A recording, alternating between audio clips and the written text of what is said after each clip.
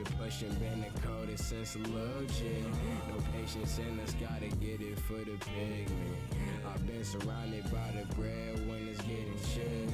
I pray I never see the bottom of the bank. Take my soul and line it up, we at the bottom of the ranks. I got some problems, let me faint. Niggas want 100 of me, try to give it, but I can't get 20 niggas 5% and hope they chillin'. And make sure that I shoot some texts and go to sleep. It's 8 p.m. but I don't give a fuck, I'm resting deep. I'm 15, all these feelings like I play for keeps. If you don't get the needle moving, why the fuck I need to speed? See, it ain't even disrespect, just how I'm moving now. Only in my psyche giving doubt and get to moving now. Nigga get to moving now. Nigga get to moving now. Look, I got 100 missed calls, feeling like shit when I'm in these walls. Fumble the currency, we got a brawl. Fumble the currency, we got a brawl. Stumbling through my days for L. Little effect that I can't really tell. Living my life that I'm wishing you well. You living my life that I'm wishing you well. I can't no grudges no more.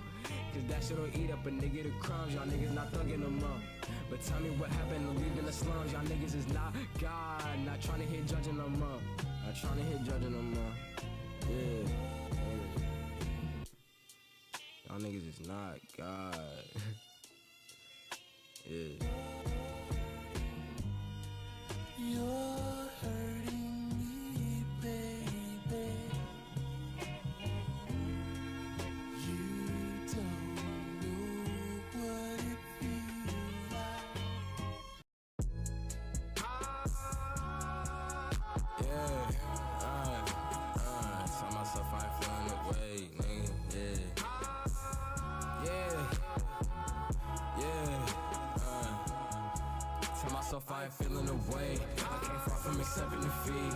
Made it out with the blood on my face. We done shed every tear we can weep. Watch them wearing they heart in they sleeves. My shit don't even come out the fleas. Niggas don't even pay no mind. Cause I'm dressing that shit is supreme. Nah, the NLFTS, black culture, the blueprint. No fuck with the BS, I'm doing my best. They washed out, need to give it a rest. The tables turn while they try to confess. I'm still the same nigga, needing my space. Cause shit be evil but look good in the face. They half-hazard but I'm keeping my pace. They half-hazard but I'm I remember when I was 11 and watching my blood on the TV get spilled out. Now I got a little older, no love for the system, and I'm reaching back for the grip now. And it's really fucked up, I done grown on myself to the point I can see that they hate us. All these white niggas bought on the web with that robe and in person, they know they won't fade us. If you not getting money, then shut the fuck up, bro. I don't wanna hear what you gotta say. Cause that chance be the only option for a nigga like me, I can't make it no other way. I was sitting in class in the back with my thoughts consuming everything that's around me. When I'm snapping back into reality, shit still ain't changing, music still found me. Yeah. Tell myself I ain't feeling the way. I'ma thrive, it ain't up for debate. Already got enough food on my plate, nigga, yeah. You can see all the sweat on my face. We been hungry from birth to the day. If you fuck with it, I gotta escape, yeah. Tell myself I ain't feeling the way. I'ma thrive, it ain't up for debate. Already got enough food on my plate, yeah. You can see all the sweat on my face. We been hungry from birth to the day. If you fuck with the I gotta escape.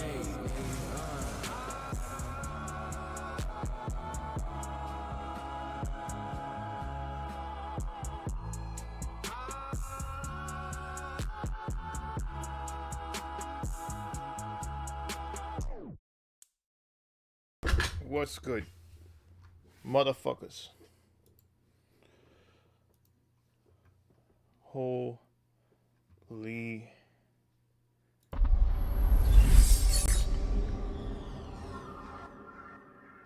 shyster. Holy shit.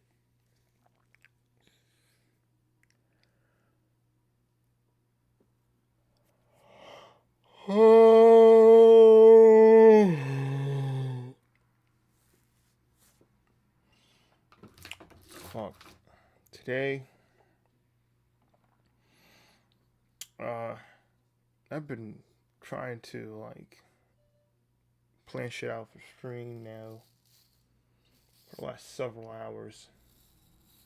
Mainly as to what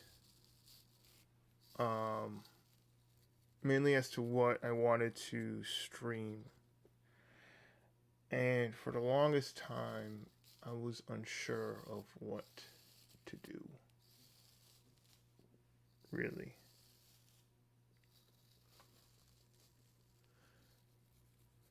I'm talking right now. It's 12:13 p.m.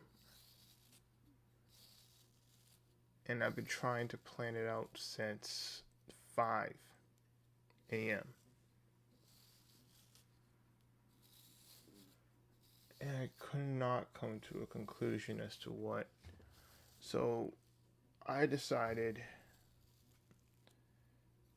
as I kept on thinking and thinking, I just figured, why don't I play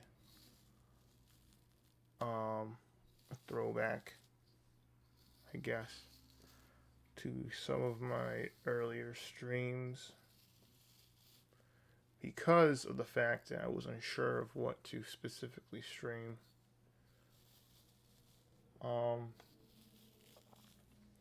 I figure before I hop on a game, I spend some time talking to y'all about some things. So for the longest time, I have been struggling to reach affiliate, and I'm pretty sure a lot of you thought I already had affiliate, or at least some of you. And the truth of the matter is, it was a difficult thing for me to overcome.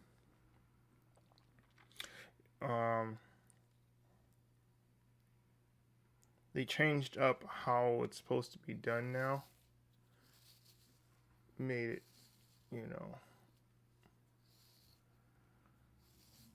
it wasn't impossible before, but they made it a bit easier now. But my thing is, I am so close, but I don't think I'll be able to do it for this month, because there's a time frame at which you need to do it for each month. It has to be 1 month, and you need to have an average. You need 3 average viewers on 4 separate days, 4 different streams, 4 days, something like that, within a month, which is doable,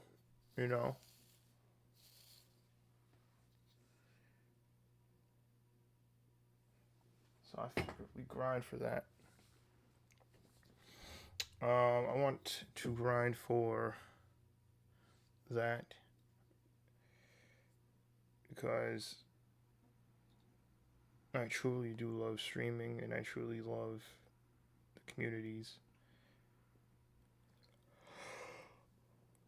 Hold up. I'm sorry. Give me a second.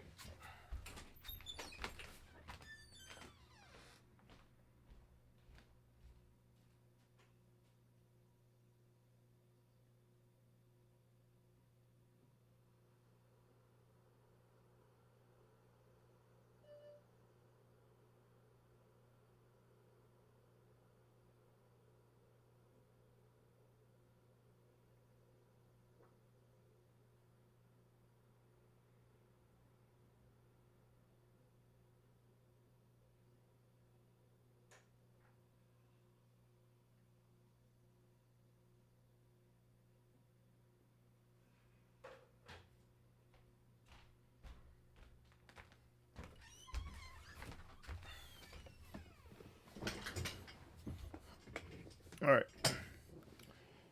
So for the longest time, I was unsure of what to do, and basically, I'm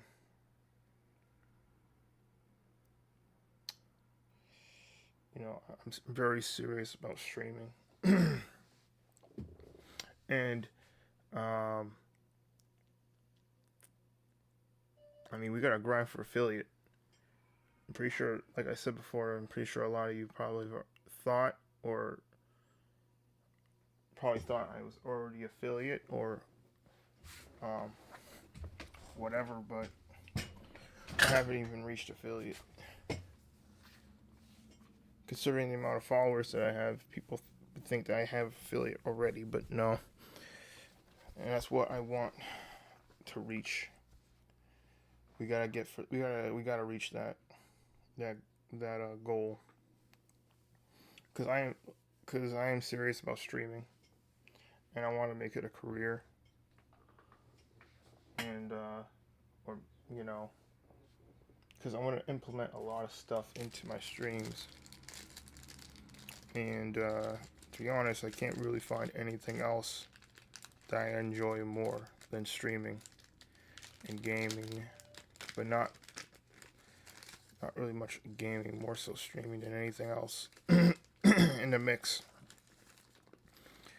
Because I get to share an experience and I get to document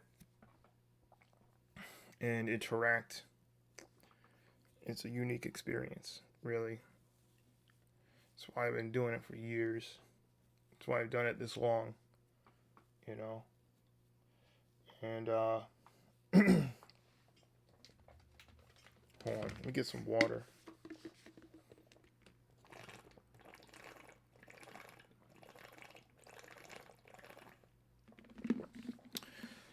So, the reason why I call this game a throwback is because it was probably within the first 2 years of streaming that I started playing this game, I think. And we're currently on year 5, going on year 6. I've been streaming since COVID. At the time, I did not have a job to go to because the current job that I was in was temporarily closed. And so I picked up on streaming. I played the game that I loved playing, which was Warframe. And I decided to not only stream Warframe, but many other games, and to add variety to my streams. Unfortunately, I can't add much variety because I am limited to what I can do, to what I really want to do. Financially, I am limited. I have things planned. I have an org. I want to start an org, and I have plans for it. I have so many great plans for it. And so many things are going to be blended within the org. As well as the location of where I want the org's headquarters to be at. So much planned, and I got so much planned about that with my best friend. He has so much he wants to implement into the org as well. He doesn't stream, but he's interested in the possibility. But he has things that will take place and would definitely be great for streaming. But like I said, this is a unified thing, and you know, this is something that can be done with a team, you know, and I want to build that team. That's another thing.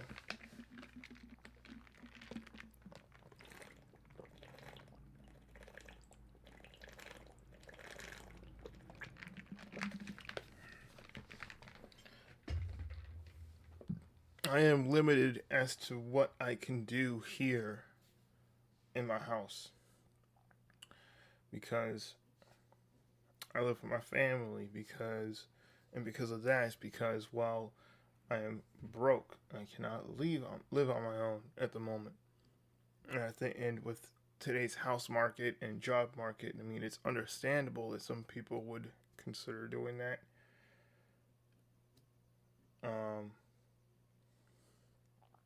You know, and you know, I'm not trying to give a fucking sad story, but I'm being 100% honest, and I'm being 100% transparent with you guys.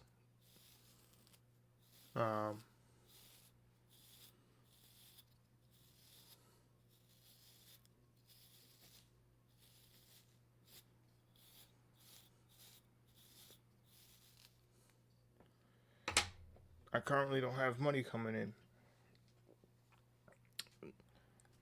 And if I'm going to be completely honest with you as to how much money I have at this current moment, I would say is the amount that The Rock had in his pocket. If you know The Rock's story, he started out with $40 in his pocket. I basically have $40 to my name. That's how broke I am. And that $40 is going to be going towards my phone, my bill.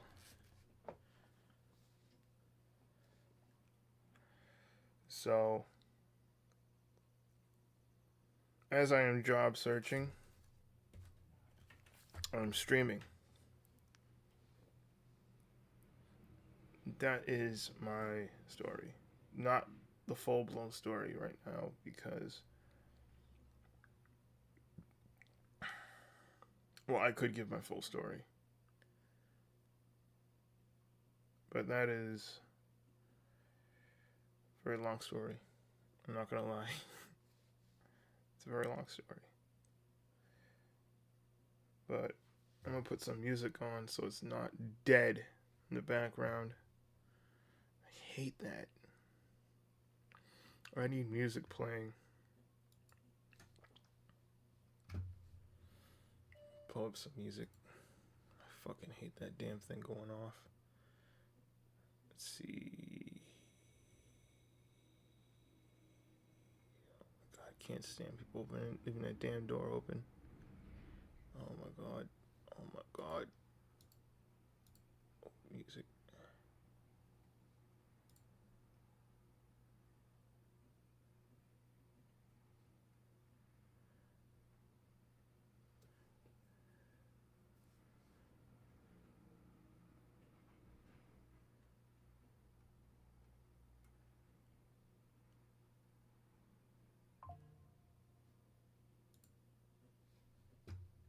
I need that.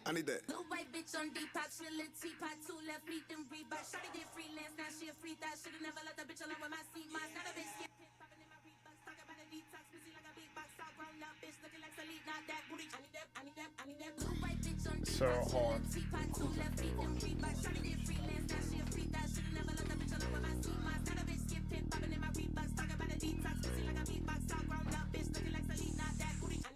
I need that. Little white bitch on Depop, she a little teapot, 2 left feet, then Reebok. Shawty did freelance, now she a free thought. Shoulda never let the bitch alone with my seat. My not a bitch, get pit, popping in my Reeboks. Talking about a detox, busy like a big box. All grown up, bitch, looking like Salid, not that booty. So, what I got. So my, no, fuck. I don't know where I was going with that. So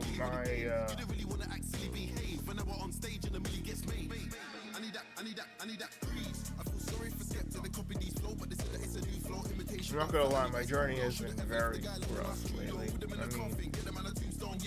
the last couple of years have been very hard.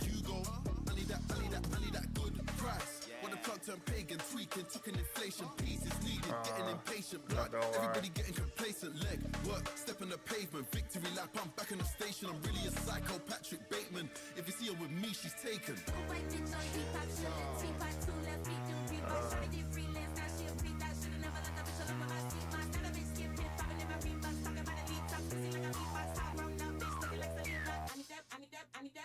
Money in my motherfucking briefcase, C-pay. Every time I kill a beat, a probate, okay. Circulated paper, let it rotate all day. In my hands, no all state, not rush more when I'm looking for the It's been rough.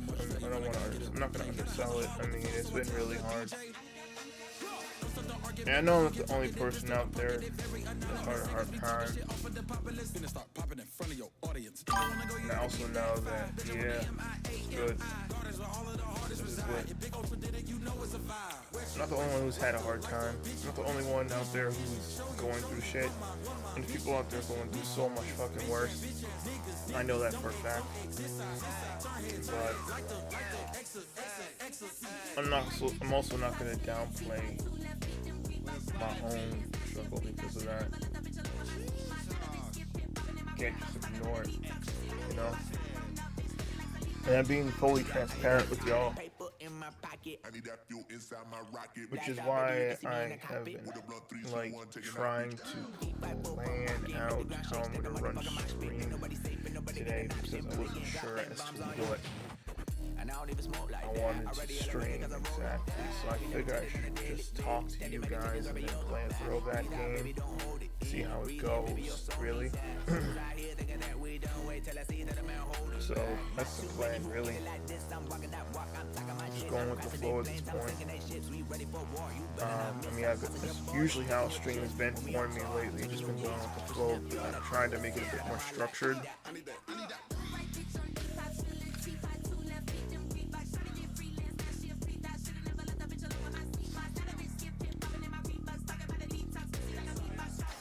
Before I hop on the game, I figured I'd get to talk to y'all. You know? How you doing, duh? I saw your comment. Lit. I need that.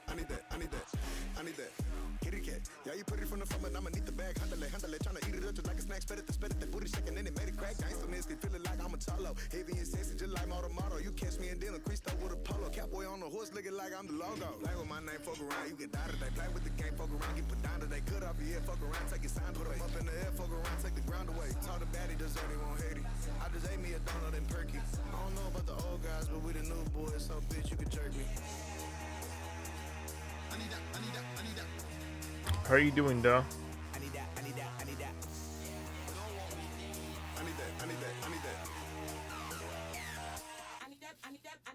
Right bitch on D5, chillin', T5, 2 left feet, them Reeboks. Shawty get freelance, now she a free that. Shoulda never let that bitch alone when I see my Now that bitch skip hip, poppin' in my Reeboks. Talking about the detox, I got a bar that was send a man. Send a man, give me the mic and no, and a man. Send a man, give me the mic and no, and a man. I gotta shake this. I gotta shave this off, not gonna lie. Go get a man.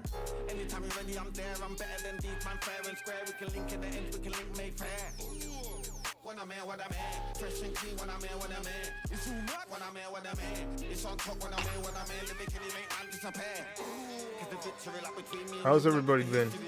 How did man gonna come with chat? Come against me, I'm there and that. R.I.P. on the t-shirt, all your man them are wearing that. Put man to bed, so the man for nap, then the man get rap. How you been, duh?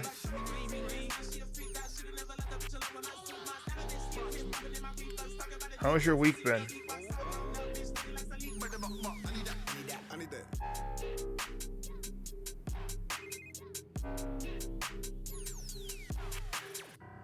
Trust me. It's over.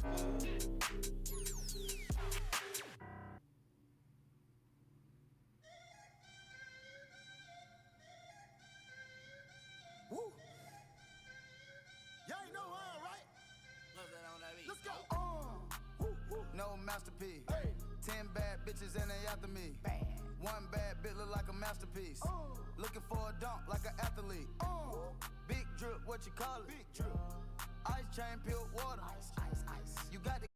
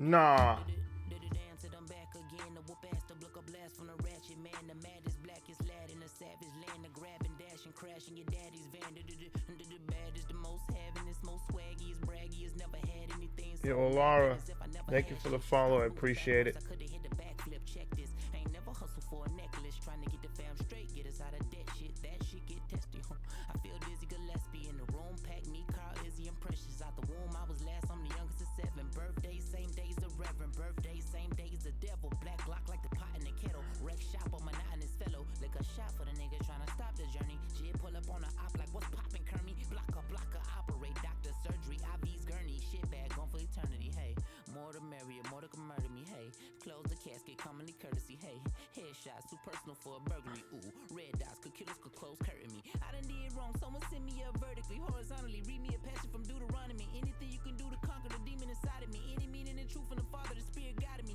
I can bleed in the booth and leave a tooth as a souvenir for who was here. And if you hearing it, you know the spirit is imperative, imperative, imperial. Black man, pyramid, the pyramid. Jack man with the gas scratching off the cereal. Sack man, get the pack money in the envelope. Piss it down the year, no. Ass man in the strip club, tell her bend it over, gon' give it to her. She been working for it, hey. You gon' make a nigga cop a burger for your hey. You the bomb, look, I got a turban for your bay. Beat a nigga till he color purple for your bay. Mama murder for your bay, 730 for your A. Swerving, swerving, swerving. Skirting, skirting, skirting. Serving, serving, serving. Everything I done.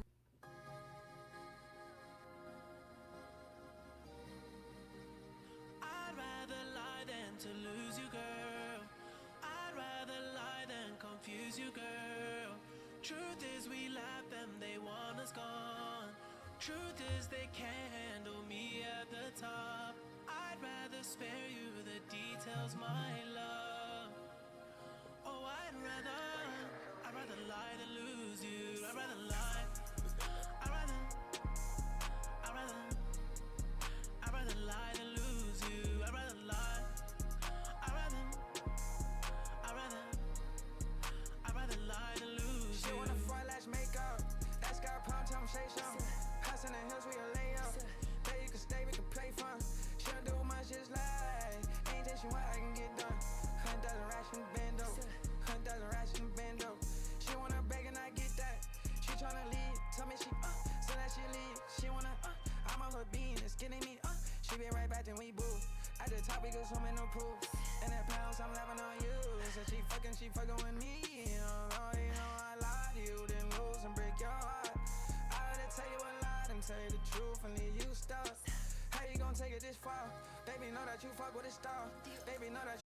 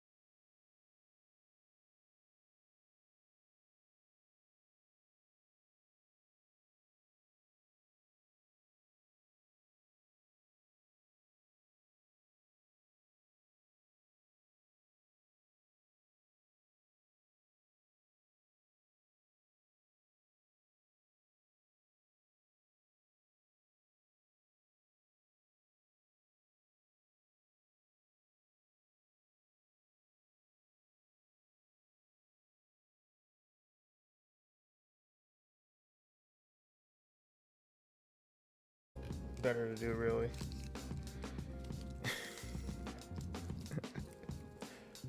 Let's fucking go. Let's grind for it.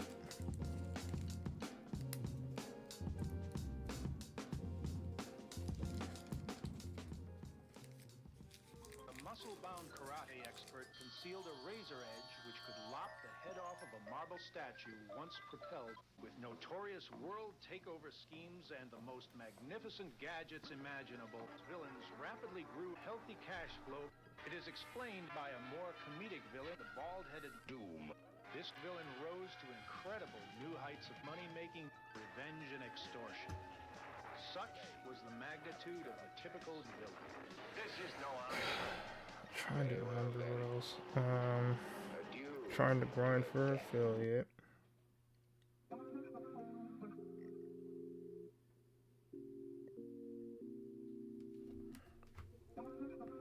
No, not playing that song.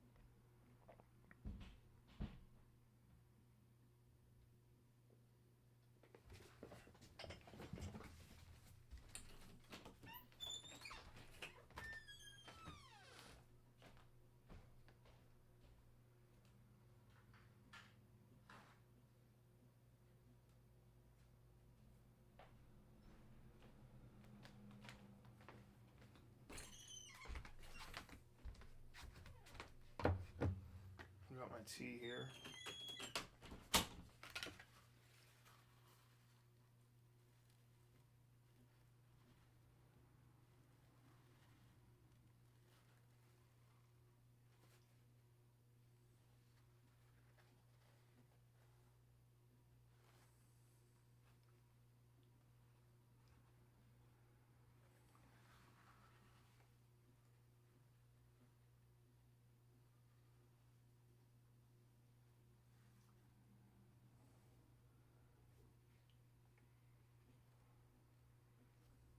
One second.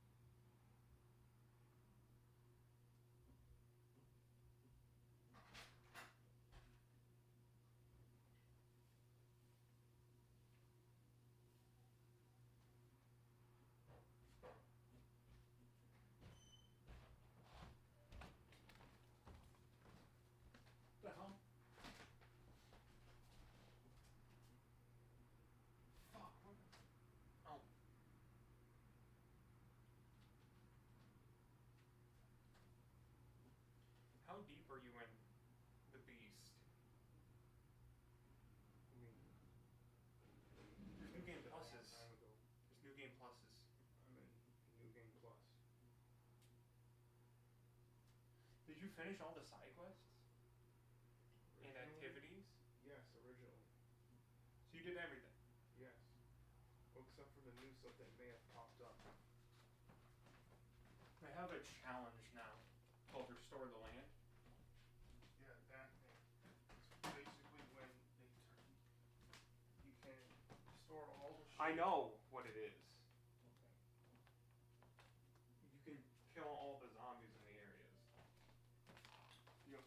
resources. Yes. Then you have the ability to turn on survival mode.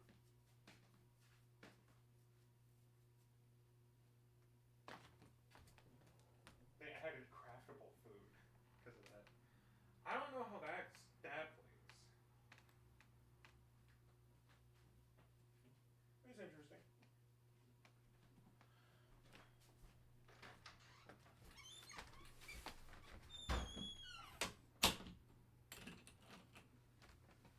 I have a cut in my gum. I have like a cut in my mouth.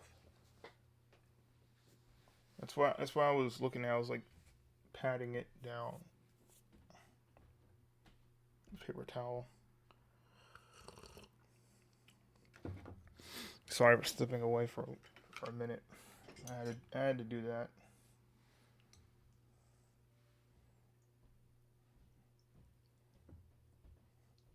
Might have to swish around salt water as well. I'll do that after my tea. After I finish my tea.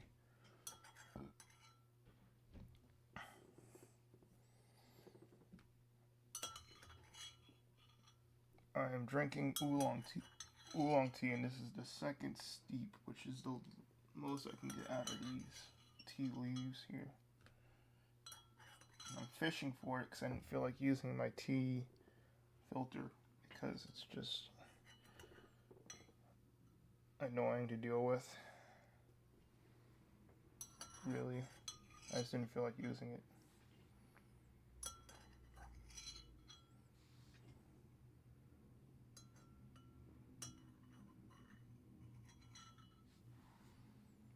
I hope everyone's week has been good.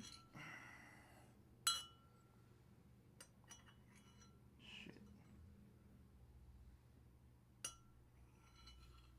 It's like dark in my corner over here, so it's like hard to see the tea leaves because the tea is dark. Kinda.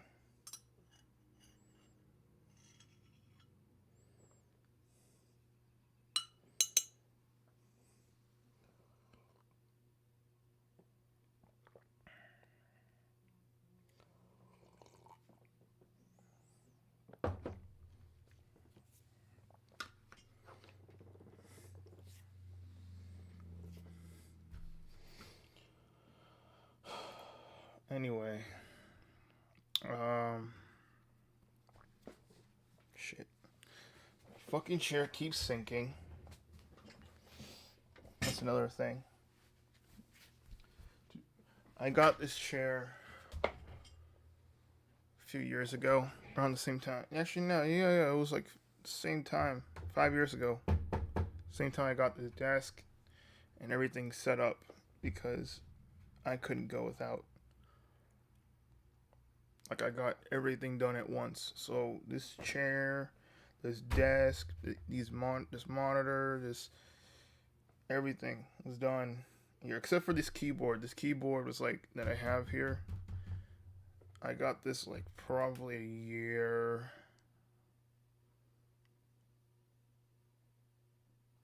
It was a year after I got my PC built. Or a year and a half.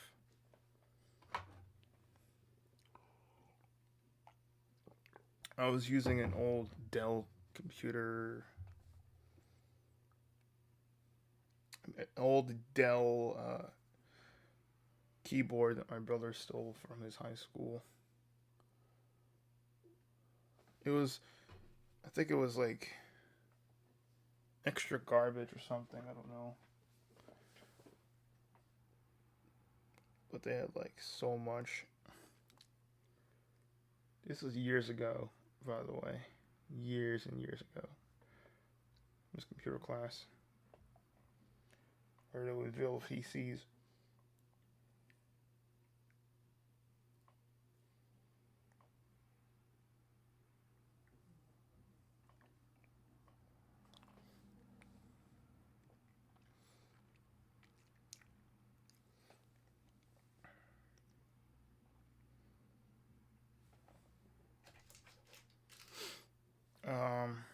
And then, I mean, at that time I was doing okay. I was working full time between two part time jobs. So during the weekdays, I would work lifeguarding, and then after that, an hour after lifeguarding, I would have to be at a restaurant that I used to work at. I don't know if I don't think I still work there. I'm gonna kind of a weird. It's a long story, really. But at the time, I was working both jobs, making a decent amount of money. All if you were to combine the two, um, it was the same amount that you would make at an average full time job. Working five. On some days, I was working like 10 hours because it was probably like one day where I was working at. It was like a couple days where I was working both jobs the same day, and then most of the week I was working at one job or the other, and so it was like part time hours during that time, and then maybe a couple of days out the week I was working full time, like about 10 hours, 10 or so hours, 10 or 11 hours.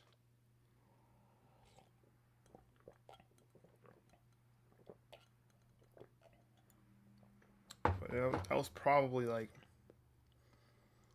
where I was like the most comfortable financially because I was able to efficiently save money while be able to pay for my bills and spend some on groceries or whatever. But now I got no money coming in. So it's cool. I mean, everybody has their ups and downs. I think I'm just being transparent, not. I've always, like, I don't know why, but I always felt like whenever people try to give their life story, other people try to receive it as, oh, it's a sob, someone's saying a sob story so that they can get attraction or whatever. But I mean, that may be true for some people, but for many, it's like sometimes this is like one of those times where I just feel like I'm just gonna air out my current situation. It helps with dealing with it, and it helps people get to know me better. I like the idea of being a transparent creator, someone who is like honest at all times, um, especially honest with their feelings during a particular situation. Like what's going on in this country, what's going on with the government. For me, I mean, there's a lot of evil going on, and a lot of things are being okayed that should never be okayed, and there's just so many people blind to it, or just too fucking stupid to see what the whole world sees, really. Because it's one thing if it gets political and it's like, oh, it's one person giving their own opinion about someone that they don't like politically, but it's a completely different situation when someone is tied to so much bullshit and is causing so much bullshit that the whole world is talking about that person, about the bullshit, about the shit that this person is involved in and is okaying and is doing, and everybody else that just is like, yeah, that's cool. Yeah, you guys are delusional. Yeah, you guys got some derangement syndrome or some bullshit. But, like, I think the real derangement syndrome is licking the boot and being okay with this or being blind to it. I think that's the real derangement syndrome, where you are living in this false reality where none of the shit that is going on is happening, or things aren't as serious as people say it is. And I think it's like, when is it gonna be that point though? Because it's like, where is the line that is drawn? Because that line that is supposed to be drawn was crossed a long fucking time ago. A long fucking time ago, if I'm being honest here. Like, like, and there's just so many examples to look at that can let you know when that line was crossed. But you're either just stupid or just too caught up in your own life to be perceptive. And it doesn't take much to really be perceptive about this. Because just by going by basic human decency and common sense, one should know where something should not be okay. And it's like, you say something about somebody, about someone being a bad fit or bad leader or whatever, and all of a sudden you are demonized or said you're deranged or you're crazy, or, but it's like, and yet you would say, yet these people would say that they, if someone was doing these things, they would, stop following them. But it's like, they're so disingenuous because this person is doing all these things and is guilty for so much bullshit that can be proven, but because they're not willing to do the research of their own, they're either in denial. It just doesn't make any sense. A lot of shit that goes on. Like, I'm not gonna sit here and pretend everything is okay, because in some ways they are, but in many ways they aren't. It's like, my situation could be worse, and I am grateful for what I have, but like, at the same time, that doesn't mean I have my own struggles, right? Knowing when you're in a bad spot I think is very important to know as an adult, not just as a human being, but also as an adult. And when you start denying or you start downplaying your shit, that's when,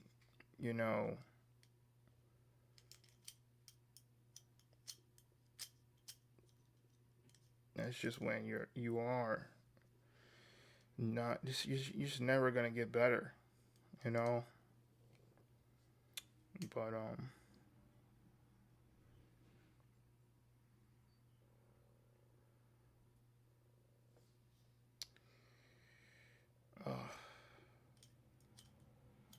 I'll put some music on.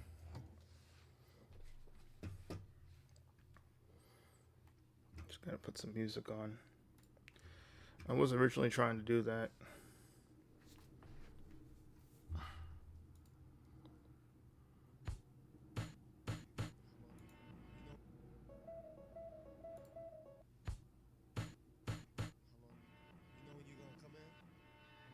Nobody will never, ever, ever really know. Cause the more you know that you don't know shit. Niggas will never run out of shit. There's so much shit. I just wanted to talk for a bit. I mean, I'll continue talking here and there. You guys are open to talk about whatever. I mean, this is like a place of transparency.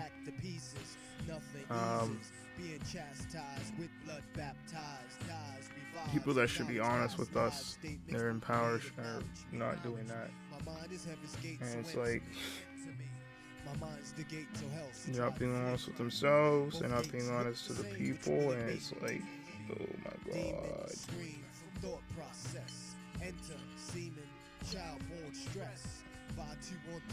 It's crazy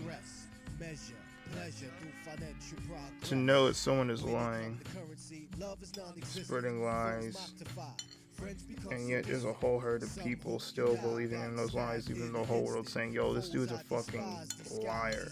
These people are lying. These people are doing all these terrible things. Look at all this people. Look what these people are doing to your country. Look what they're doing to other countries. Look what this person is a part of.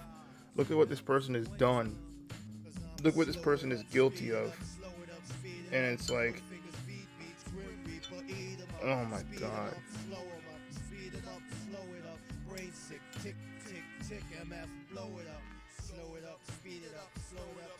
It's just crazy, man. The person I'm talking about, by the way, is Trump.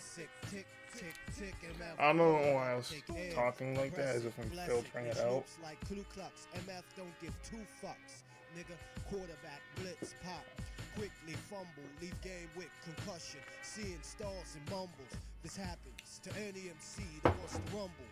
Dynasties destroyed like Harringtons and Kobe's. Noise, reduce, MF, thinks, and Dolby. Chop that ass in half like Obi-Wan Kenobi. Bro, I love the 60-minute interview when the reporter was asking Trump, was reading out, what's it called? Was it like the Notebook or like the letter or whatever it was? A writing that the shooter had. She was reading it out to him. Didn't implicate him in anything. Just read what the guy said, and then he started like being all defensive and attacking. When she didn't even say it was him that the person was writing about. She just read out what the person wrote down. She read out what the person wrote down. And he was like, "You all very horrible, horrible people." And quite frankly, I did not grape or whatever to anybody. And she was like, "Oh, you thought he was talking about you? Or you thought, or something like that. You thought I was talking about you, or something like that." She was basically she was reading out it was the manifesto. That's what it was. She was reading the manifesto out to him, and then Trump fucking gets defensive and snaps, or well, not just her, but just the reporter. Yeah, snapped at the reporter and like got defensive about it, which, you know, I don't know if you guys know this, but when you do something like that, it kind of makes you guilty of something, because when it's kind of how it works. Like,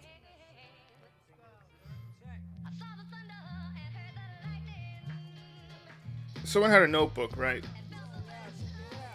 And it was about someone graping someone, right? And the person in question is just being told of the notebook. And then says, "I didn't write that notebook."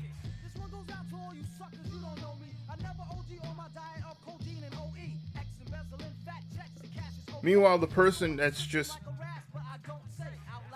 I worded that wrong. Someone writes a notebook about, like a journal, a diary journal of them raping someone, right?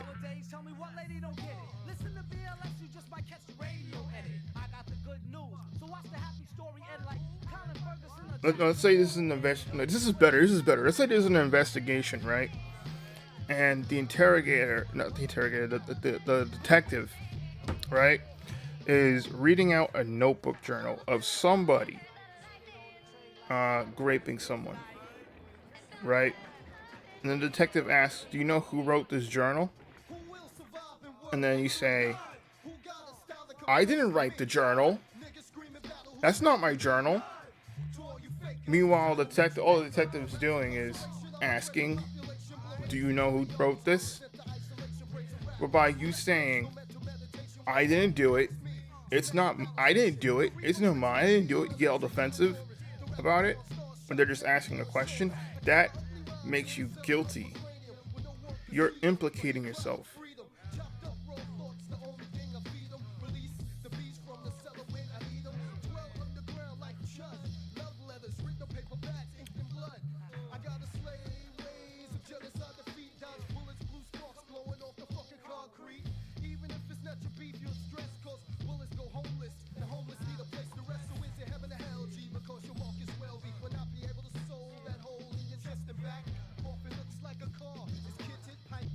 That's just wild. Anyways, we're gonna move over to playing the Throwback game, and the Throwback game is called Vampire.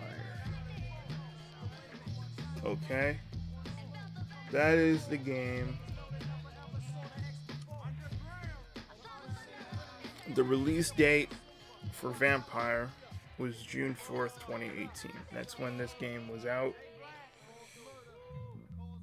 It is currently 2026. Jesus. It has already been 8 years since this game came out, and it's so hard to wrap my mind around that. So I played this game like about 3 to 4 years after it was released. It was like 2021 or 2022.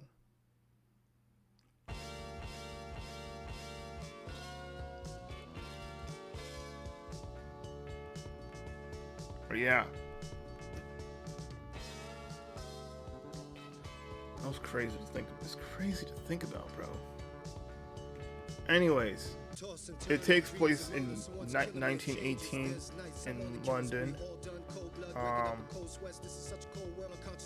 And you play as Jonathan Reed, who is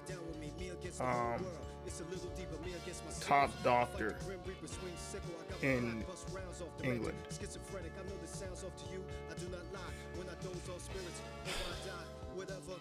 So, it reads out like this. London, 1918. You are newly turned vampire, Dr. Jonathan Reed. As a doctor, you must find a cure to save the city's flu-ravaged citizens during the Black Plague, I think. As a vampire, you are cursed to feed on those you vow to heal. This is a story-rich vampire RPG, open world, choices matter, kind of horror, not really horror, no, not horror.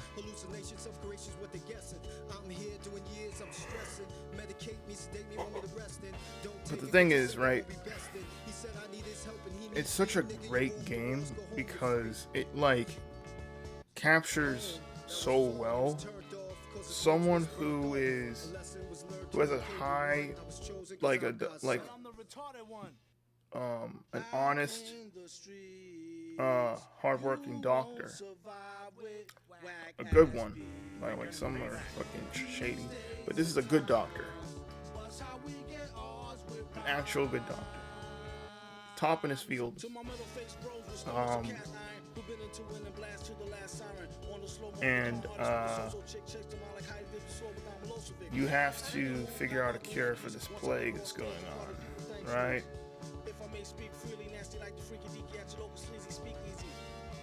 And it captures so well the moral ground that you stand on feeding off of someone and or turning someone. It captures it so well because every choice you make matters. You can kill off important people, you can kill off non-important people. You can feed off of the good people, you can feed off the bad people. And it's like, in this game is where every choice you make matters. Hence, choices matter. It's like a genre. And like,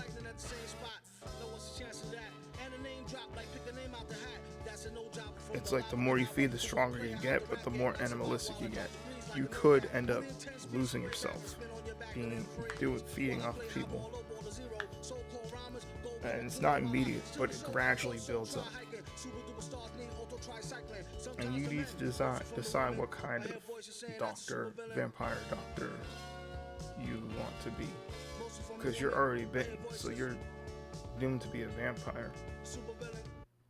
Question is like, how are you going to feed? How are you going to stay alive? How are you going to survive through this? Because you have to get strong at the same time. but at the same time, you don't want to lose yourself. And at the same time, you don't want to kill, but not killing is not an option. So, like, that's just...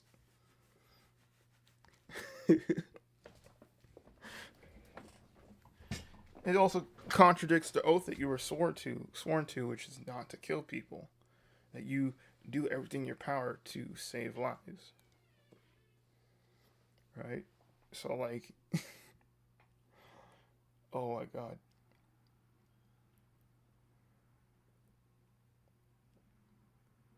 Things get crazy, though, in this game. I don't think I'm going to be doing a series on this, to be honest. Because, I don't want to be constantly playing this. But I just wanted to play it again. For now. And then, probably play something else. We'll see how this stream goes. I'm thinking of hopping on Star Citizen later. That is the plan. Probably the plan. I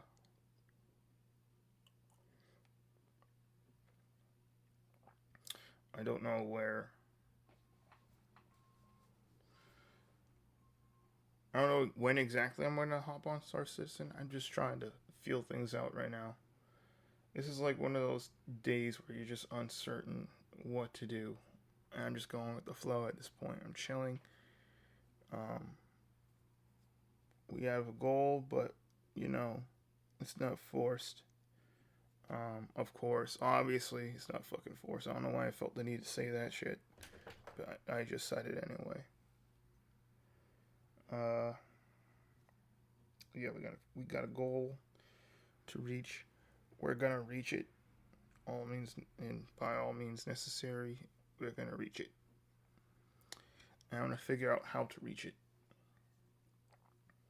We're gonna reach that goal.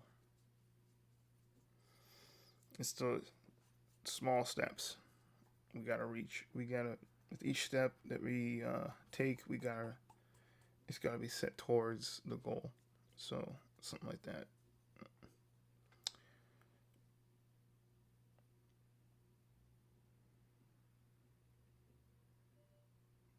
Yeah. So let's get started.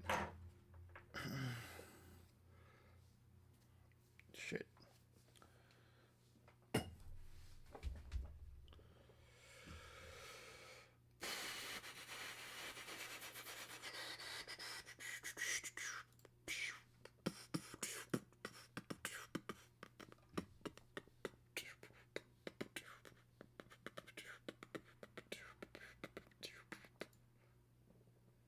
Expectoration, or spitting, is a...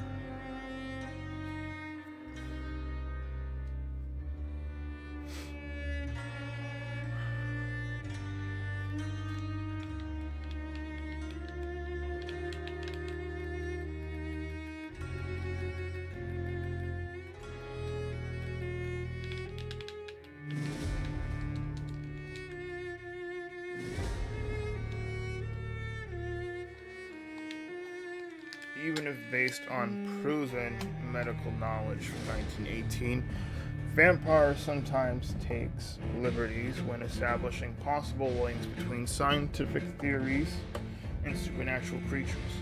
For theoretical purposes, in other words, do not try to cure any disease with any of the recipes shown in this video game. and no rats were harmed during the making of this game.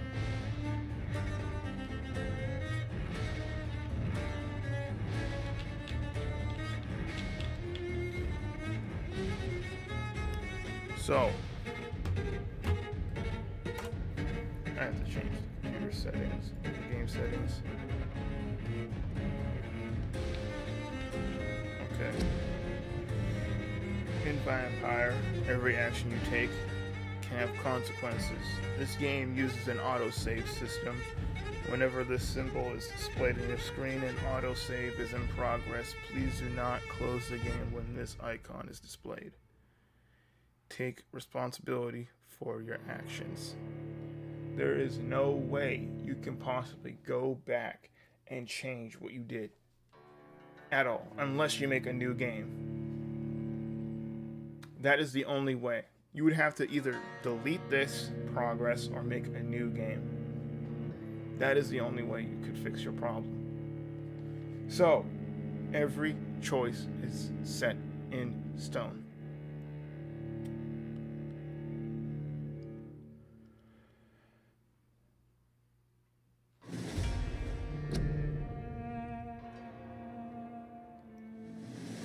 And there's just so much I can go about this game.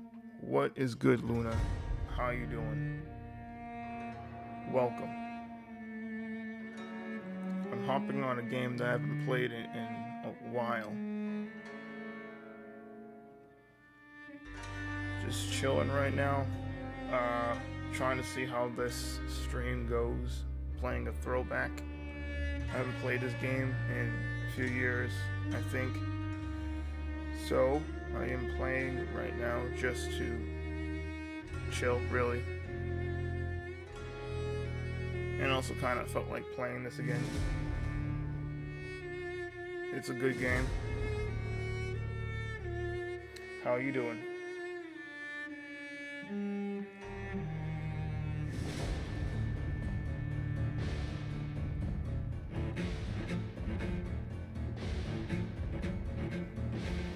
Can you hear me at all?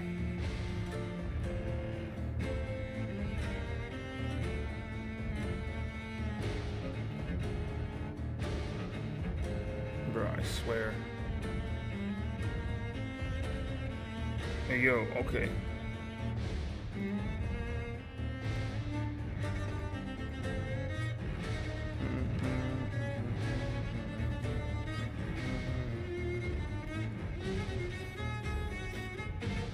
How has your week been? How has your week been? Wait, what? Dude, it has been a few years. It's been 4 years. Almost 4 years, bro.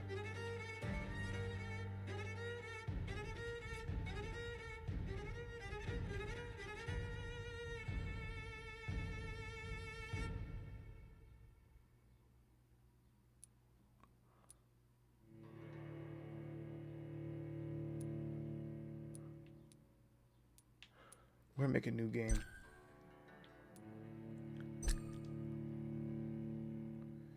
So story mode. Play Vampire with low challenge. This will cut an important part of the experience, but will allow you to enjoy the story and explore with little danger.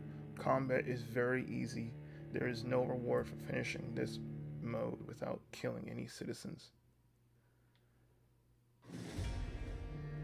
Play the original Vampire experience. Character progression is faster if you kill citizens. Combat difficulty is linked to the number of citizens you kill. Hard mode. Play Vampire in a more challenging way. Your power as a vampire is tied to the citizens you choose to embrace. Enemies are harder to kill and hit harder. Experience points rewarded by killing enemies in combat are reduced. Experience points rewarded by killing. Experience points rewarded by killing enemies in combat are reduced. Oh, fuck. I don't know why I got that.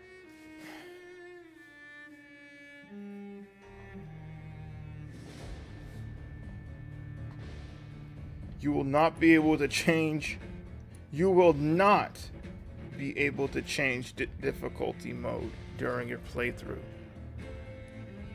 Oh, shit. I'm not doing story mode, so it's either normal mode or hard mode.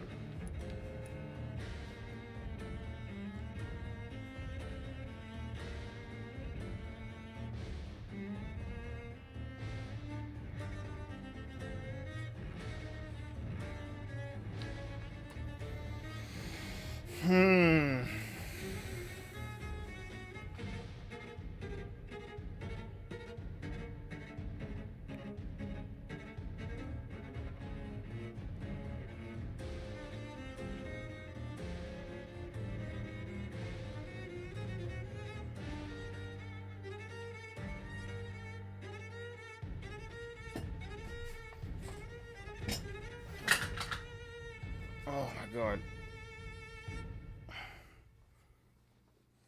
Which one am I choosing?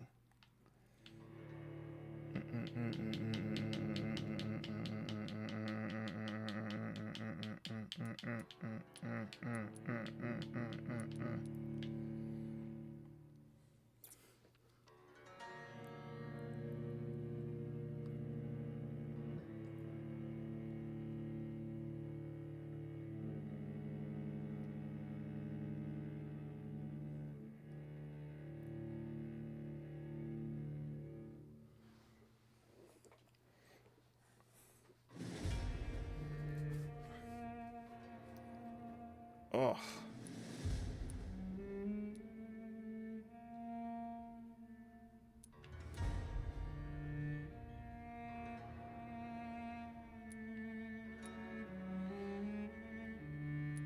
Tell you what, if this does well, I'll do hard mode. But this right now is a chill.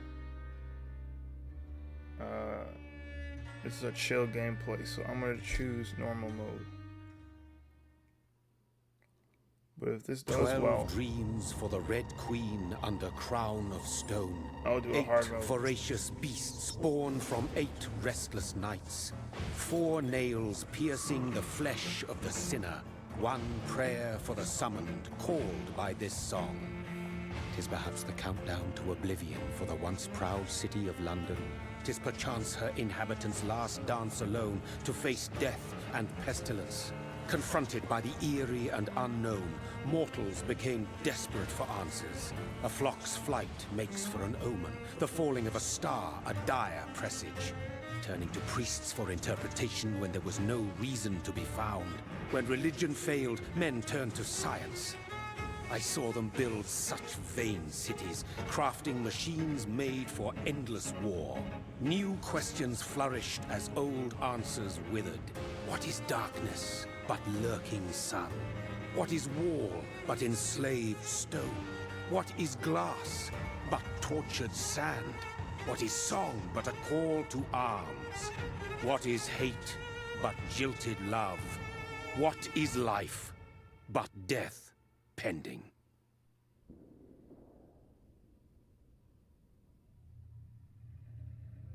Death. Since the apple was plucked from the sacred tree, mortality was believed to be God's punishment, a righteous snare to keep mankind from ascending to the stars. They were all so wrong. Death is not a wicked thing, nor some holy retribution.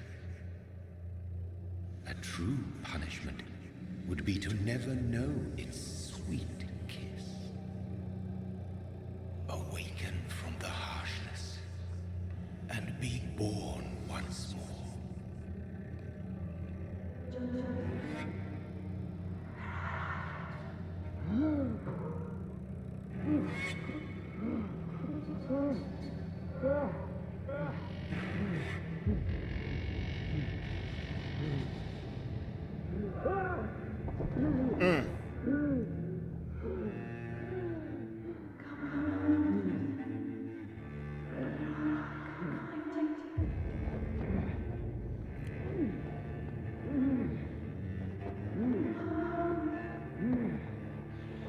Oh.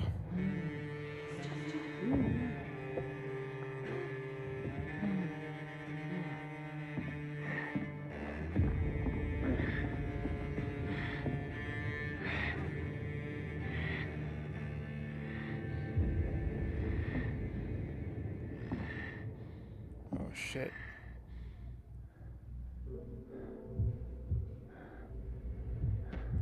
I also want to make it known that the idea of the apple being plucked from the tree, it never, the Bible is never described as what the fruit was, just that it was fruit.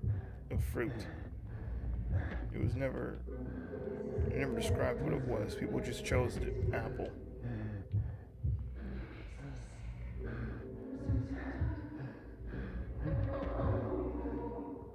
In fact, it may not even be a fruit at all. It could be a fork. It could be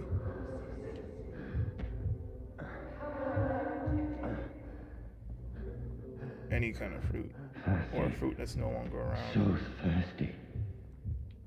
No one really knows. Oh shit. Ah, no. This is fucked up. This is the fucked up part. All he knows is he's thirsty. Guess who this is?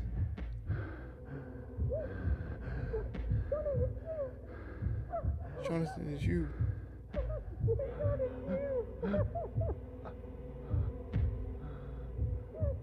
Little does she know. Everything will be fine again.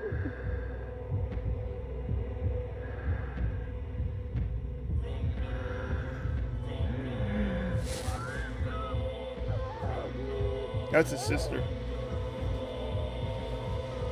He's unaware of what's going on.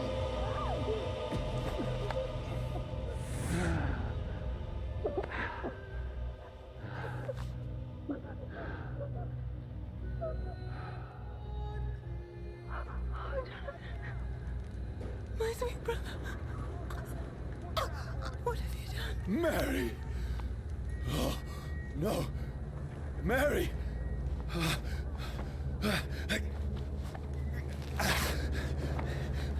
Hold on. Please, hold on. Oh, God. Oh, no. Mary. Mary. No. No.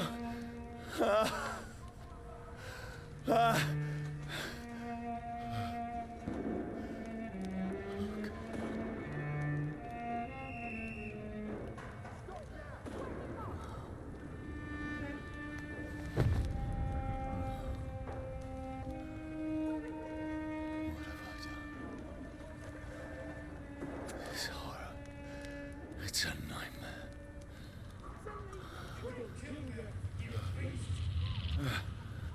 No! Please, a moment, let me explain!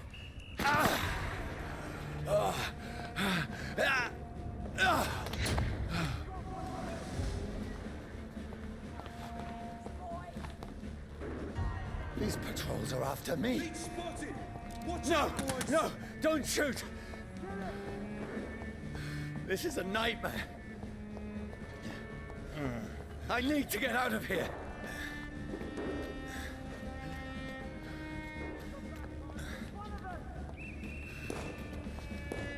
This can't be happening. Over there!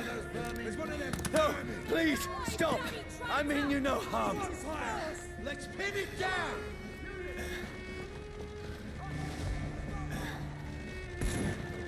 What's going on? Oh, Mary. What have I done? What's all this about? Shit, where'd it go?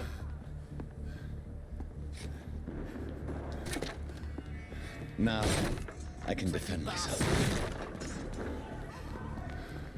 Kill that thing! Who are you? Stay back! Sorry, but you left me no choice.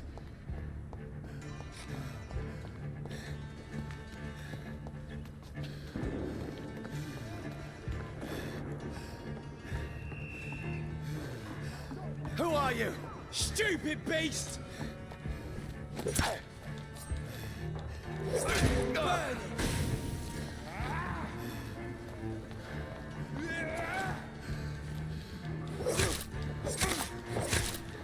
Sorry. Fuck.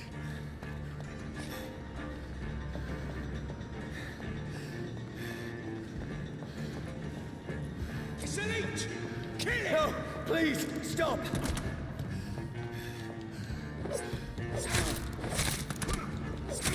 Who are you? There's one of them vermin!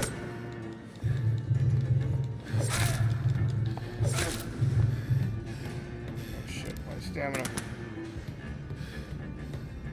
I forgot my stamina is limited. What do you want? Fuck.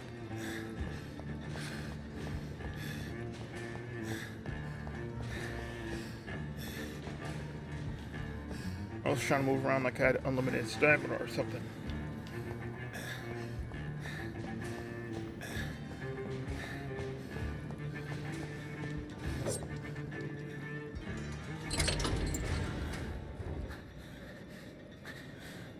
I mean you no harm. I need help. Die, you fucking leech!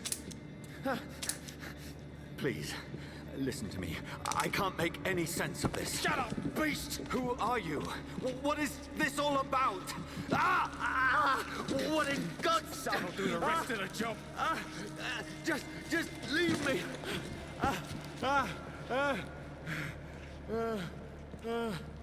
Damn. Can't see the sun anymore. The sun. It feels like it's burning me to the bone.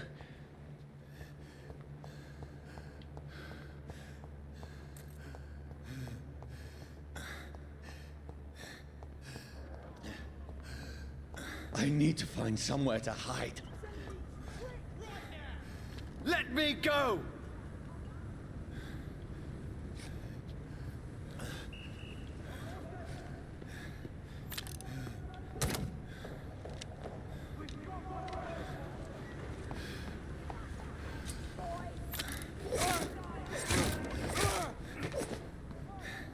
I need to find shelter.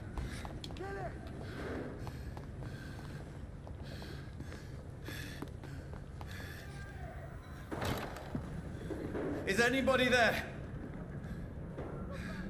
What is this place?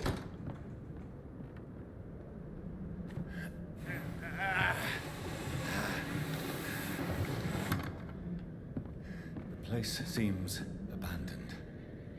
I should be safe enough here. Yeah. Should be.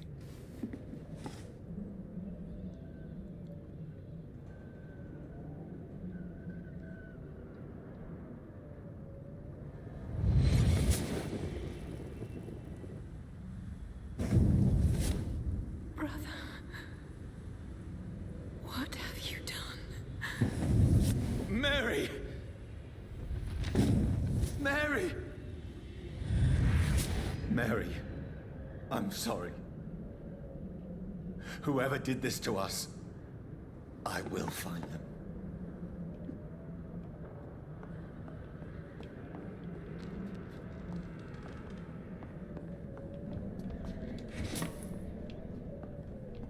Some shillings.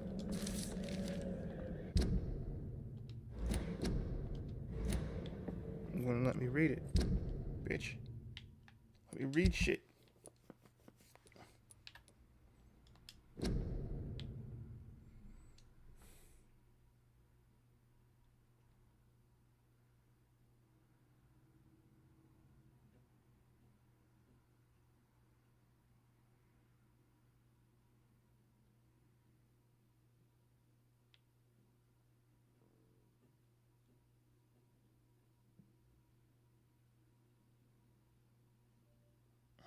God.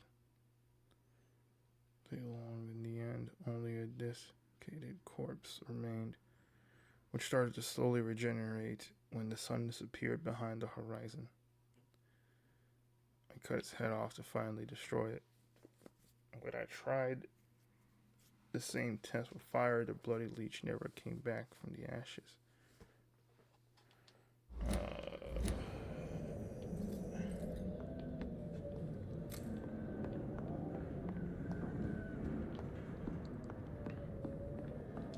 is high. I cannot leave now.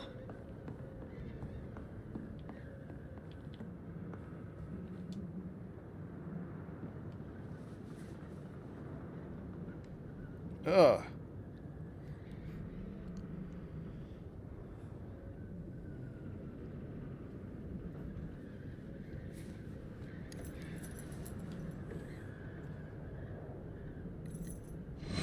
Wait. This one's dressed up fancy. Let's run through his pockets. Picking the dead's pockets? Are you serious? I've still a rent to pay. He's got no more responsibilities. What's this? Gold watch. Beautiful it is. We fancy it and share the takings. I suppose we are undertakers. Now, give him an Eve.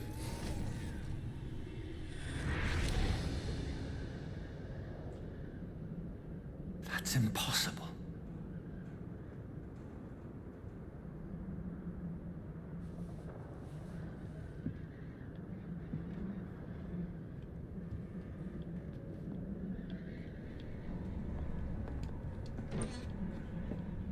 Bottle of alcohol.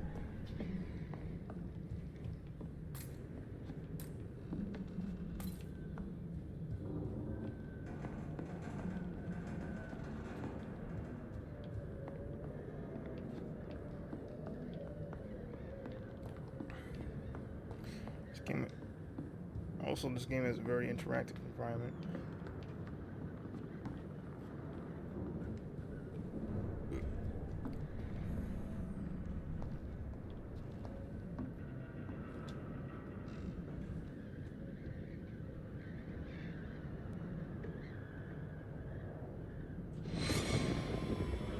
Dreams for the Red Queen that sleeps under crown of stone, that she might linger longer. Her eyes as bright as gold. Who goes there? A prayer for the sound by warring song. A child born from darkness must take scent of his. Who's there? Are you referring to me?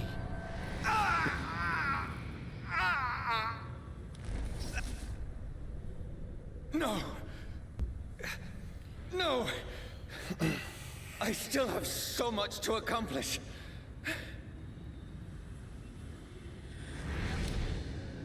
I still have so much left that needs doing. Yep. Oh. Still blew his brains out. Fuck.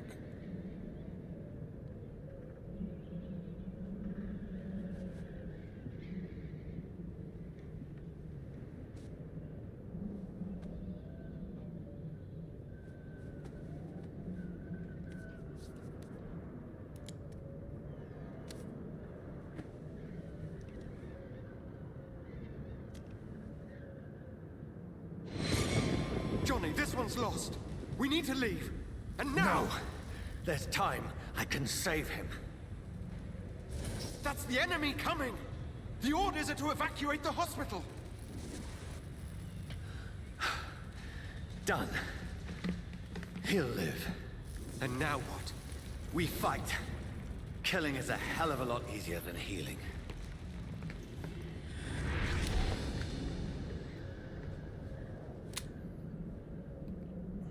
No, it never got easy.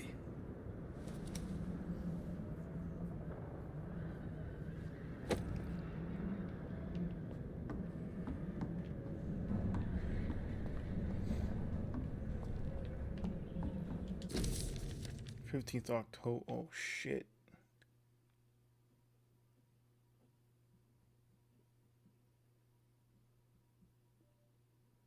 I was too afraid.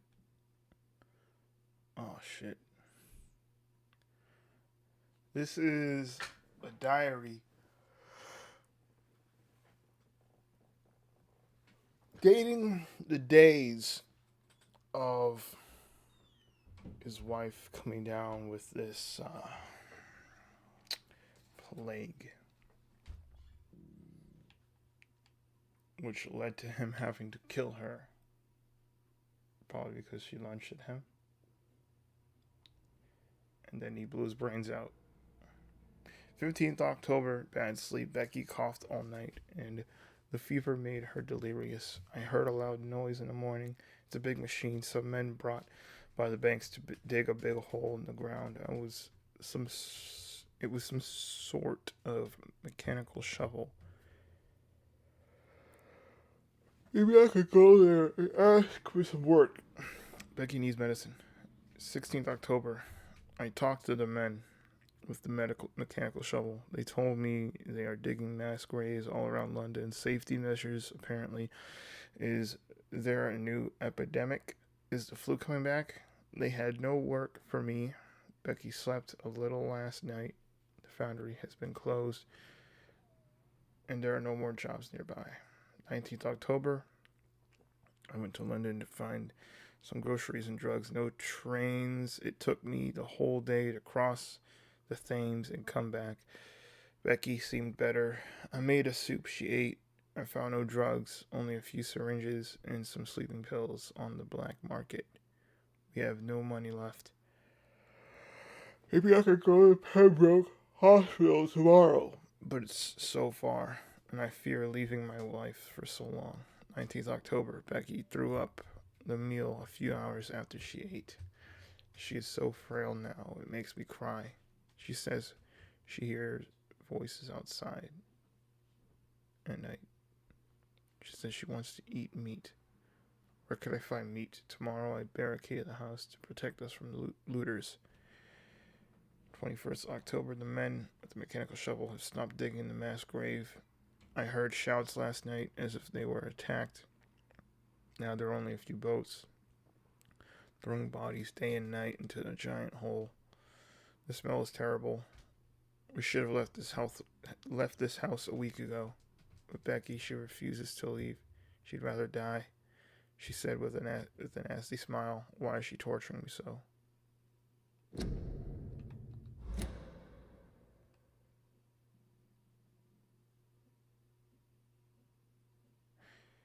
"22nd, Becky attacked me.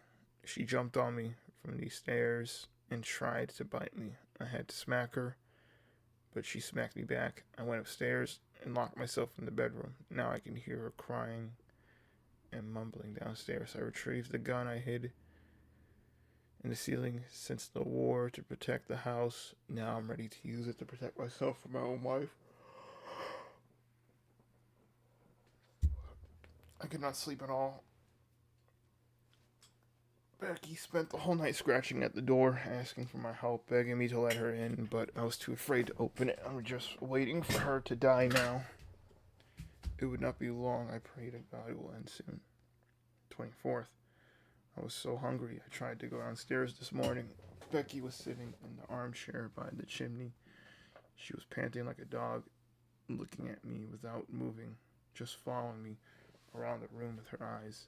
I pointed the gun at her sore face, but she did not react. I could not pull the trigger. I went back to my room. 25th of October. The house is silent like a tomb. No more noises. Becky is dead now. Forgive me, my love. I was unable to save you.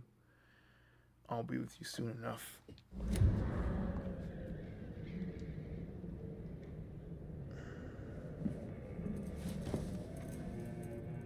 This makes no sense. None of it. No sense at all.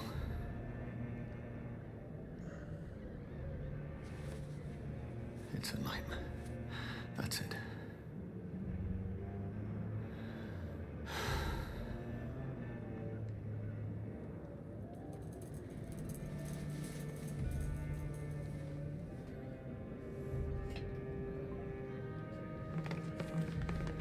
So be it.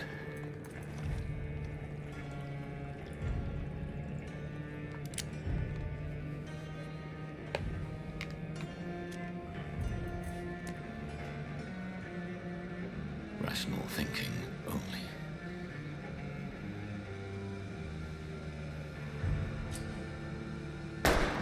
Oof.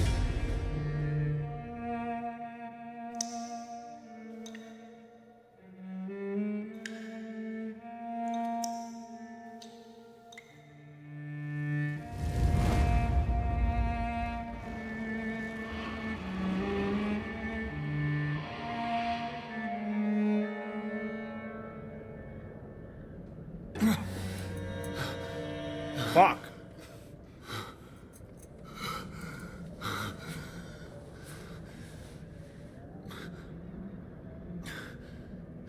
That's a kill shot.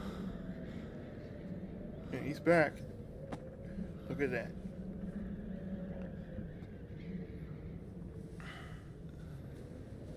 Yep, you died. This is absolute madness. I've lost touch with the real. Madness it is, as mad as the moon, who changes blinding sunlight into a glowing reflection.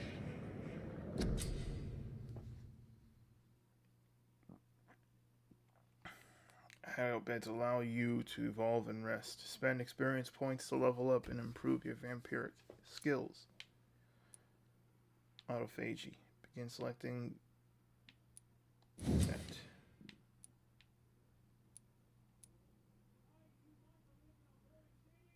Vampire uses the power of his blood to heal normal and aggravated damage, increasing his flesh, nerve, and bone regeneration.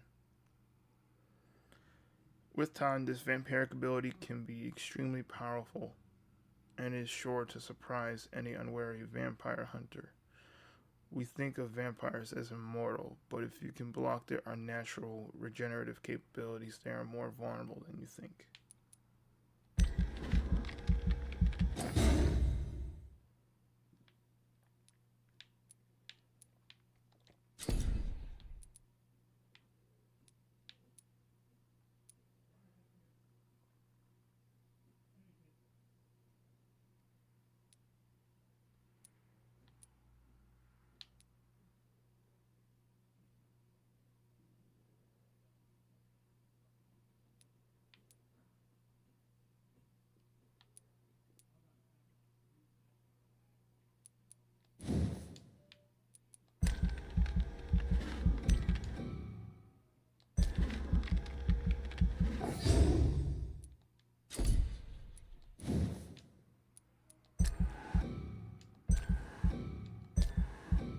Damn, that's tough.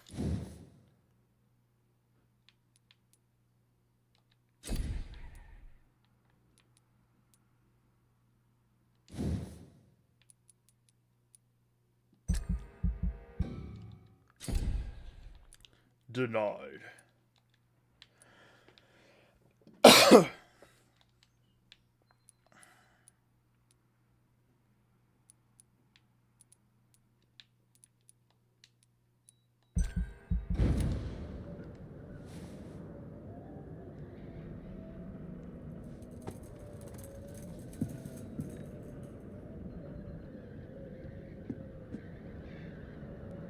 Voice in my head.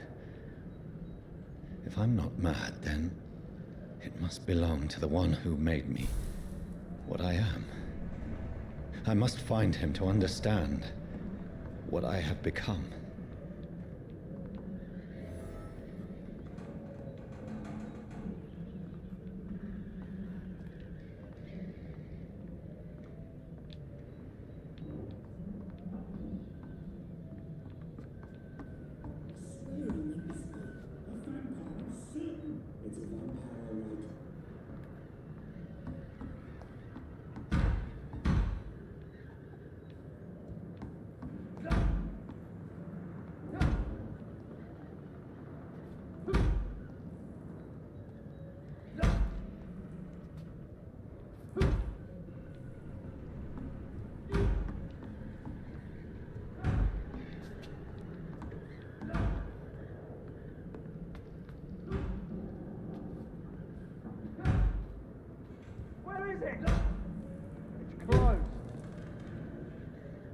These people want me dead. I need to leave now.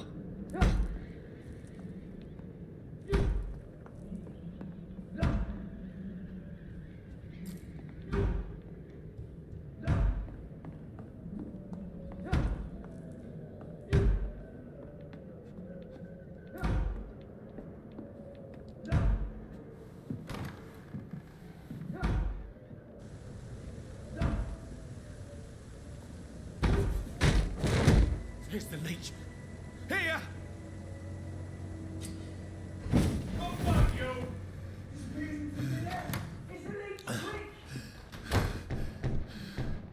My head's spinning. Hell yeah. Oi! Come out, you coward! Clever fucking beasts. It's locked.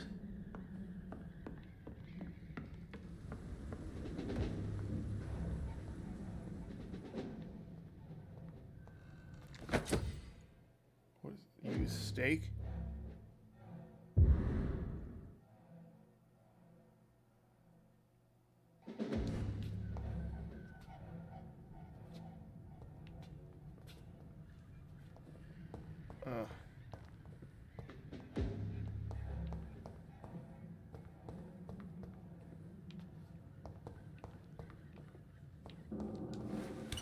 I'm still in Southwark.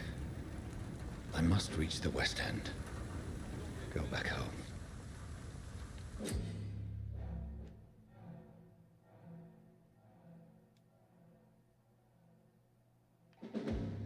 Die, vermin!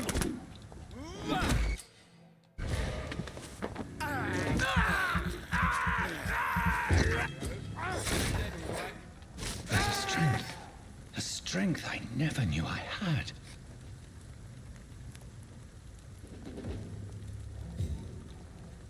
Oh, this one stinks already. I cannot enter.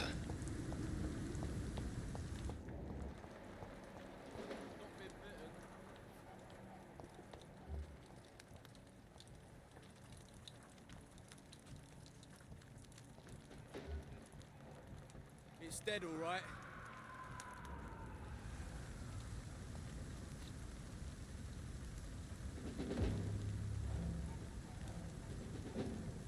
Not been bitten.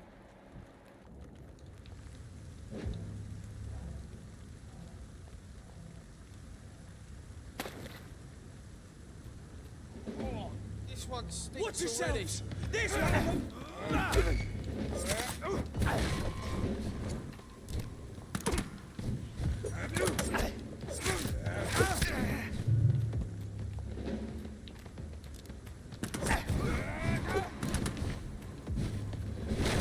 This shouldn't be possible.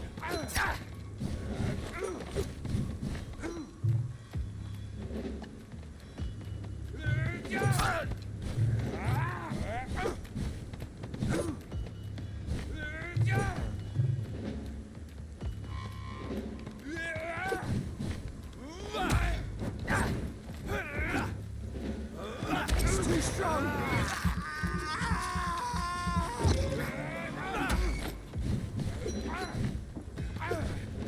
Every sinew, every fiber of my being is afire.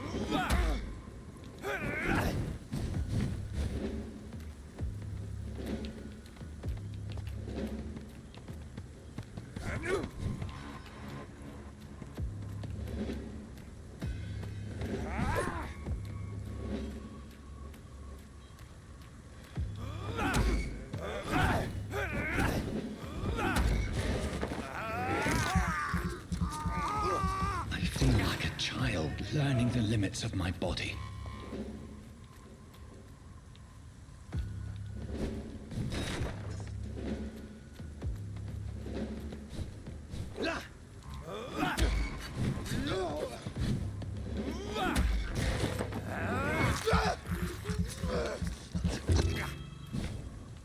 Your man!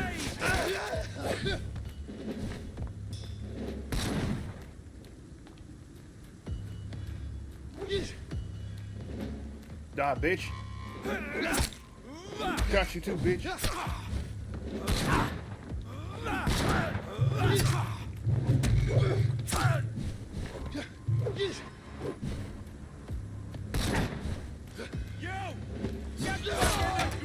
All your bloody leeches need.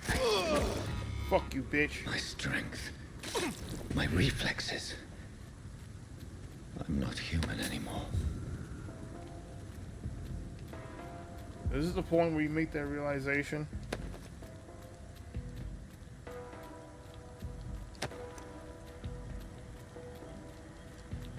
Why is he saying that now? Pretty sure he realized that when he shot himself in the chest. Or maybe it was the point where he ripped his, not ripped his, but where he like, you know, killed his sister. Not even realizing it.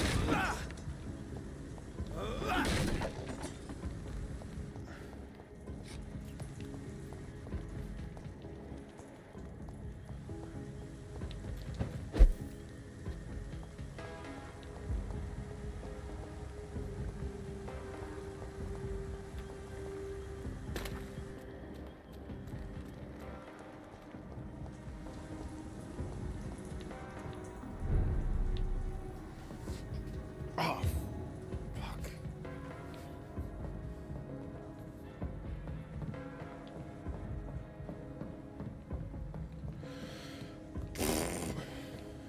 Oh my gosh.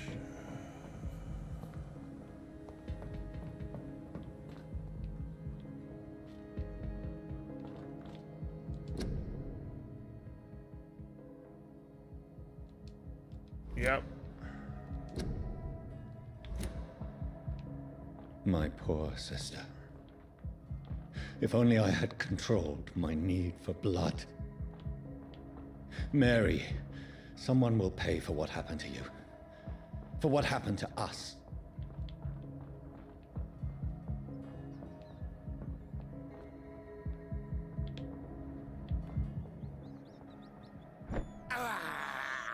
I can't believe I'm doing this.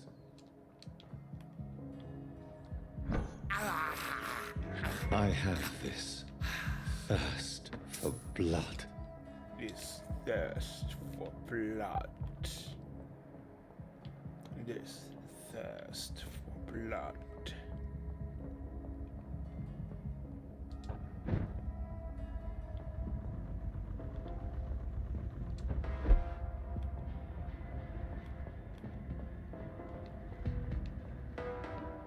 It's locked.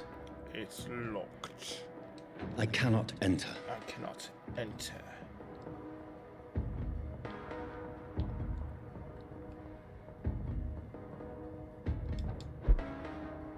The dizziness from the jump. I can now control it. It's locked.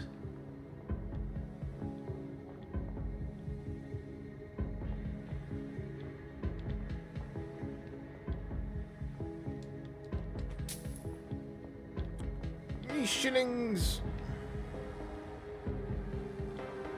It's locked, all right.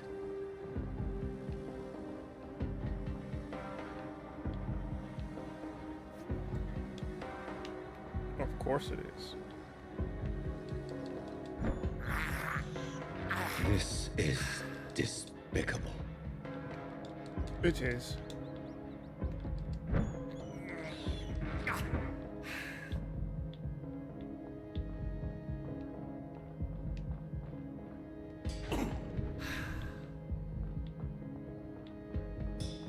What will London have to say to me?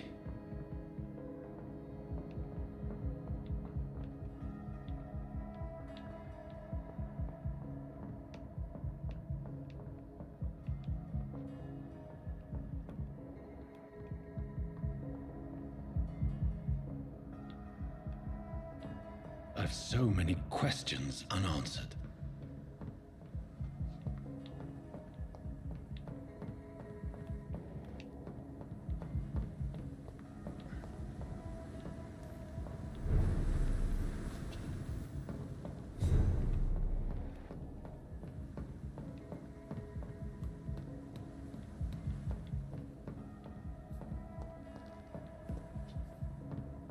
It's locked. It's locked.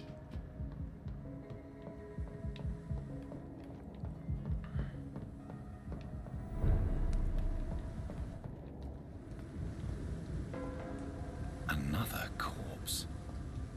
Yes, The another. very streets of London become a mausoleum.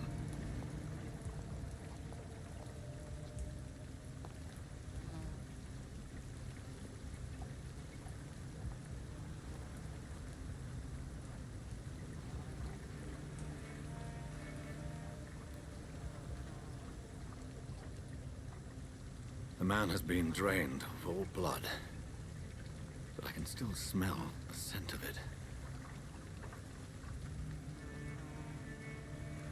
I follow the scent's trail. Perhaps it will lead me to my assailant.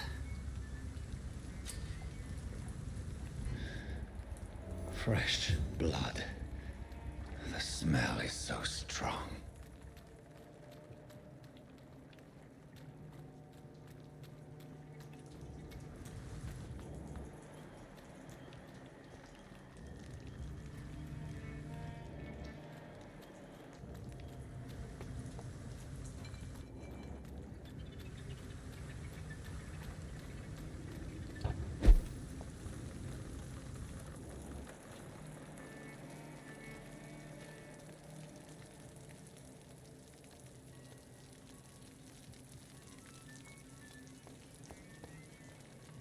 Where has everyone gone?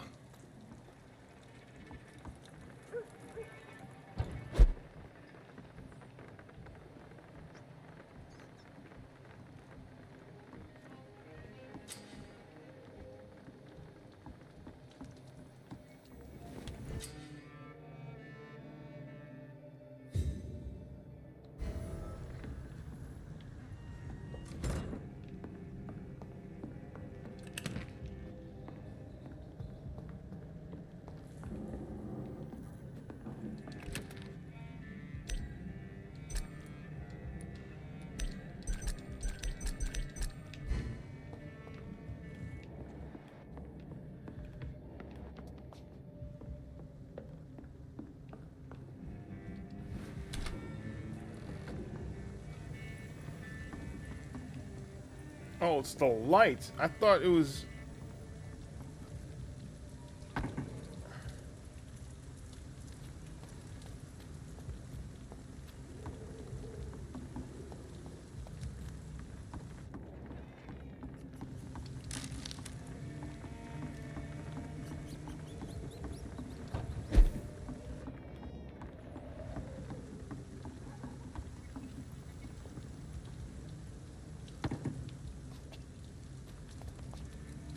That's strange.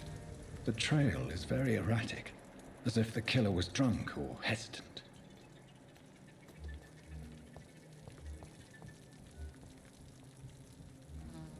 At last, a little life.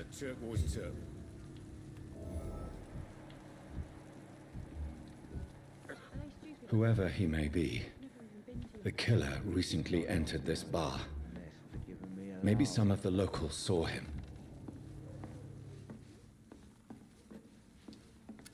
Good evening, sir. I wondered if I could ask for your help. Wow, you look like you need a drink. Yes. I apologize for my outfit. It's been a long night. Been there, seen that. Don't worry, things can only get worse. I'll leave you to your bottle then.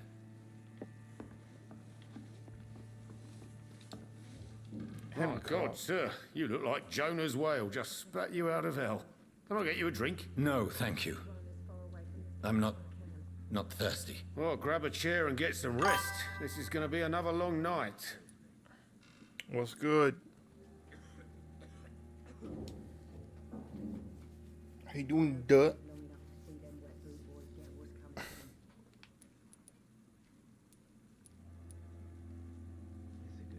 Why is it going to be a long night? You must be new around here.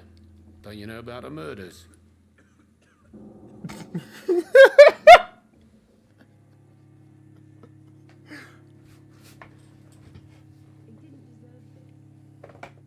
That's wild.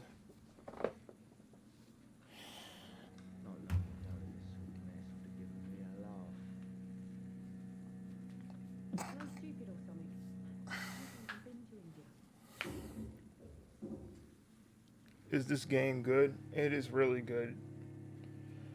This is the second time I'm playing it. I haven't played it since 2022. I can't believe it's almost been 4 years. Exactly, almost. Not exactly, I mean, it's like... No, it's 4 years going on 5. Soon, I think. Whichever. It's been a while.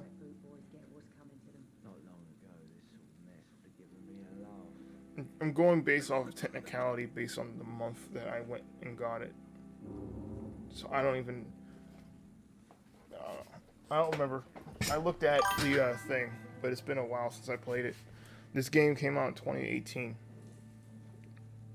As you already know, it's called Vampire. Environment is very interactive. Your choices matter, and you can't restart the game to change your choices. You would have to make a whole new save file. So everything you do is set in stone, and every choice you make is an autosave feature activates. So there's that. Other than that, it does a really good job in capturing someone with a high moral ground to determine, based on your choices, how it's going to impact your ability to continue on being this thing, this vampire. Being a doctor, it's hard. It's contradictory towards the oath that doctors take. For Switch a long time ago. Yeah, it's a really good game to play.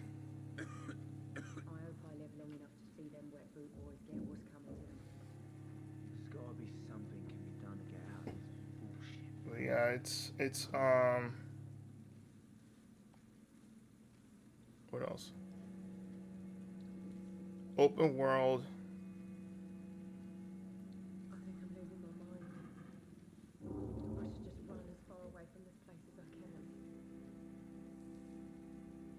And what else? Filled with drama. It's filled with drama and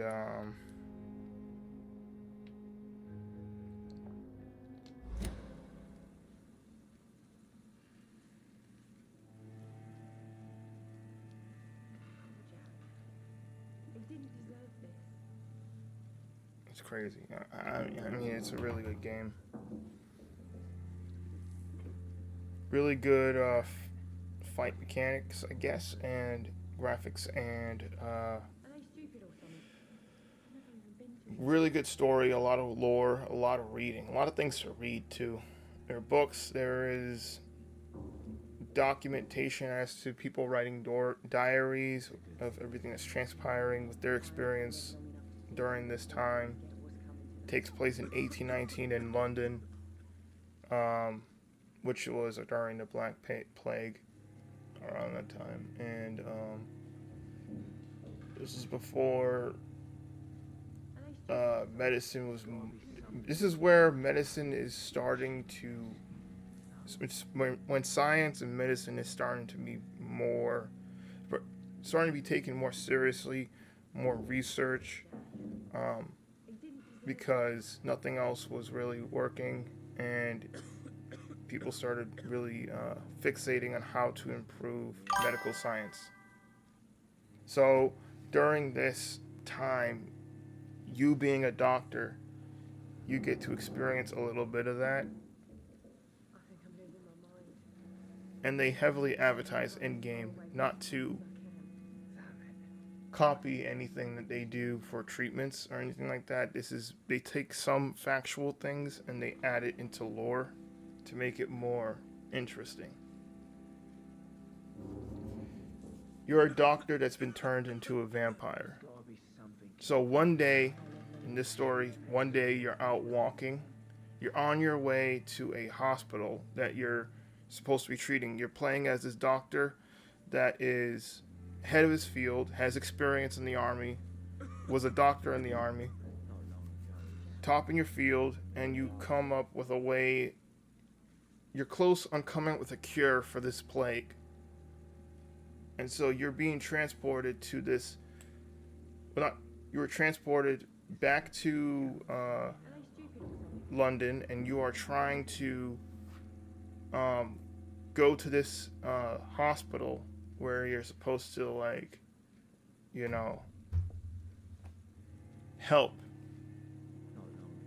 But on your way there, you get bit by a high-ranking vampire, probably the highest in all of England, I'd say. But you're just trying to understand everything as you go along. And you're making mistakes, you're learning. You make a terrible mistake at one point that you regret. That's unavoidable. But throughout the whole time, you're trying to deal with that mistake, something that you had no control over, while trying to balance out, while trying to investigate occurrences that situations that happened throughout this time that you're here. Random shit comes up, people go missing, you're trying to figure things out. You have to try to also find out the right person that's guilty. So you're playing as a detective. You're now taking detective work. You're doing doctor shit, and you're doing vampire shit, and it's like awesome. And it's like it plays with your moral scale too. If for those who have a moral scale, it's like it really messes with you because like you could accidentally kill someone that you really shouldn't kill, like a good person, or someone that like let's say for example someone kills somebody, right? But then you end up killing the wrong person. The other person ends up going around doing shit or gets away with it. So it's like every choice you make matters.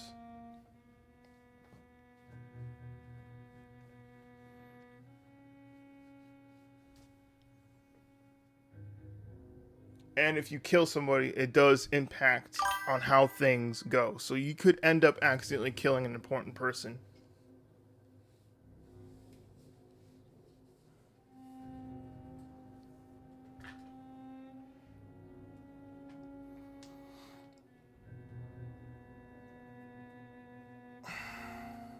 Yep.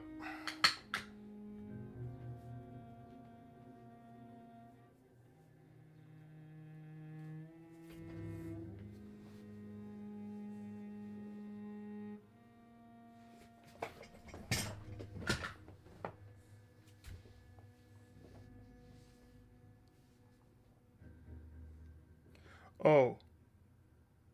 Shit. I gotta run to the bathroom. I'll be right back. I'm gonna play some music.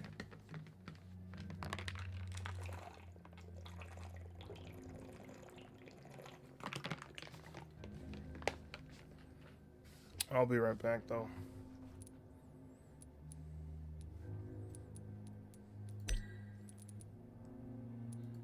I'm muting. Son of a bitch. I hate how it logs me out. That's so annoying.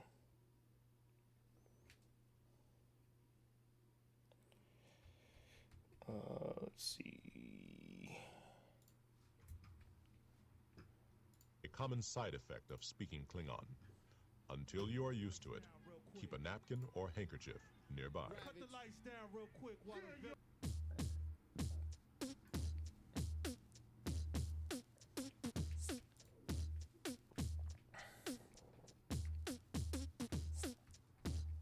keep your holes in check.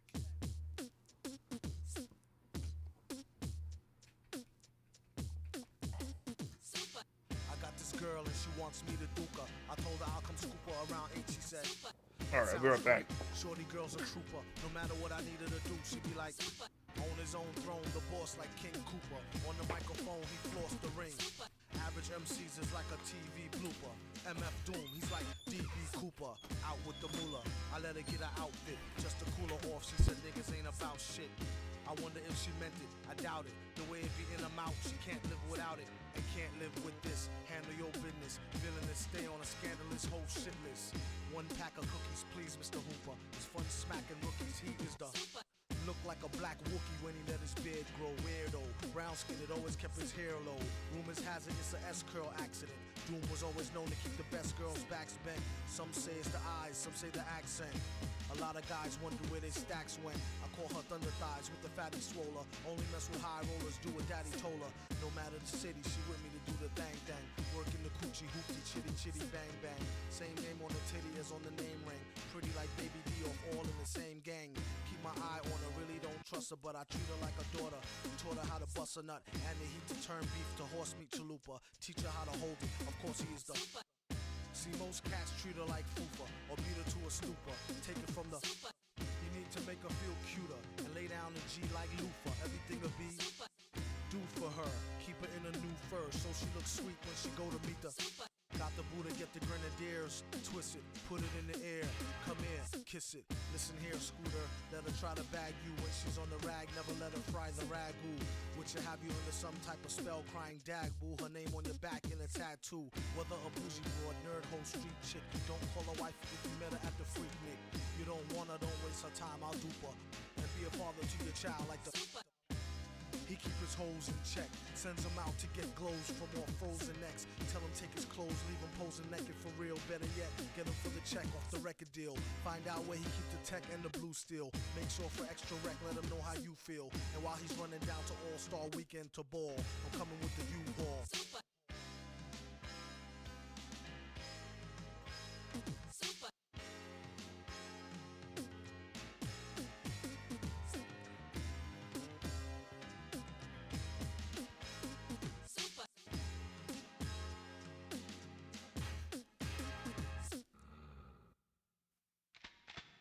Has the laser cannon been loaded?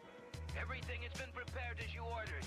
But how did you get permission to return to New York, Master? Through the efforts of a misguided fool. It's free enterprise! And I'm not gonna let some blasted government bureaucrat tell me how to run my business! But Doom will be my guest on my private estate on Long Island. There's nothing you can do about it! He's dangerous. I just hope you know what you're doing. Don't I always? Ah, there's Doom's jet, right on time.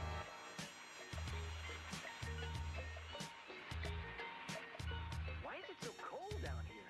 The heat went out in the whole building. Warm enough out there on Long Island with Doom. Doom? Here in New York? Yes, Doom has an amazing new machine. Get the president of the United States on the phone. How long is all this going to take, Doom? I would not advise you to repeat that error. Sure. I know what you mean.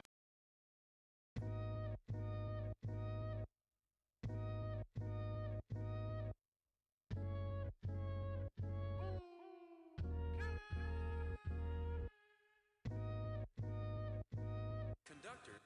Why the judge tryna make a nigga suffer? 15, but I'm 17. What a crazy deal. Dinner tray full of green liver. What a crazy meal. Imagine being black in a cell, and right down the block is where the Aryans dwell. And you ain't got 500K for the bell, and you are not the one that like to play show and tell. Fuck a sentence, they gave me paragraphs. Copping flocker from essays to make the time pass. I tried K2 on my B-day and smoked it really slow to make the high last. Don't know when parole about to hit. Starting to lose my mind, this close to popping shit.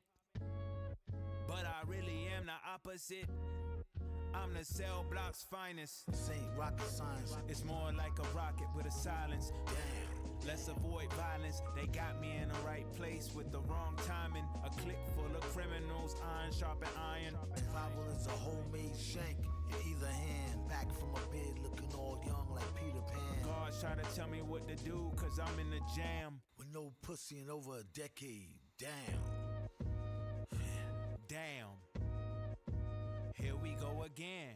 Thought I'd never see the county jail once more, but now I'm back in another cell block door.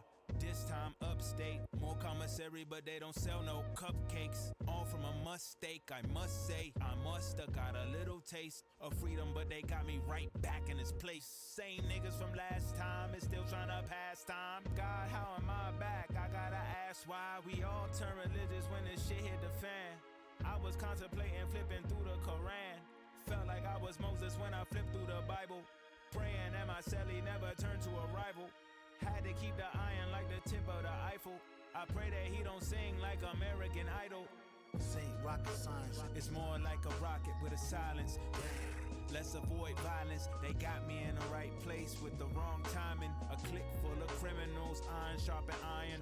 Bible is a homemade shank in either hand. Back from a bed looking all young like Peter Pan. God's trying to tell me what to do, cause I'm in the jam. With no pussy in over a decade. Damn.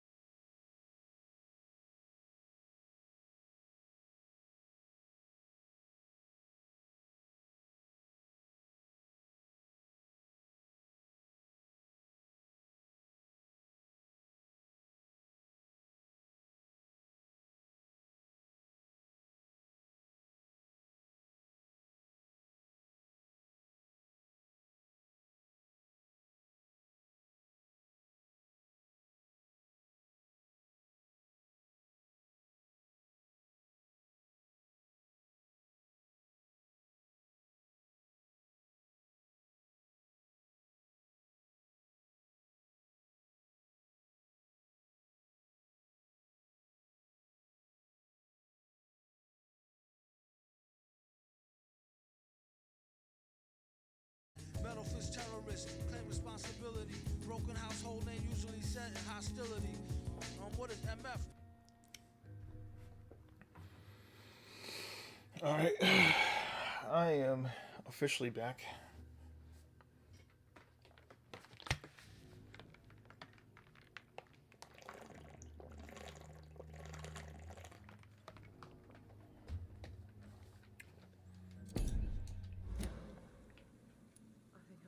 Tell me more about these murders. Every morning for the last few weeks, bodies have been found.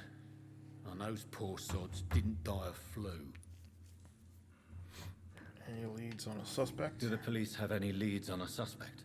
Even before the outbreak, coppers never came round here.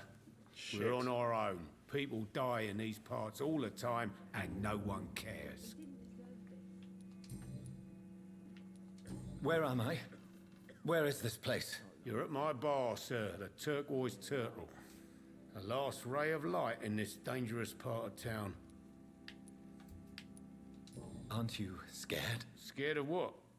All the bad shit happens out on the foggy streets. And I never go outside. So you're open all night? Yep. Figured people might need a place to rest in these dark times. That's commendable. I'm looking for someone who might have passed through here recently. Wondered if you might help. It's been quiet tonight. The only other person I've seen went straight up to his room. Thought it was kind of rude, actually. You mean he's still here? Well, yeah. He paid for the entire week. Who is this man? What does he look like? Well, like a gentleman, I guess. Well-dressed, quite polite. A professor or something fancy like that. Always writing, reading notes. How long has he been here? He rented the room a few days ago and didn't say when he'd leave. I need to meet this man. I have questions. Just climb the stairs and knock on the first door. I heard him open his window, so I guess he's still awake. And, Yes? no funny business, you hear me? This is a respectable establishment. I think I'm losing my mind. I should just run as far away from this place as I can. Not long ago, this sort of mess. Hello, sir. May I disturb you again? And you're still ugly as sin. Has anybody entered the bar recently? Can't say. Sorry. I spent the night making love to that gorgeous bottle, see? This is important, sir. Are you sure no one has come in here in the last few hours? I don't know and I don't care. This is a free country. People still have the right to come and go, don't they? What's going on around here? It's like everybody is hiding. You must be new here. Have you not heard about the murders? Everybody fears the return of the sewer dog. Who is this sewer dog? It's the local bogeyman. Convenient answer for every crime that happened for decades. You murdered someone, blame the sewer dog, eh? You make it sound like it's a fairy tale. People will always believe in monsters. It's easier than accepting their own darkness. We can all be monsters. I'll He's leave not you wrong. to your bottle. He's not wrong there. He didn't deserve this. Hello, sir. Are you all right? Is there any way I can help you? I don't know. Maybe you could just talk to me. Maybe you prefer to speak with Tom then. He's more agreeable talking to strangers.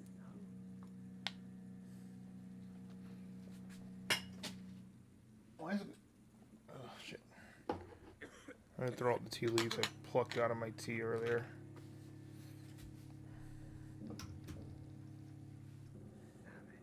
Oh, shit. What is this place? This is Tom's bar, the Turquoise Turtle. Why is I'm the this still an barmaid, option? I Sabrina. already had that If you answered. want to know. You know, Are you always open this late at night? No, it's only since the epidemic started. Tom thought that people may need a safe place to stay.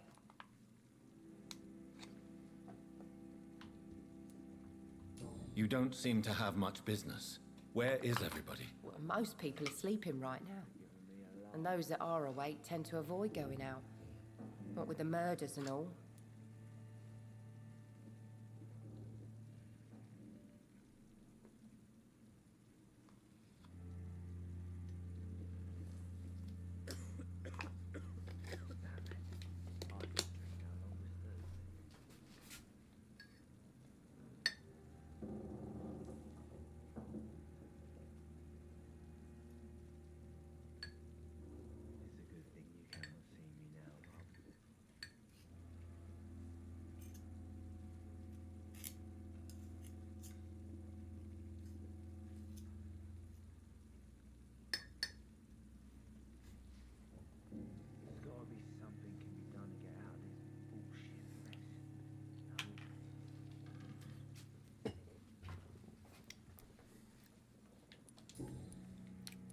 What's going on around here?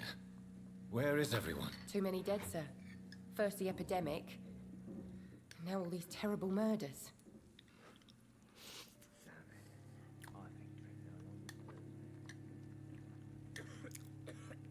This is a mug cake.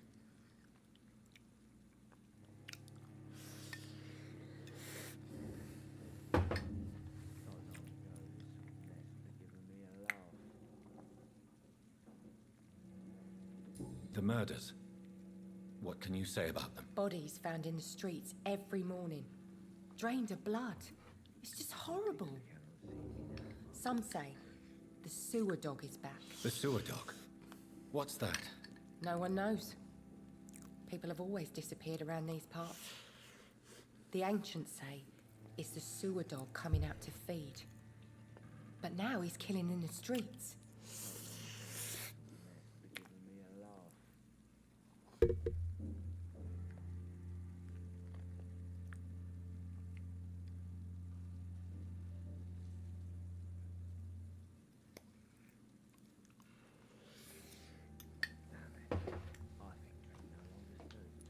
What have you heard about the epidemic? There's a Spanish flu.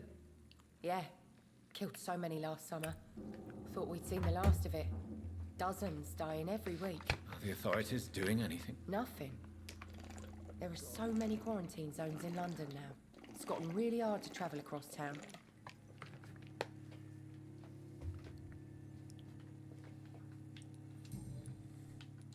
I just want to talk. I didn't mean to scare you. I'm not afraid, sir. It's just I've other customers to take care of. I only see one customer. Oh. Well, yeah, of course. I mean, I best check on them. I'll leave then. Thank you. Damn it. I think drink no longer stirs me.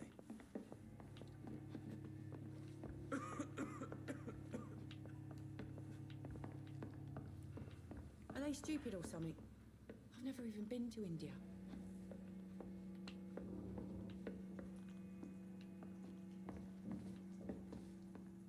This is no place for you. Prewen has several patrols roaming the area. They do not pursue me. But they're looking for vampires, and they're most efficient. They'll not relent until the killer has been identified. I have a common objective, but I require... I think someone is eavesdropping. Are you certain? You might as well come in, whoever you are. Slowly, vampire. Who are you? I mean you no harm, saith the vampire. Present yourself. I need a word with anyone.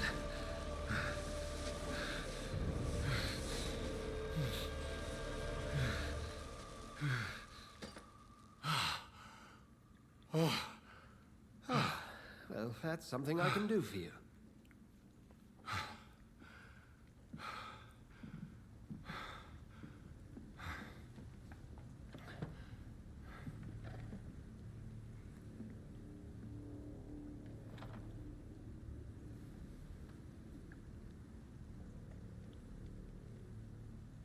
And who might you be?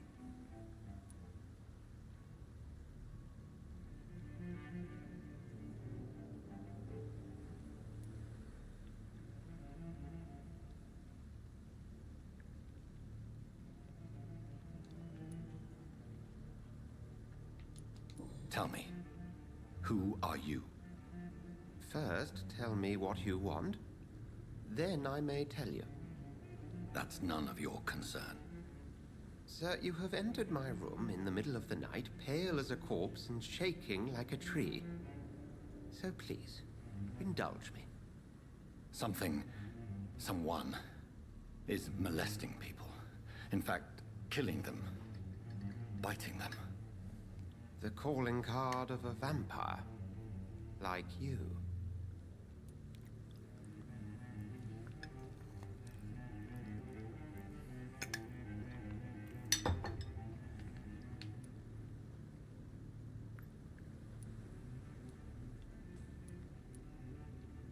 You seem the expert. How would that be? I have my secrets, as you have yours. Then if you are not a vampire, who or what are you? Dr. Edgar Swansea of the Brotherhood of St. Paul. I'm performing an independent investigation here in an attempt to understand precisely what is going on.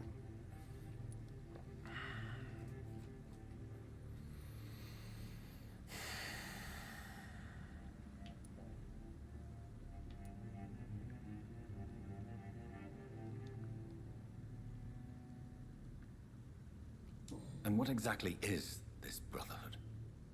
Sir, if the name is not familiar to you, then we shall discuss it another time. I heard another voice, that of a woman. Who were you talking to? Ridiculous. I've no idea what you're talking about. Something tells me not to trust you. Then the feeling is mutual. What have you uncovered concerning the murders? It started a few nights ago. Rumors of violent murders. The docks have always been, shall we say, somewhat unsavory. But this is different. How different? A vampire is at work here. Famished. Reckless. It must be brought to ground, and quickly. Then help me find the culprit. I may. If you'll first tell me why you opened this door. I followed a trail. The scent of blood from a recent victim. It led me here. You thought I was your aggressor. That explains a great deal. We're both chasing the same shadow.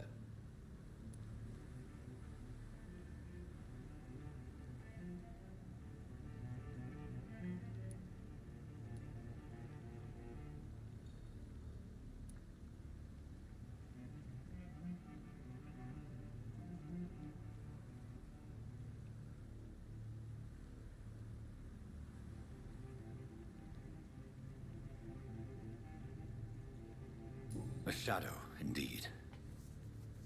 Yet I heard his voice in my head. There was a moment I believed I was mad. You should let me handle this affair. You've no idea what you're up against. No. I will find the monster. He is mine. How will you do any better than I? But then let me ask you this. What are your intentions if you find the killer?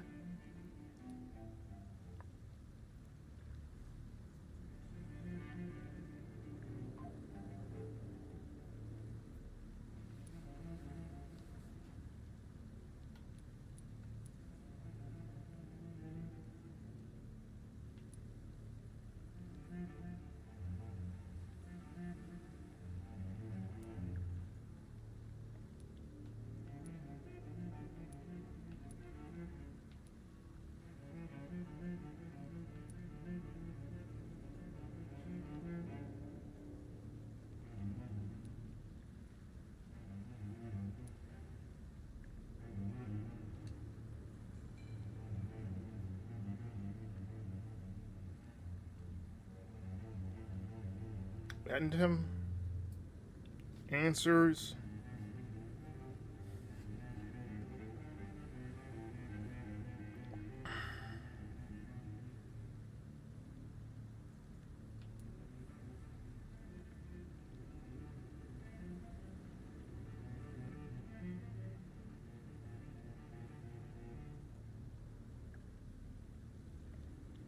I will at last have the answers to my questions.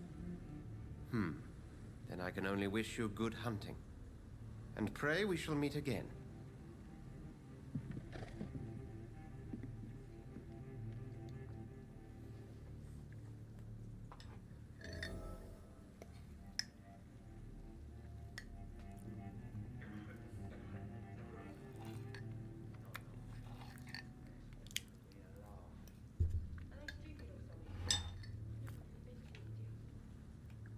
I'm certain we shall meet again.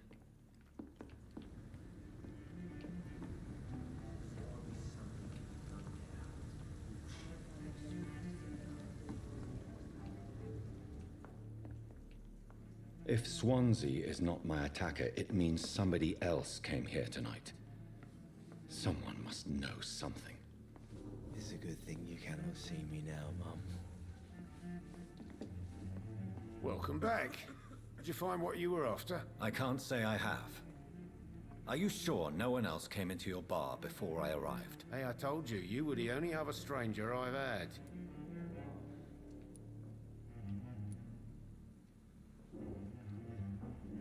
I think you're hiding something from me. I hide many things from many people, sir. That's what my job's about. Goodbye, Mr. Watts. I hope I live long Hello, enough sir. to see them wet boots. May I disturb you again? And you're still ugly as sin. I'll leave you to your bottle then.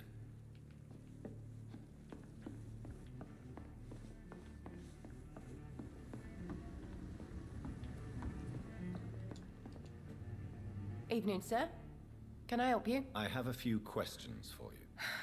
Well, if you must. I spoke to Dr. Swansea. He's not the man I'm looking for. Now, I want the truth. The truth? What do you mean? I suspect that someone else was here tonight, and I don't think Tom wants to tell me about it. I'm just the barmaid here, okay? If Tom says you're the only visitor we had, then you're the only visitor we had. I can feel your fear, madam. Please, tell me what's going on. It's Will. William Bishop. He came in here earlier tonight and he... Well, I thought he was going to clock someone. Why are you so afraid? I mean, his skin. His hands. I scrubbed every glass and every chair that he touched. God, I hope it's not contagious. What happened tonight? He was dead drunk, as usual. But my God, his eyes. His face. He must have caught something awful. He shouted and cried. It was terrible. Tell me about this William Bishop. Will was a sailor who worked at the canning factory before he lost that job. A nice bloke, really. He's never been violent. Until tonight. Why keep it a secret? Why not tell me about it? Tom's nothing if not loyal. After Will lost his job, he offered him one ear. They used to be good mates. But recently, well... Will started to get very aggressive. I see. Thank you for your candor. I'll be sure to talk to Tom.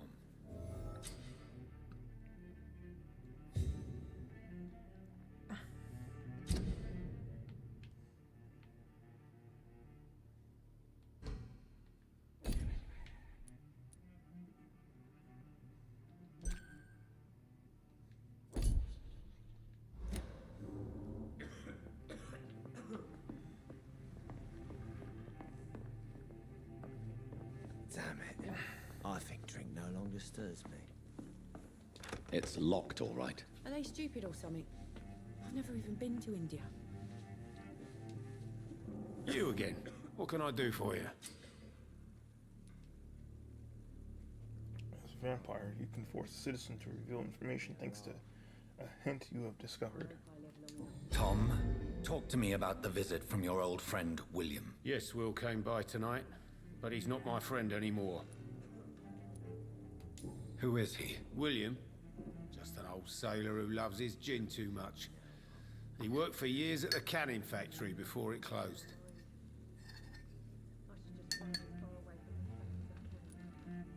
Is he dangerous? Yeah. Like many drunks, he's all bark and no bite. Can barely stand up most of the time.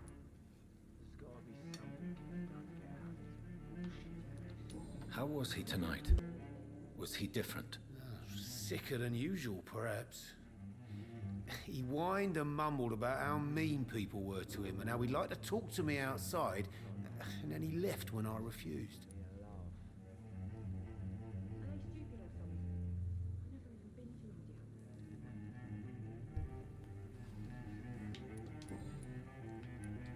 Why lie to me if he is not your friend? I didn't lie. I said you were my only unannounced customer, and that's the truth. I need to find him. It's a matter of urgency. Do you know where he is? You could try his boat. It's up by the North Pier. He sleeps there when he's too drunk to get home. Please describe him to me. What'd you expect? He's a tall, sick bastard with a bad rash and torn old clothes. William used to be strong. Now he's a mess. Thank you, Tom. If you see him, tell him I don't want him back here unless he cleans up his act, okay?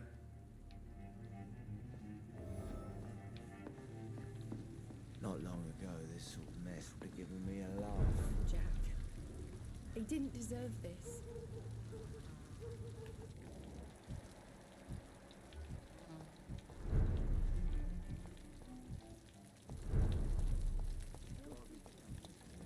I will get to the bottom of this intrigue. What's been done to me, to this city.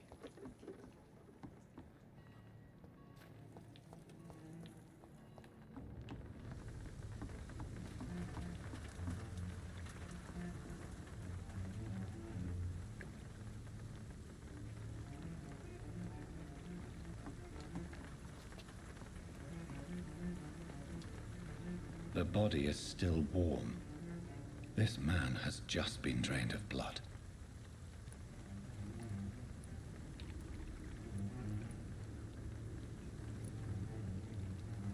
Blood and empty gin bottles. This bishop fellow is something of a heavy drinker. What's this? Some sort of note.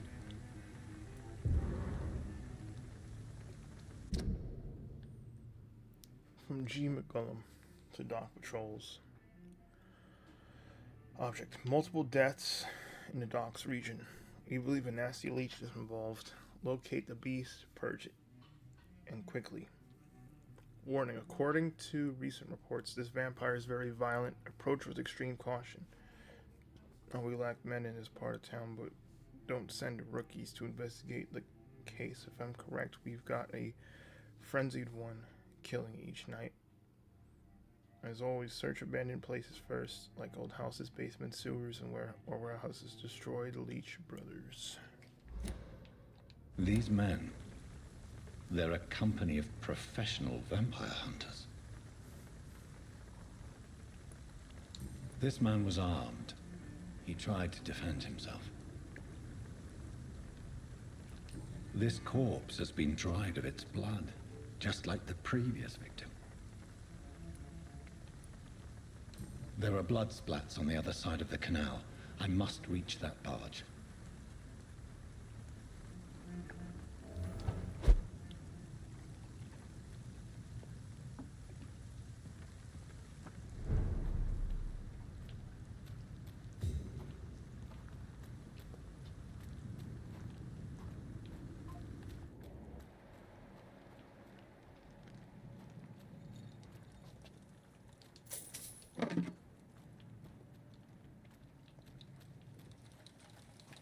I cannot enter.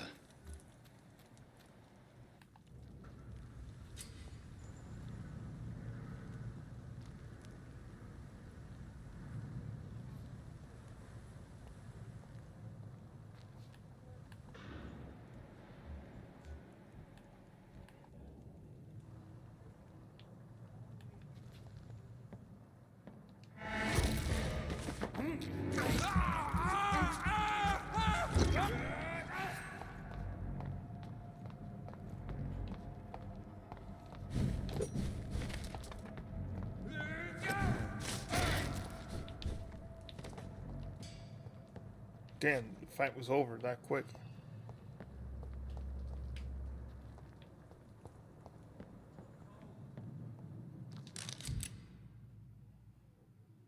Ammunition crate. Good. I may need a lot of bullets. I feel like I'm back on the front line again.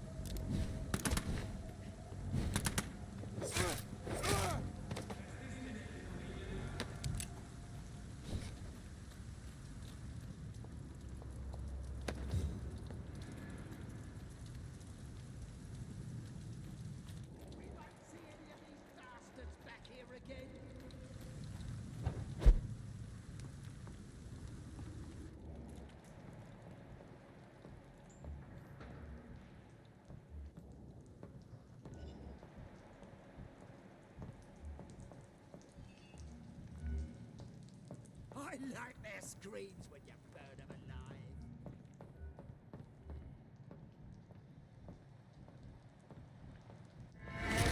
Over there!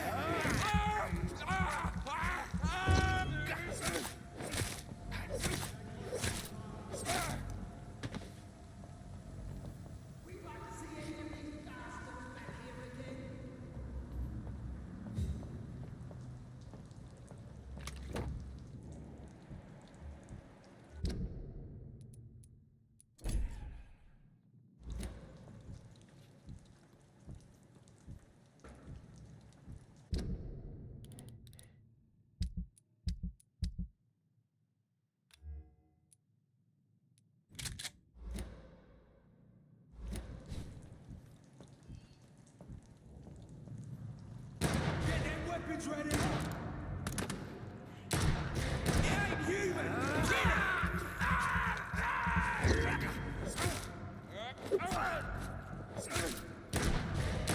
Bloody leech! Fuck, it's fast!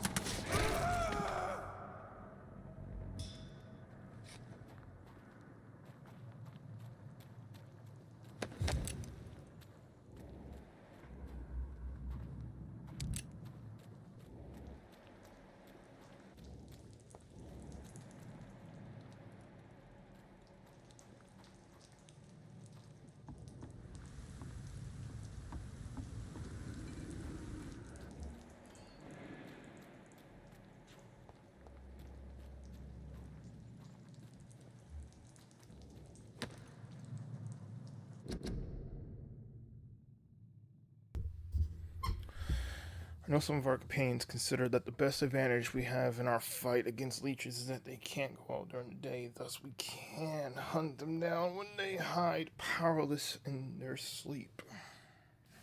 This is a rookie mistake because vampires are clever, and they have countless ruses and tricks to avoid being spotted in their den. Second, because they deploy mainly deadly traps to kill any intruders in what they consider their most precious sanctuary. It would cost us too much men and too much time to explore and eradicate vampires in their hideouts. The best tactic is to follow and destroy them when they are really are vulnerable, when they hunt at night. It is much easier to attack them then, for they can easily be spotted. That's why the Guard of Prewen must evolve and deploy new tactics to hunt leeches. Small and mobile patrols, tactics based on technological advantages, modern communications. We learn many things from the war in France. New strategy, new equipment, and new weaponry. Grenades, white phosphorus, ultraviolet light, bulletproof vests, and flamethrower. It is time for the Guard to embrace the 20th century.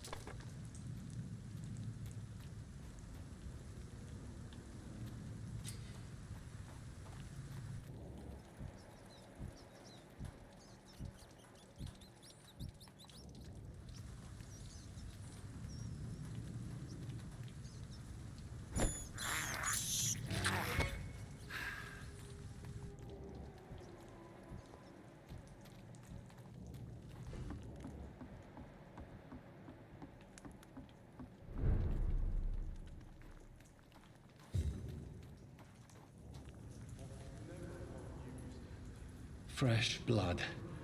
The whole building reeks of it. The scent is so strong it makes me dizzy.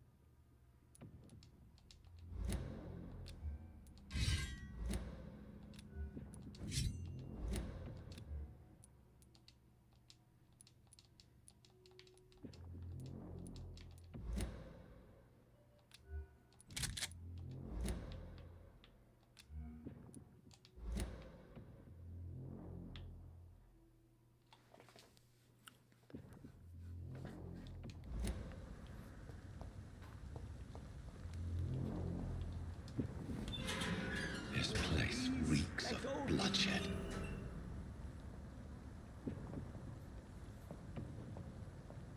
This creature is bedeviled. I can't stand it anymore. I must put it down.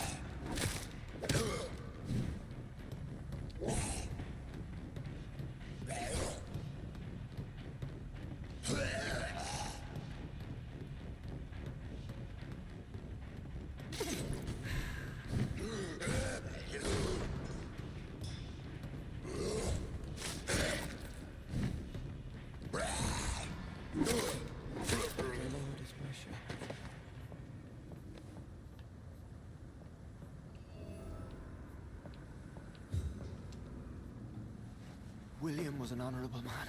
I could have saved him. Mr. Hampton, are you in there? I knew him well, another lost soul, a kindred spirit. Sir, listen to the sound of my voice. I'm a doctor. You're suffering from shock. I must return to my flock. They'll stray without me.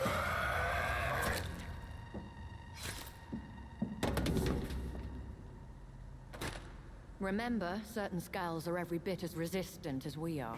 Who are you? What do you mean by scowl? You truly are a newborn. I should have realized. Wait. You are the woman from the bar. Are you... like me? Can you help me? I believe, sir, I already have.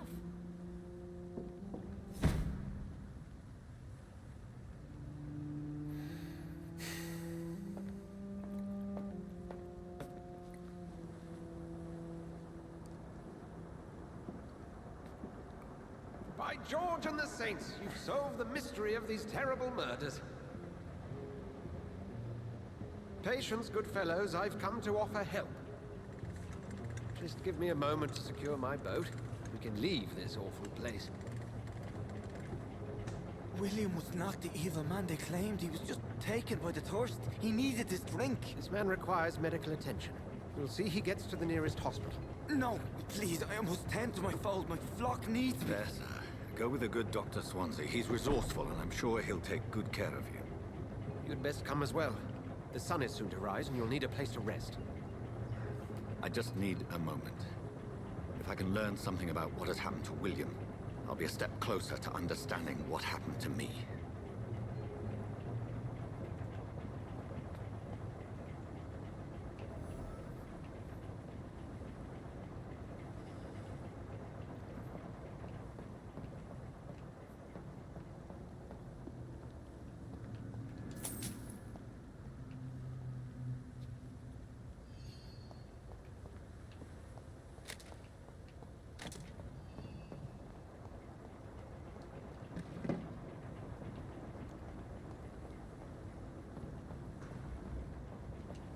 This poor creature can't be my maker.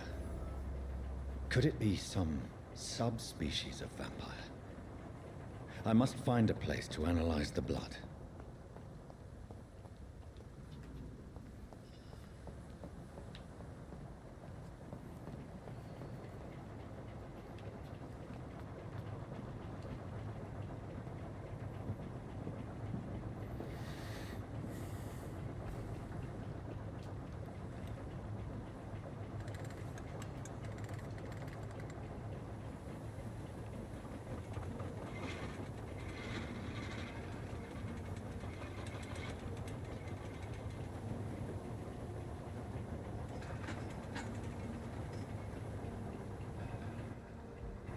Where are we headed? We're on our way to the Pembroke Hospital. It's just across the canal. They'll have a bed for poor Mr. Hampton. William was... what manner of creature was he? Predator, prey, villain, and victim. Who can say? The important thing is that he's been stopped. Duly noted. And the woman? What... who is she? What woman? Oh, don't play me for a fool. You used me to locate that skull. You must know who she is. And I thought you a gentleman. You shouldn't talk about a lady behind her back, but I will tell you she values her privacy. Were London as peaceful as she appears from the middle of the canal? If only that were the reality of the situation. To be honest, I've always tried to avoid this part of town. Pembroke Hospital is the last bastion between the rest of London and the epidemic. The flu has decimated the East End and the war still rages. Welcome to the front lines of a plague. This is where you work, Dr. Swansea? I am the administrator of Pembroke Hospital. I thought you were here in service of your mysterious order, the Brotherhood of... Of St. Paul's Stole, yes. But first and foremost, I'm a man of science. A physician, like yourself, Dr. Reed. How do you know who I am? No need for modesty. You are Dr. Jonathan Reed, a surgeon of some caliber and renown, if I'm not mistaken. You are correct, sir. I knew it. I had my suspicions. But when you took the blood sample from the corpse of poor William, I was certain. Dr. Reed. Marvelous. Have we met? I attended 3 of your seminars before the war. I have the utmost admiration for your research. And what a turn of fate. England's most esteemed blood specialist returns to London a vampire. That word, again, from a so-called man of science. I understand. Traditionally, the role of science is to refute myth, but when myth walks among us, the Brotherhood of St. Paul has dedicated its purpose to their study. There's so much for you to learn. Of that, you are right. Well, then let me be blunt. Join my staff at Pembroke Hospital. As a physician. I suspect you'll not find a better post of employment to contemplate your predicament. This is sudden. I was returning home to see my sickly mother. But alas, that was before contracting this affliction. Dr. Reed, take a moment to consider. The post would be for the night shift, providing a good explanation for your absence during daylight hours. You'll be adequately reimbursed, and have a place to hide. I even had the forethought to bring some clean clothes. So, what do you say? It seems I have little choice, but yours is a generous offer, so I thank you. Brilliant!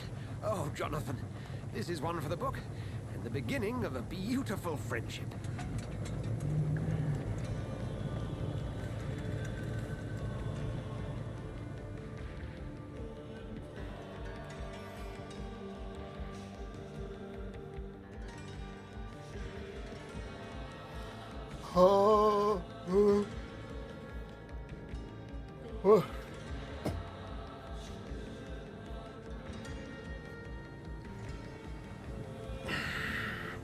Dr. Swansea, thank goodness. I was beginning to be concerned.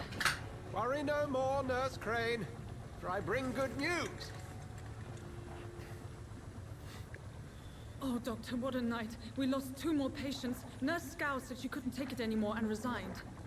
Yes, well, I'll make a new rota in the morning. In the meantime, find a good bed for Mr. Hampton. Be sure to pay attention to his needs. Of course, Doctor. Oh, and Dorothy? Yes, Doctor? Dr. Reed here has just returned from the front. He served King and Country and will be joining us here at Pembroke. We're very lucky to have gained a surgeon of his talent, and one so experienced in blood transfusions. That is good news indeed, Doctor. Oh, yes.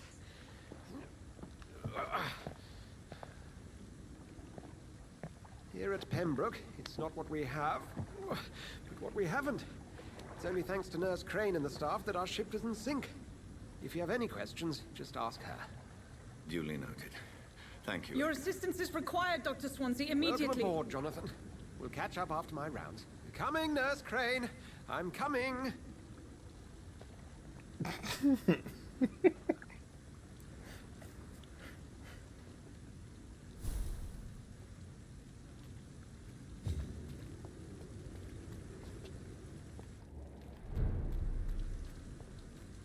Yo, why does it sound like audio? You can do better than that. Nah, it's my turn. Oh, fuck. Rotten or pristine, each heart contains the seeds of life. Drink at this river, dry it all.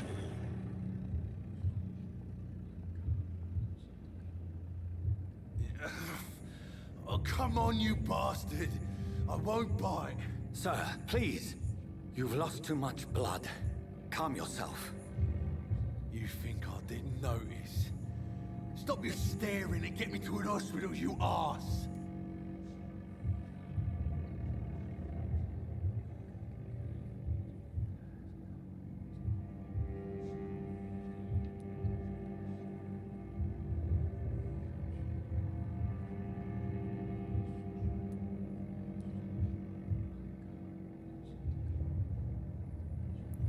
No, this guy is a gang leader.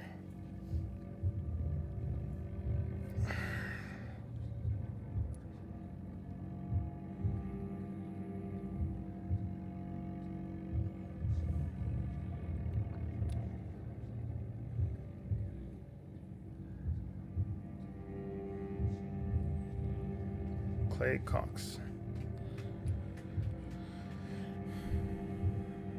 Insulting a good Samaritan. Not exactly the way to get rescued. All right, sorry. I am in pain here. Me guts are spilling out onto the street and you're yabbering on. Yes. That's a very nasty wound you've got there. Take my word, I am a doctor. Dr. Jonathan Reed. Name's Clay Cox. I'd appreciate you helping me to a better place, Doc. Follow me, Mr. Cox. Let me assist you to that better place.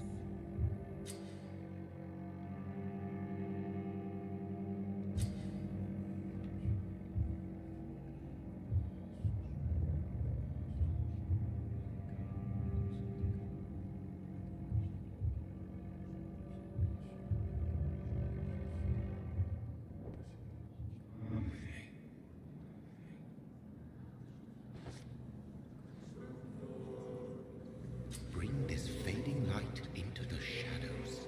Dance with him the dance of life and death.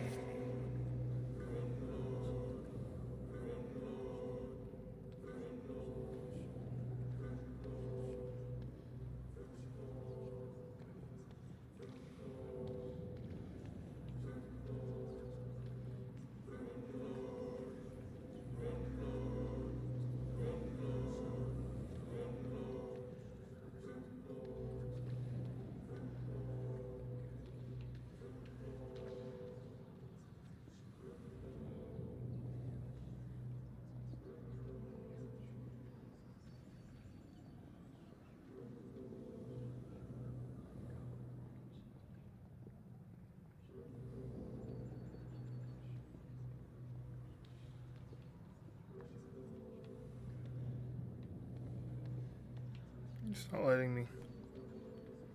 So I have to bring him in there.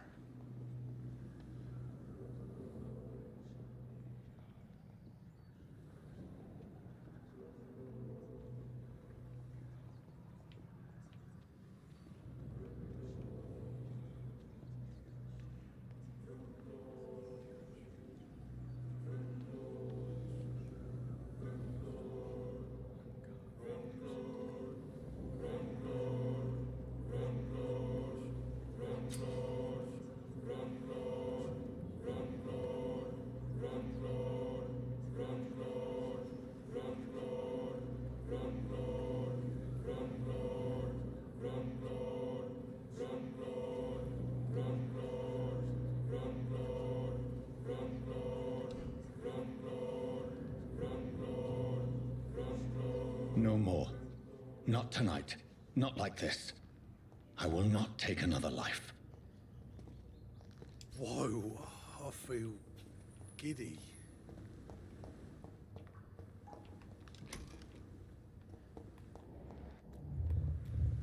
It is wise for the huntsman to sometimes let his prey go, but no famished hunter can run for long.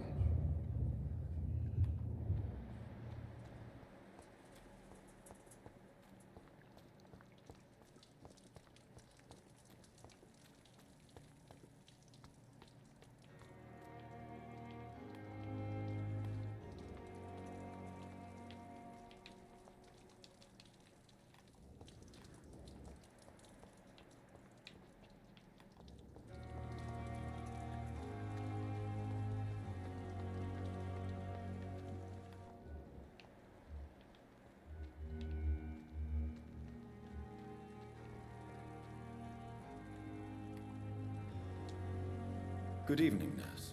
I'm Dr. Jonathan Reed, the new surgeon here at the Pembroke. Dr. Swansea has already told us about you, sir. I'm Nurse Gwyneth Brannigan.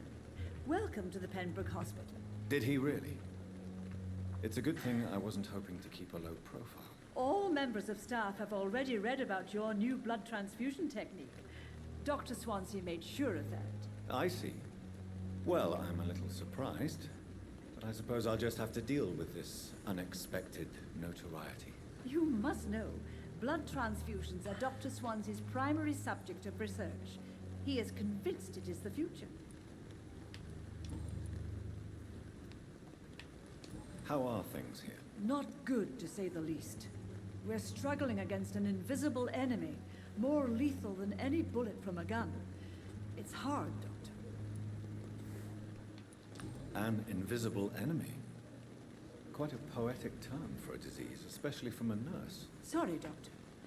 These last few weeks have been exhausting. We could all do with a good night's sleep.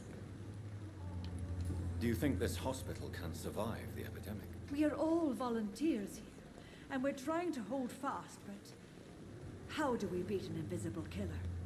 Some nurses have already resigned. I'm not familiar with all the staff yet. Perhaps you could help me. Brilliant professionals, most of them. Dr. Swansea has a gift for recruiting talent. Most of them. Is there a problem I should know about, nurse? It would be inappropriate for me to speak ill of a colleague. Is there anyone that stands out? Well, I have never met someone as dedicated as Dr. Tippett. He should be a standard for us all here. If only he were younger. Why should his age be a problem? I guess it's fair to say he's always pushing himself to the limits.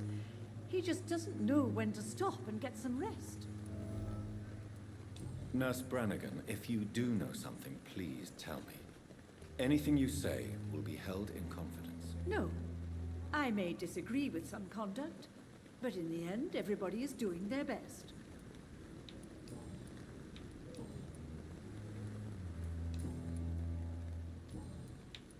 Goodbye, nurse. Call me if you need assistance. Wait, Doctor. I've patients to attend.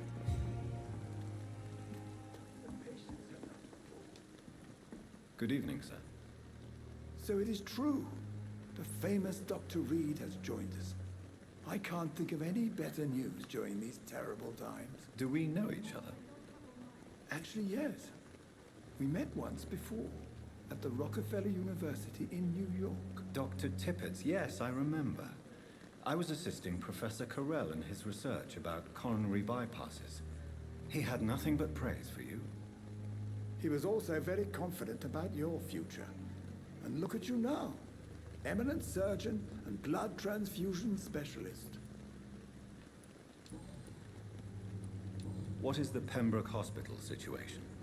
And please, speak freely. This hospital is not exactly the best of London. I'm sure you are used to working in a better environment.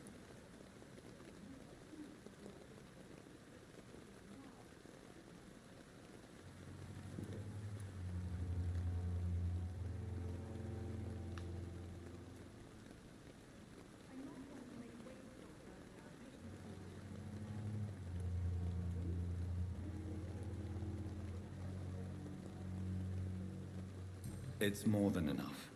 In any case, the personnel of a hospital are much more important to me than the building. Don't be misled by appearances, Dr. Reed. This hospital does not lack talented people. It just lacks hope. What can you tell me about the staff in the hospital? Some are really good, and others are not so good. But during this troubled period, there is no time for slander. I prefer to focus on the positive character traits. Tell me more about cherished people, then. Nurse Brannigan is a pearl. She is the most helpful and dedicated nurse I've ever worked with. A clever and cheerful woman. You really seem to admire her skills. I'll go even further. If she was a man, she would be a damn fine practitioner. Any opinion about the management? Oh yeah, this time period. I don't always agree with Dr. Swansea's reserve, but I must admit he does all he can to keep this facility running during this crisis. Ah yes, the burden of command. I was fed up with this concept while serving as a medical officer. Don't get me wrong. Swansea's a good administrator. I just wish he would get out of his office down again.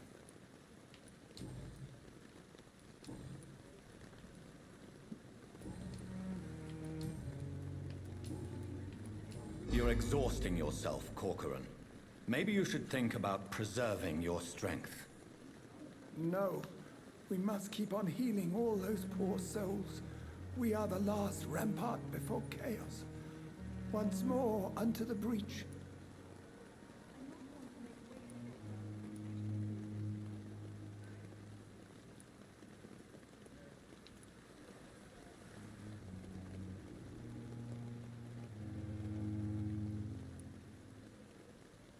Nurse Brannigan is worried about you, Doctor. She should not have told you that. I will have a word with her. You don't have to blame her for her honesty. I'm not that kind of man, my dear Jonathan. Actually, Nurse Brannigan's opinion is the only one I may listen to. Goodbye, Dr. Tibbets.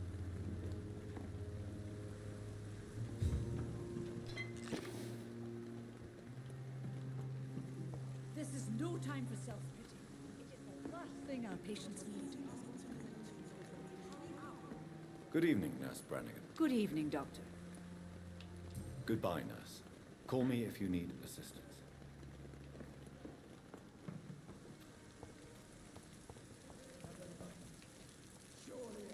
Doctor, where have you been? I've little time to play hide and seek with new staff members, no matter how illustrious they may be. I found a wounded man by the docks. He answers to the name of Clay Cox. He requires urgent medical attention. Already making the rounds? That's the Pembroke spirit. I'll ask our porter, Milton, to bring him back immediately. Thank you, nurse. What can I do for you? Dr. Swansea insisted we provide you a quiet office. You'll find it on the second floor with your name on the door. Thank you. Nurse Crane, isn't it? Yes, Dorothy Crane. Welcome to Pembroke Hospital, Dr. Reed. Your office has been prepared. I would like to ask a few questions first. What kind of man is Dr. Swansea? Well, you accepted the job from him. I thought you would have known about your employer. Apologies, I've only just met him the once. This is sudden. I've only just returned to England. Dr. Swansea is a brilliant surgeon and the most compassionate physician. It's right to assume Dr. Swansea knows far more about me than I do about him. You'll get to know him soon enough, and better than me. The administrator has better things to do than mix with us.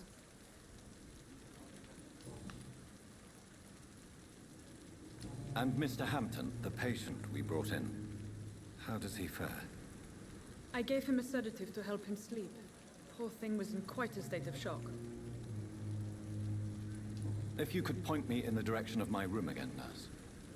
Second floor of the hospital, left after the stairs. It's the last vacant office at the end of the corridor. Thank you, Nurse Crane.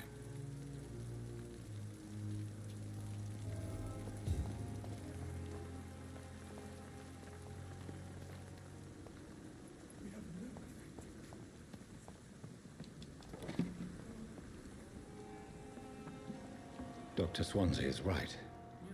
This place seems perfect to conduct my research. Good evening, miss. I'm Dr. Reed, the new surgeon at the Pembroke Hospital. And who are you? Your name has no meaning to me, mortal.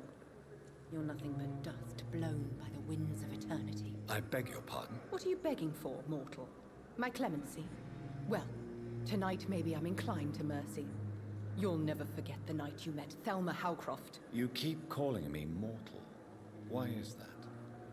And if I'm mortal, what are you?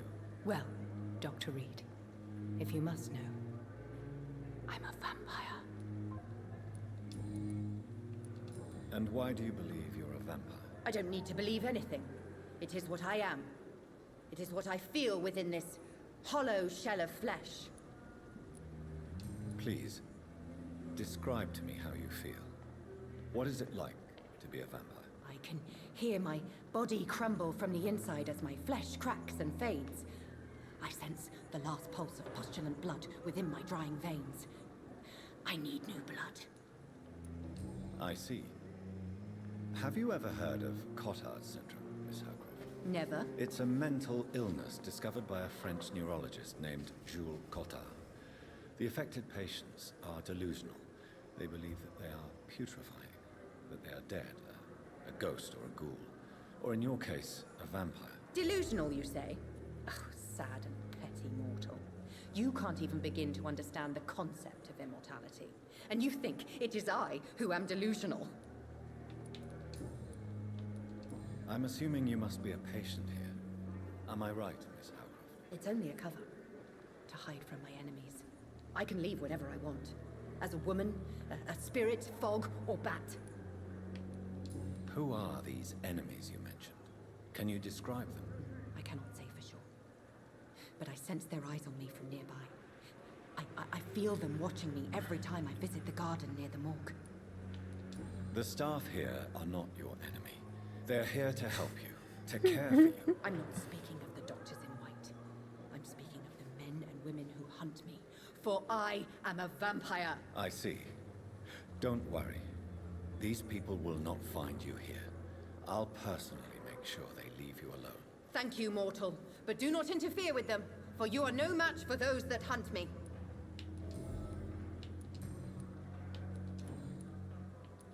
Who are you really, Miss Howcroft?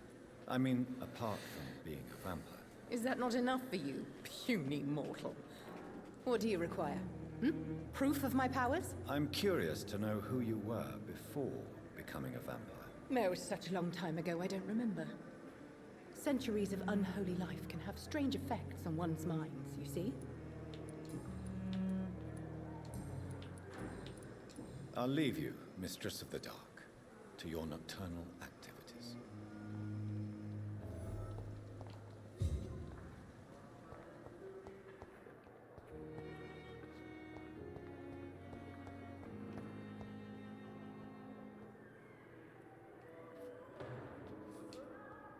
Good evening, sir. Can I help you? Unless you're here to fix my face. No. I don't think you can help me. I'm Dr. Reed. I've recently taken the position of head surgeon here. War injuries, am I right? You guessed right, Doctor. German shell took my pretty little mug right off. But they still call me Thomas Elwood. How is your stay with us, Mr. Elwood? Oh, it's bliss. I just escaped death in the trenches to be surrounded again by the moans of the dying. Can I ask you precisely why you're a patient here? It's the pain, sir. The drugs don't work. It just hurts under the scars, if you get my drift. Can I do anything for your pain? Nurses gave me a bunch of pills. No effect. Told you. It's like the flames are under my skin, burning away. Who is treating you? Is someone in particular looking after your case? Nobody since the old and tired doctor spoke to me. Started to think I was forgotten about. Wouldn't blame you. You don't seem worried by that. My face hurts so much more when I smile or cry. I've learned it's easier not to speak. But be assured I'm smiling inside.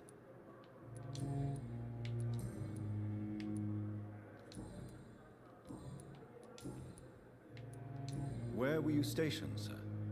Did you serve for long? I really don't want to talk about all this shit. No offense. I was pushing too much. I served in France myself. I just wanted to know what happened to you. You were an officer, weren't you? Then I doubt we fought the same war, sir.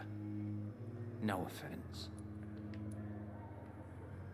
How close are you to Miss Hawcroft? Are you aware that she thinks she is a vampire? To wait for her next nibble is the best reason to stay here. Every time she approaches my bed, she treats me like something tasty. A normal person. Aren't you afraid? She may hurt you if the game goes too far. She's quite harmless, I can assure you. Her head's broken inside is all. While I'm busted on the outside. But she's still beautiful. Living proof that there's hope for me. So do you let her bite you? You know that's not sanitary. And why not? She's only supping a few drops of me blood.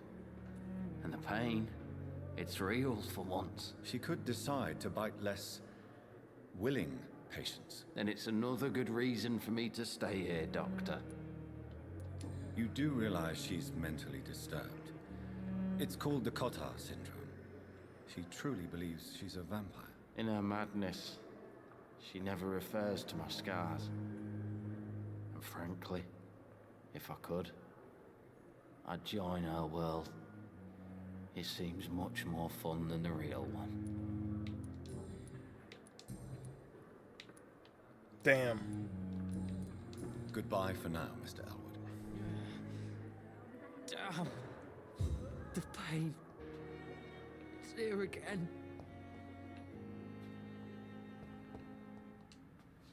Good evening, Mr. Hampton. How do you feel? Dr. Reed, is it? Oh, sir, I must apologize for my behavior. What do you mean? I was not myself in the factory. Fear and exhaustion made me say awful things to you, I'm afraid. You remained perfectly nice and polite. A little delirious, perhaps. But who wouldn't be after enduring an abduction? Thank you, Doctor. That's a relief. Now all I need to do is rest and return to my flock. Do you know Tom Watts, the bartender from the Turtle? I met him before I found you in the canning factory. Tom? Yes, of course. Always the helping hand, good old Tom. Without men like him, corruption and despair would have wiped out the East End long ago. People are still in despair. How could it be otherwise? The authorities have left us all to rot in this contagious nightmare. No drugs, no advice, nothing. It's a damn shame. Who should I avoid in this part of town, then? Any particularly evil figures? Not really. Most men and women are just doing their best. And it's not my habit to speak ill of people I know, Doctor. I gotta run to the bathroom again. I'll be back.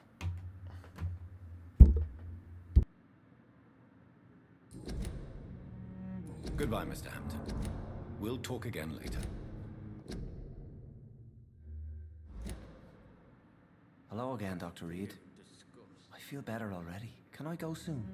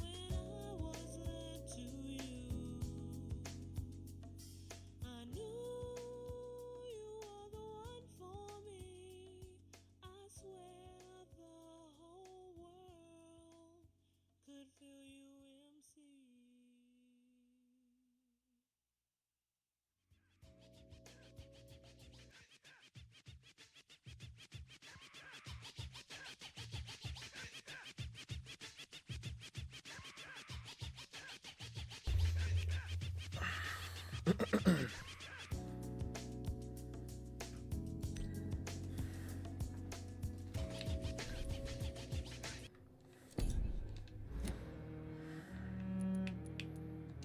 did you end up in William Bishop's den? I had received alarming news about his recent behavior. I went to his place and he refused to let me go. Why did he abduct you? William was an alcoholic. His addiction suddenly changed to blood. I don't know why. Just like a patient I met here. This Miss Hawcroft. You dared to enter this awful place alone. You're a hero, Mr. Hampton. Or a fool. I'm just a man trying to help his friends, Dr. Reed. William Bishop was a conflicted soul, searching for light. What is the general situation in the East End docks? The situation has always been tough, with a lot of tensions between the gangs and the dockers' trade union. The Wet Boot Boys are very nervous since they lost their leader. Who leads the gang now? Since Clay Cox went missing, it's his wife Edwina who runs the show, with the assistance of her minion, Booth Digby.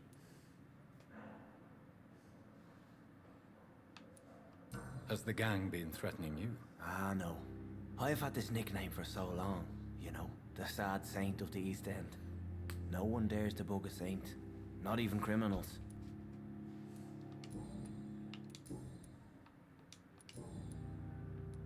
How do you feel, Mr. Hampton? Medically speaking, I mean. I feel exhausted. Beyond exhaustion, actually. William drank so much of my blood in his madness. I feel empty. You're in good hands here. Dr. Swansea is well versed in blood transfusion, and I'm sure he'll take the best care of you. Thank you, sir. I believe all I need is rest. And then I can go back to the people who need me.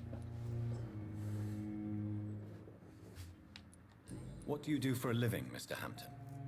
I can't help but notice the cross around your neck. I manage a night asylum for the poor and homeless of the docks. And I try to guide the lost and hesitant on the right path to our Lord.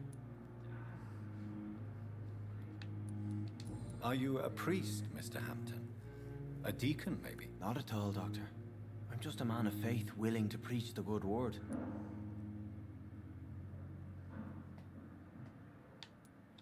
Why didn't you use your cross against William Bishop? To repel him somehow? That's a very strange question, Doctor. A cross is no magical token, if that's what you were trying to say. Not mine, anyway.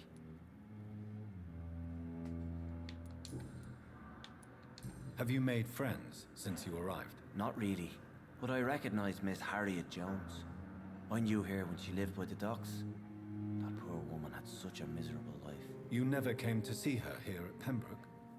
Receiving visits when sick can be an important part of the healing process, you know. We're not just bodies. You're preaching to the converted now, Doctor. To be truly honest, I thought she was dead. She left the docks many months ago. Goodbye, Mr. Hampton. We'll talk again later. Daily routine.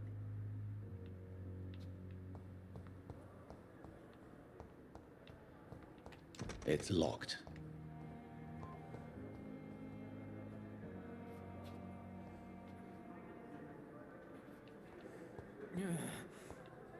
Damn. The pain. It's here again.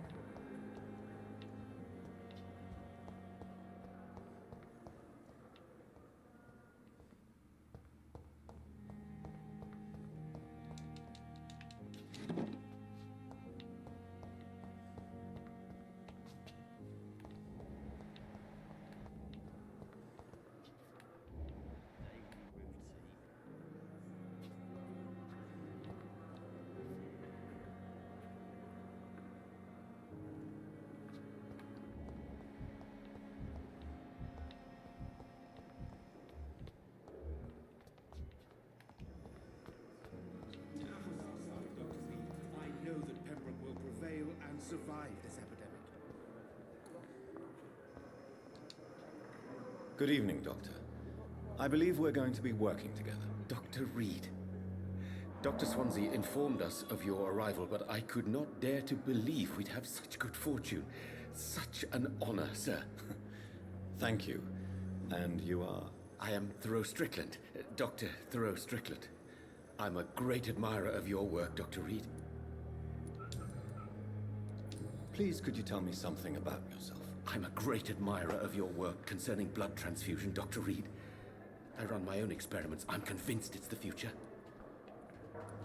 What made you choose to be a doctor? I'm not ashamed to admit you and your work have inspired me. I am honored to have the opportunity to work by your side.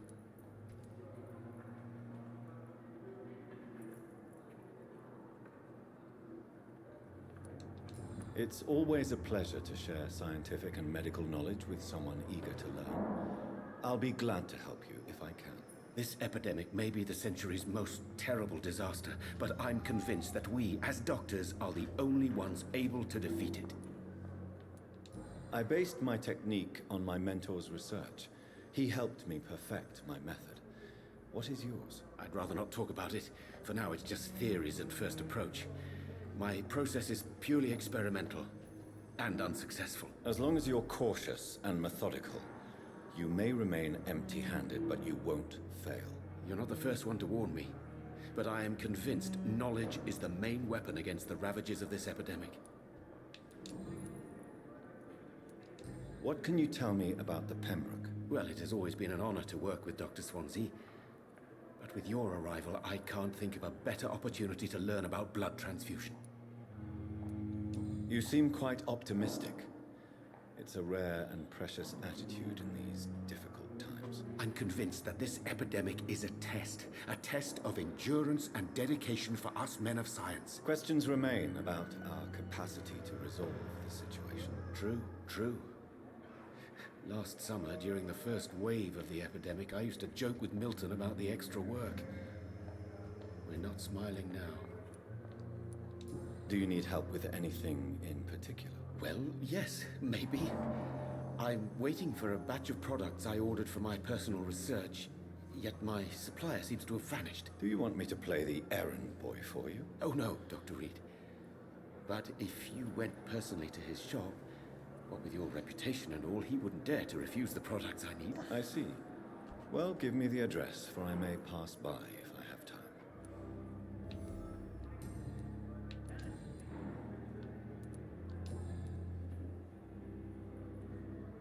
Tell me more about your willingness to experiment with new medical techniques. Harvey Fiddick is a patient suffering from a severe injury that could cripple him if not treated correctly. I'm convinced your blood transfusion technique could help him. What is it you really want? To save him, or to prove your point? Fair question. I want nothing but to save my patient, Dr. Reed. Especially since I know Mr. Fiddick's story.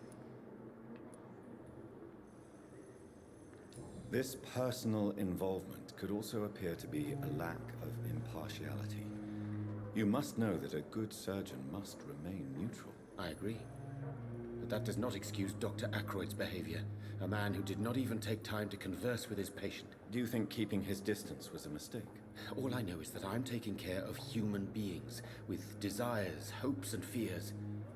Not some biological machine comprised of blood, bones, and flesh. Tell me Mr. Fiddick's story. Our first diagnosis was compromised because Mr. Fiddick lied to us about the real origin of his injury. He first claimed it was an accident. But why would he hide such crucial information from us? Because he is a proud father, ashamed of putting his children at risk because of his own negligence.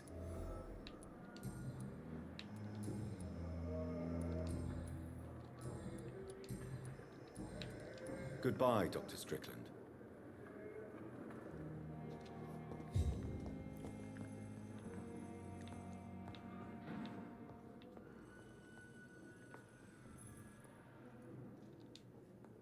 Good evening, sir.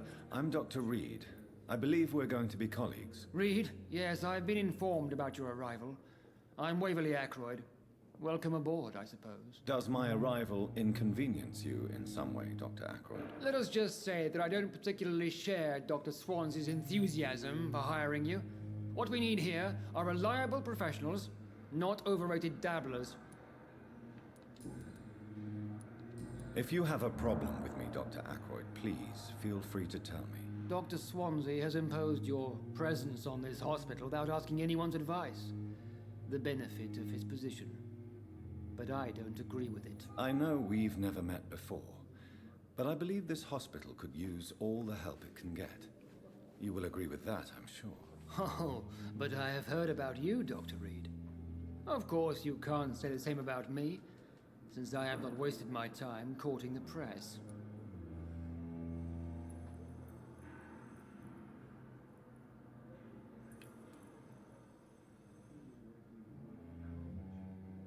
There is no need for such animosity between us. Don't you think the epidemic is already enough to deal with? That is one point we could agree on. And that is precisely why I want to be sure that you will be of help to this hospital instead of a burden. Since your tenure in this hospital is longer than mine, perhaps you can tell me more about this place. Let's just say I'm tired of the carelessness around me. I have always respected the skills of Dr. Swansea, but over time his enthusiasm has become displaced. Carelessness? Exactly what are you talking about? We're here to save lives. The people who trust us are not volunteering for experimentation. They're here to be healed. I don't intend to run any radical experiments, Doctor. Even if I, as any good practitioner should, express an interest in pushing the boundaries of medical research. Modern medical methods were created through audacity and ego. But there are rules in our line of work, and they're here to protect our patients. Tell me, Waverly, what do you think of Dr. Strickland's enthusiasm for his experimental research? Strickland is playing with his patients' lives for pride and glory. Now that, sir, is unethical. Are you thinking about something in particular? Harvey Fiddick needs delicate surgery. I believe we should stick to the usual procedure, but my young colleague obviously disagrees. And are you not afraid that your rivalry with Strickland may be blinding you? Rivalry? I guess you could call it that. But I will never be childish enough to let my personal feelings affect my judgment. Why do you wish to lead this surgery? I strongly believe that Mr. Fiddick should not be butchered to test an unproven procedure.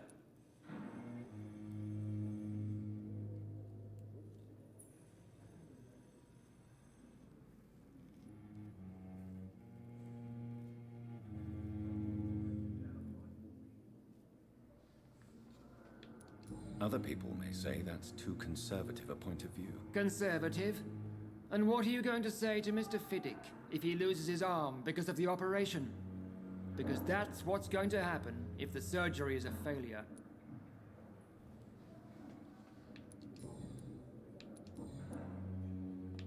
Thank you for your time. We'll talk later.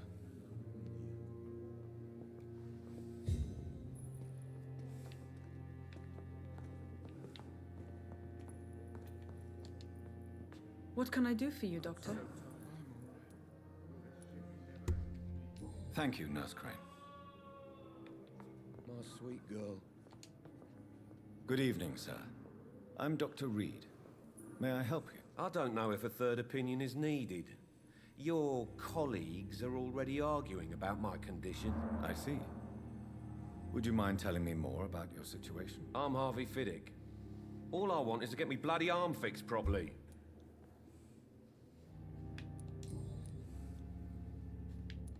Are you satisfied with your treatment here? Well, it's clear that I've chosen a bad time to be injured. Forgive my bluntness, but you seem overwhelmed by cases of the flu. I won't lie to you about it. I'm afraid we are. Are you sure you don't want to operate yourself, Dr. Reed? I have the feeling you're very capable, and your colleagues seem to think so too. In other circumstances, you would be right. But for now, I don't think I can take on the responsibility. My apologies. Tell me about yourself, Mr. Fiddick. I'm just a regular guy waiting to get his arm fixed, so I can return to work and to my family. I was more curious about what you were doing before being hospitalized. I'm a carpenter, and a good one too. But that means I need both arms to feed my family, Dr. Reed. Tell me about the doctors who are arguing about your case. Strickland and Ackroyd. They both want the best for me, but there's a lot of pride there. Doctors are no different from carpenters, it seems. What do you mean? I often had professional arguments with rivals on a building site. Difference is, I disagreed about wooden nails, not flesh and bones. Goodbye for now, Mr. Fiddick. I'll see you later. You always knew the words to calm the children, Ellen. As for me, what a blundering idiot. Good evening, Dr. Strickland. And good evening to you, Dr. Reed. Can I be of any help? What do you think of Dr. Ackroyd's aversion to modern medical methods? It's a shame he's so narrow-minded. Dr. Swansea taught me that science is about exploring uncharted territory. I'm convinced that's true. With the influenza and all that's going on, you should put your differences aside, don't you think?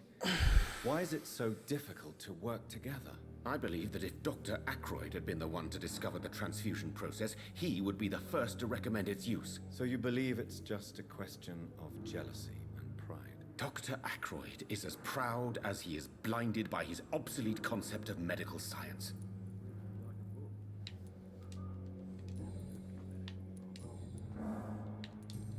Goodbye, Dr. Strickland.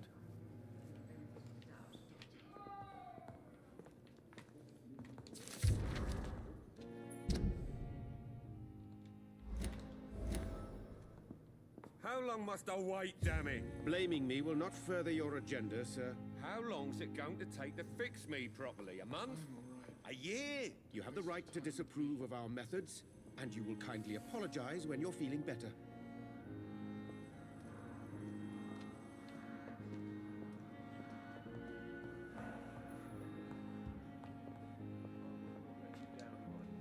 Good evening. I'm Dr. Reed. Can I help at all? No. Really? Why are you here, then? I don't want to talk. My throat hurts too much. I suppose that this pain is the reason you're here. Is someone taking care of you? Yes. And no. Could you at least tell me your name, sir? Mortimer. Mortimer Goswick.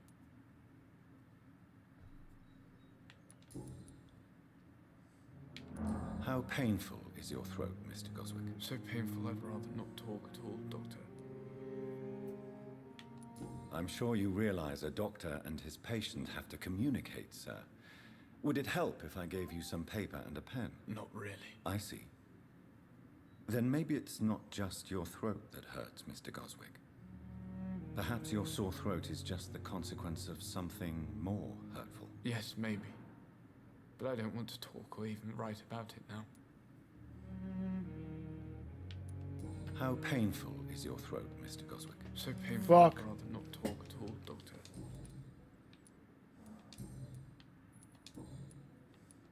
Tell me about yourself, Mr. Goswick. I don't want to talk, Doctor. Why was that an option? I have to go now, sir. But don't hesitate to contact me if you need any help. I'm all right. Don't waste your time with me. Good evening, madam. Can I help you? It's my son who needs you, sir. I'm Dr. Jonathan Reed. How can I help your son? I'm Beatrice Goswick, mother of Mortimer Goswick. Could you check on him, please, Dr. Reed? I've heard much of your talents as a physician. What can you tell me about yourself, Mrs. Goswick? Not much to say. Just take care of my Mortimer and I'll cover all the expenses. That's all that matters. Are you really that rich? Most of the patients here are of a more humble origin, if I may say so. Yes, thanks to my husband.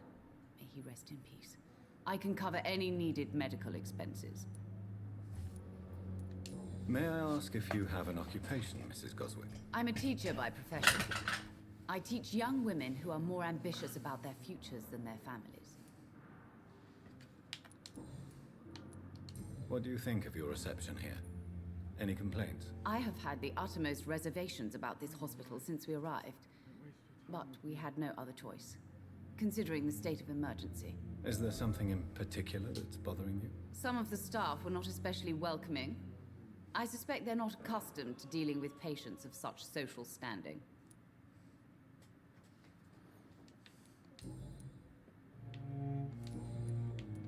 Tell me more about your arrival at the Pembroke Hospital. What gave you such a bad first impression? The ambulance driver was quite rude, for a start. And that nurse, Miss Hawkins, seems to have quite a dubious attitude. What do you mean? She managed to secure a bed for my son despite the epidemic. It was a relief, but it wasn't cheap. She charged you for a bed? Yes, and I paid without question, considering the urgency of the situation. I share your concern, Mrs. Goswick. Be sure that I'll talk to the people involved. I don't expect compensation, Dr. Reed. But I'm aware such behavior would not be tolerated in other hospitals.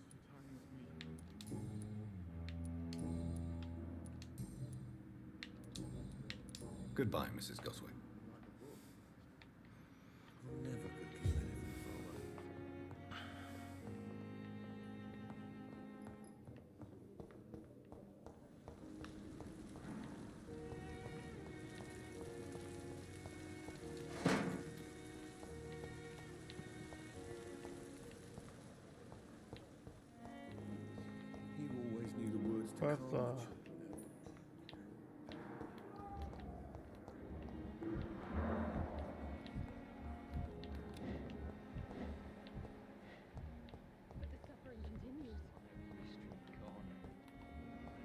Daily routine.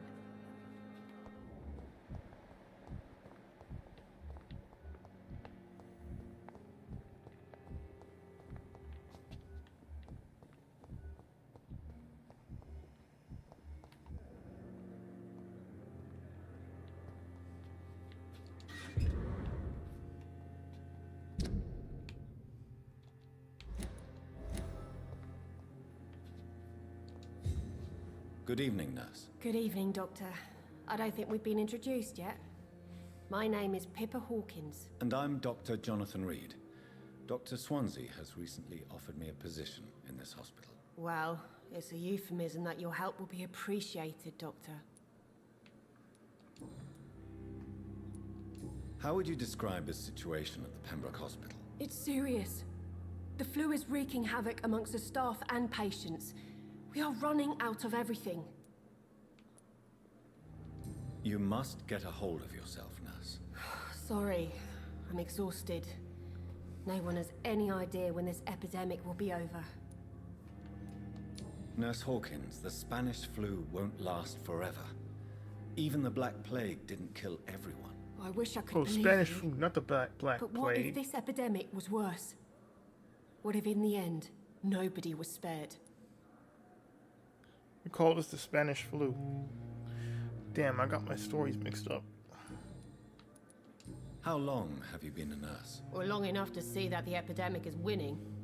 And no matter how qualified you are, don't tell me you'll change that.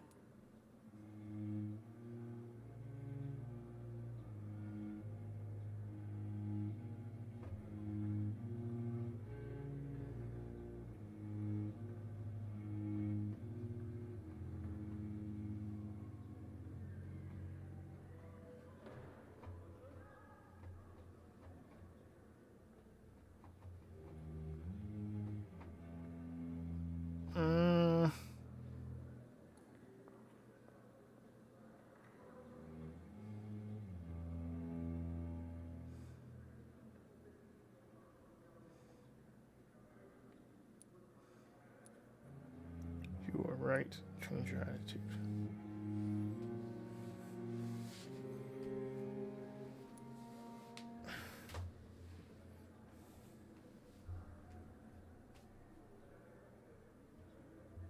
You are right.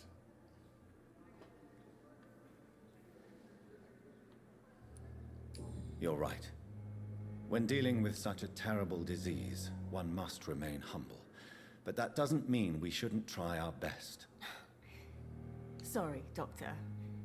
I don't want to sound bitter, but I'm just too tired to give a pep talk like Nurse Brannigan.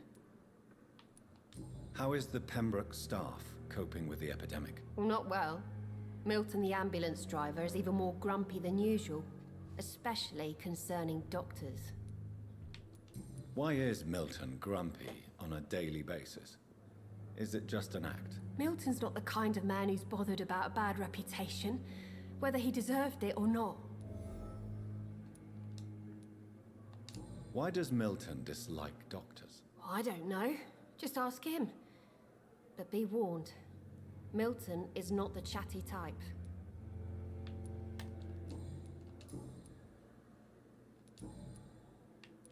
Pepper, are you sure you want to leave this hospital? To become a nurse was a little girl's dream. But in the end, I don't feel that useful. I want more. I want to make things change.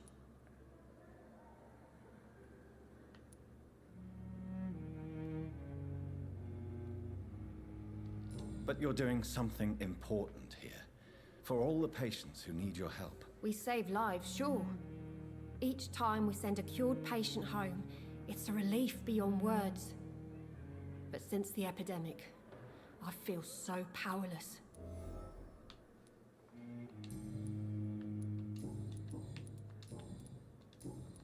Goodbye, Nurse Hawkins.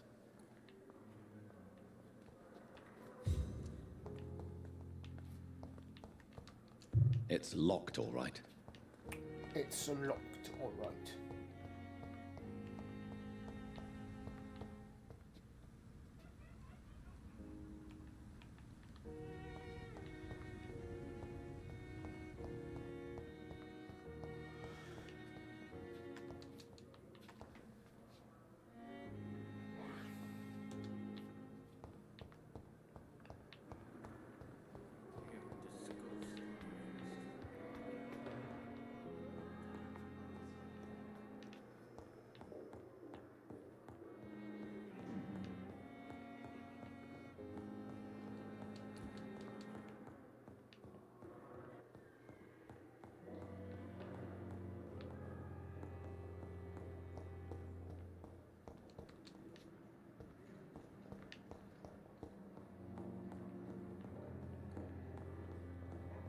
Not now.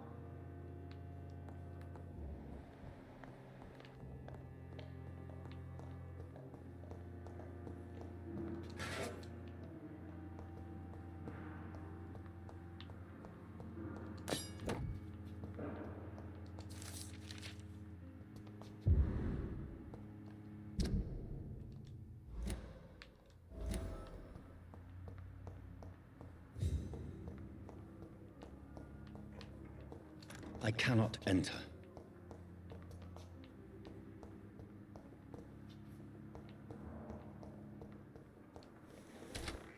This must be the place. It's definitely away from prying eyes. Relegated to the shadows. A kingdom of my own. At least I won't be sleeping in a coffin.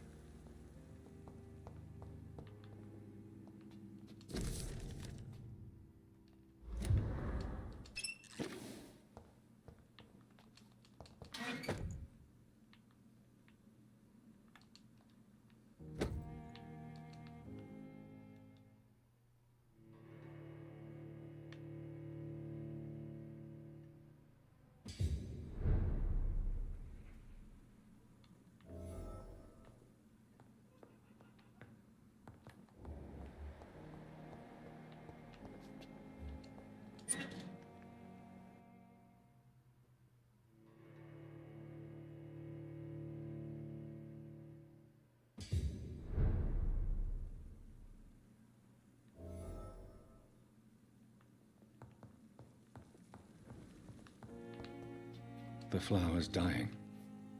It needs water.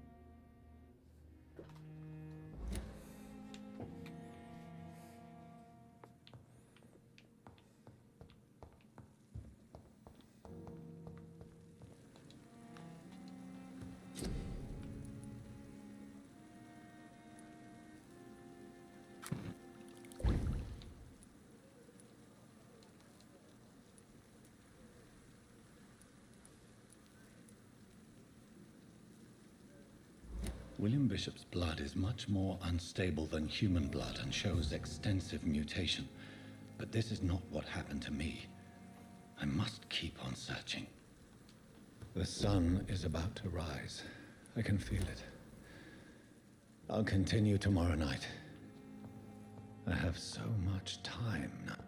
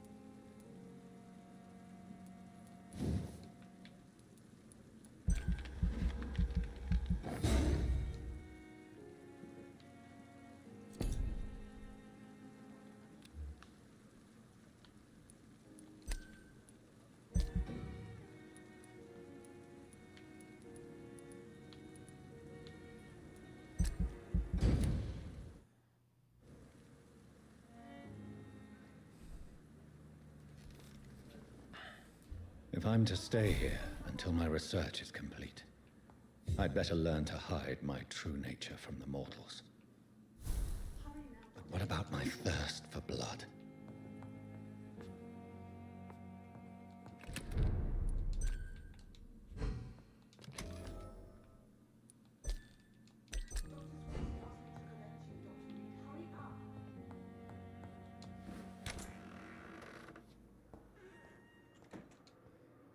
Yes, Nurse Crane? How can I help you? I'm so sorry. I know Dr. Swansea wanted you to rest, but we have somewhat of a crisis. A crisis, you say? Our supply of antiseptics is nearly depleted.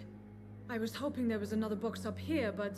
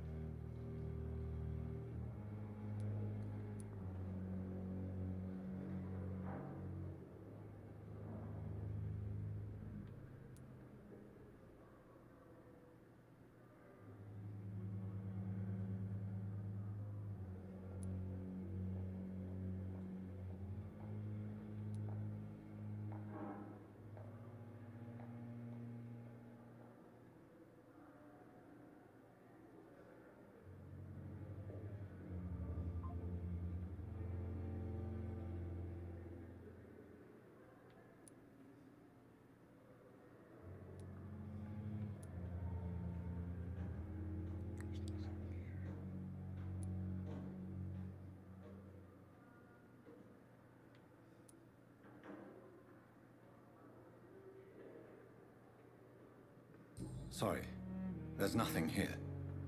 Some of the patients won't last the night without them. Honestly, sir, I'm beside myself. I may have a solution. In France, during the war, drugs shortage was a daily problem, and we had to use our wits to overcome the shortages. However do you mean? If combined correctly, certain household chemical products can be used in a pinch instead. Now, where's the hospital storeroom? The storeroom? Fat chance. This is the Pembroke, and space is luxury we don't have. Everything used to be stored in the old morgue. Perhaps I should look there first. Where is this morgue? It's the large building behind the hospital. You'll need to go in the back door because it's been sealed off for sanitary reasons. Take this key. It opens a small back entrance at the end of a narrow street. The abandoned morgue behind the hospital. A small door at the end of a narrow street. On my way then. Thank you, nurse.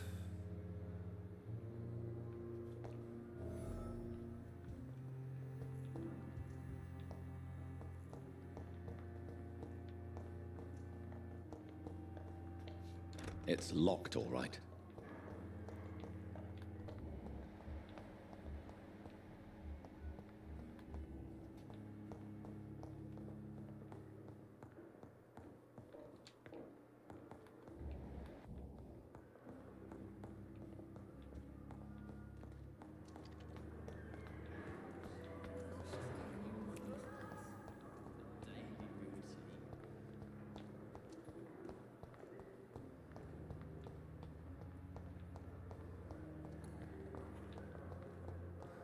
giant morgue disguised as a hospital.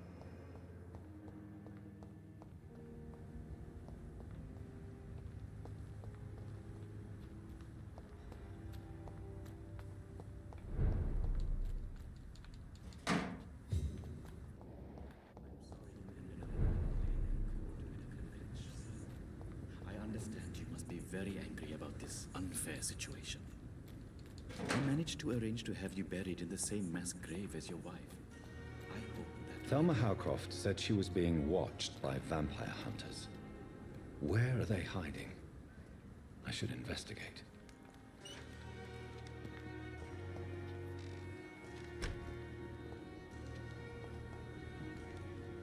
Good evening. I'm Dr. Reed. Always a pleasure to meet a colleague, sir. Especially when he was supposedly dead. A colleague? Are you a doctor too? Not anymore, sir. I used to be Dr. Rakesh Chadana. Now, I'm just Mr. Chadana, pawnbroker and humble guardian of this morgue. What do you mean, you used to be a doctor? Was your license revoked? No, sir. It is just that I like to be precise. I run a little pawn shop while taking care of the dead. But I used to be a real doctor. Do you work here alone? Yes, very easy work, sir. All I have to do is watch a few bodies. The situation was very different when the main morgue was still open. Why do you have to watch these bodies? Because these poor fellows have no names. We keep them in case someone comes looking for the missing. Sadly, very rarely happens. Why close the hospital's main morgue? It was for sanitary reasons after the beginning of the epidemic. Cadavers had to be moved to the nearest mass grave. Are you afraid or uneasy being surrounded by so many corpses? Why should I? These bodies are empty vessels. Flesh left to decay. Poof. No soul anymore. All gone. An interesting point of view. And quite an exotic one, too. Most people fear, or at least have a respect, for dead flesh. Sir, as a medic during the war, I learned to face my death and the death of others. It's the pain we have to tame, not death itself. How did you get this job? After I left the army, I worked as an undertaker down by the docks. A dangerous place with many an unpleasant business there. Milton Hooks helped me get a job here. Have we met before? I don't think so, sir. Why? When we first talked, you said you were glad to meet me since I was reported dead. Funny story, sir. Your sister came here a few nights ago. You were missing, and she was looking for your body. She must be very relieved now.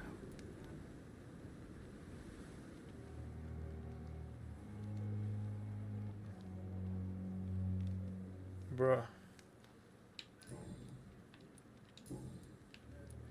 A pawnbroker? I expect you get all types of people here. Yes, sir. All kind of people. For I sell all kind of goods.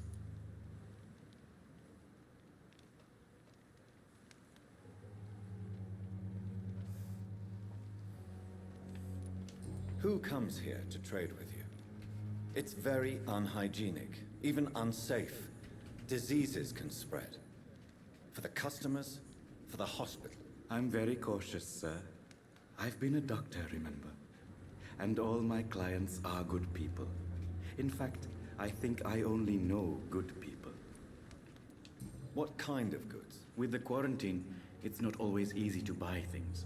So I trade, I exchange. Some people sell, some others buy. I like to help. Since you're not afraid of dying, do you believe in life after death, Rakesh? No. I believe we must do all the good we can while alive. For our time is short, and the obstacles are endless. Do you think you would enjoy immortality as a concept? I don't think so. Don't mistake me. I love life, and I'd like to live a long life. But everything has to decay, sir. Even goodwill. Do you really believe goodwill cannot last? As I said, sir, everything decays. if I was to never die, goodness, I would be bored or worse. And I like to be helpful, sir. Quite depressing, wouldn't you say? Yes, but the good news is we'll all die before losing our humanity, sir. So you're ready to die? No, I am not. I don't fear death, for I won't see it. What troubles me is the pain my death will inflict to those I know. You're a wise man, Mr. Chidana. No, Dr. Reed. I am a foolish man. But I like to think otherwise.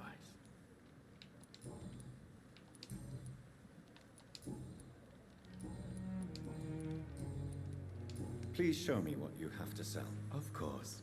It's just trinkets and curios, really. But I'm sure they can be useful.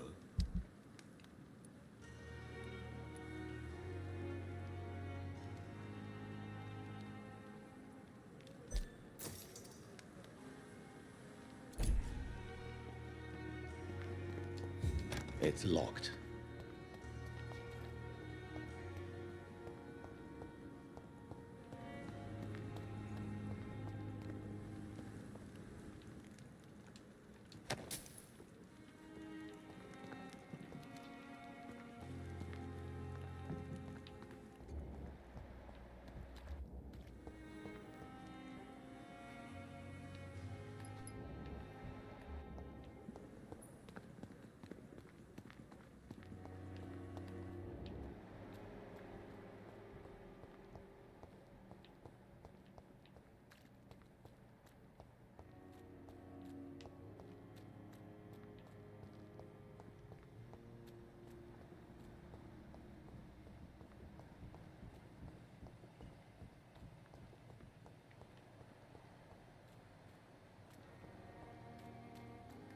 There they are.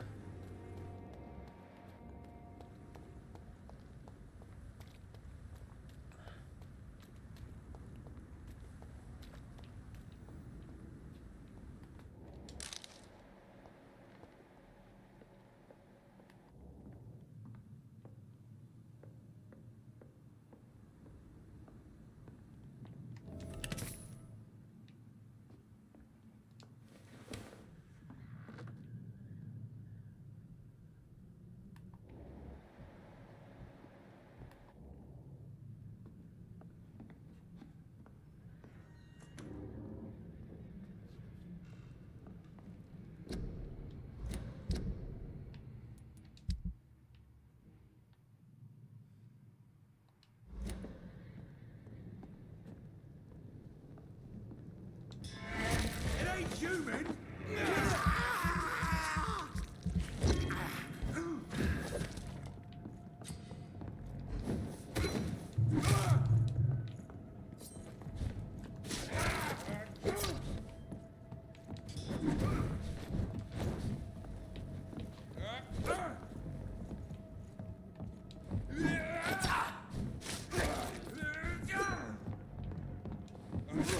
Christ, he's dead! He's done for!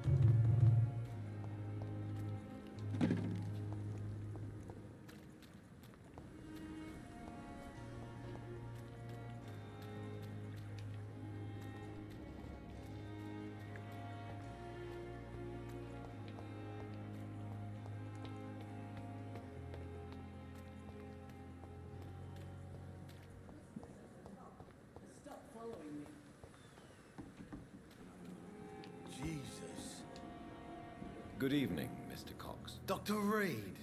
Still working at night, I see. I like that. And why is that? People who don't sleep at night always seem more alive to me.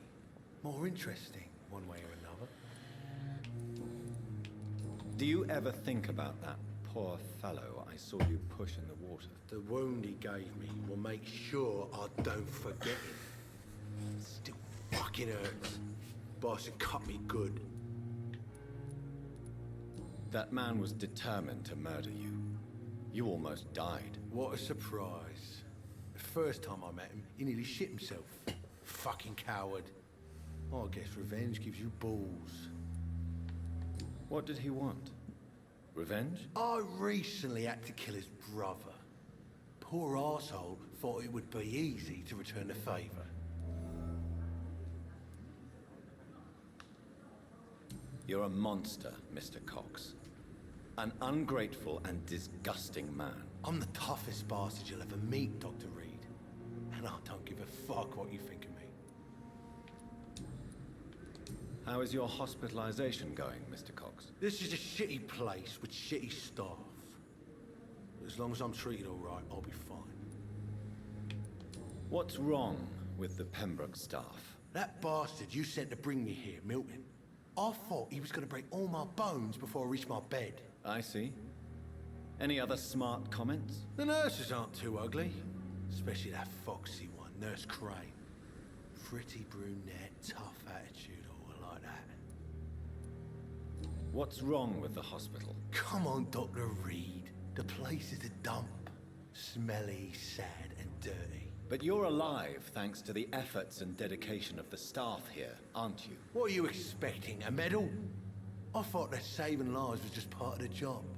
Must be an unsatisfactory profession at this time, I'm sure.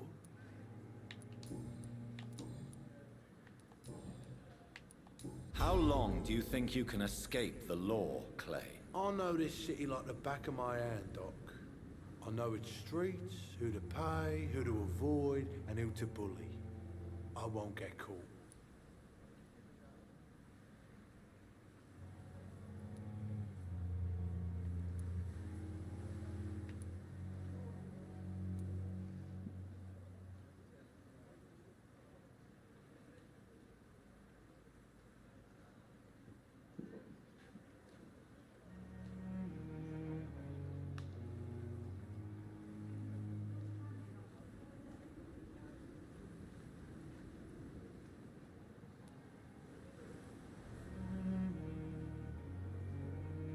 We can't escape the consequences of our actions. The past catches up with us in the end. I ain't afraid of death.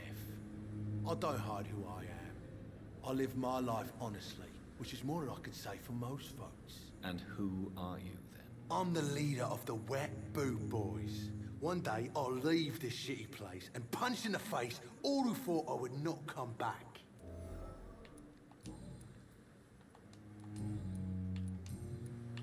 I'll leave you for now, Mr. Cox. When I get back, I'll have a word with Tom. He's really pissed me off this time.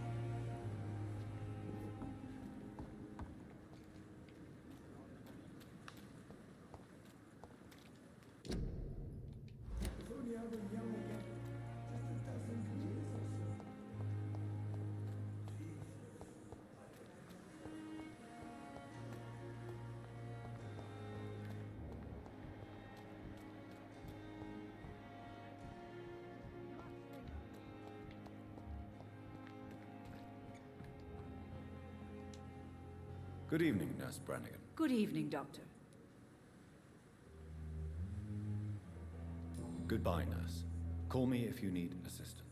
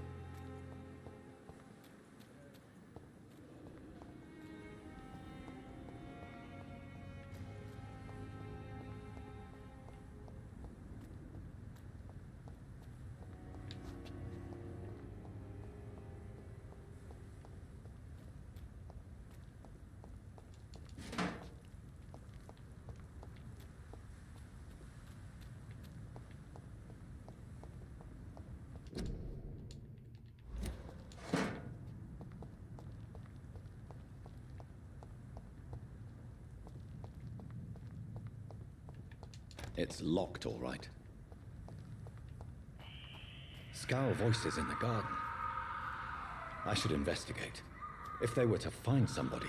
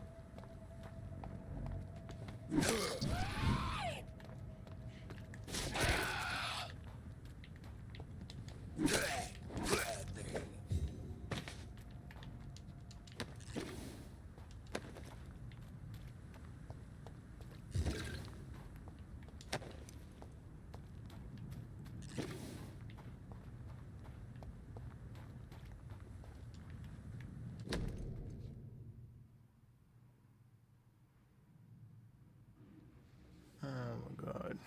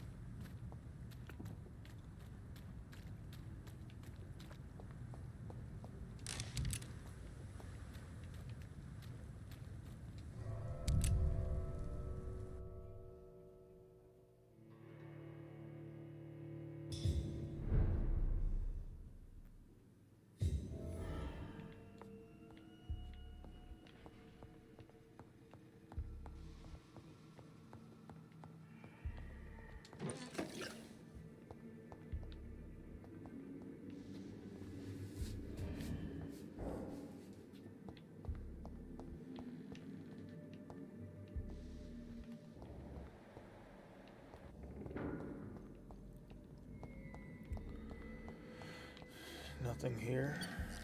Oh.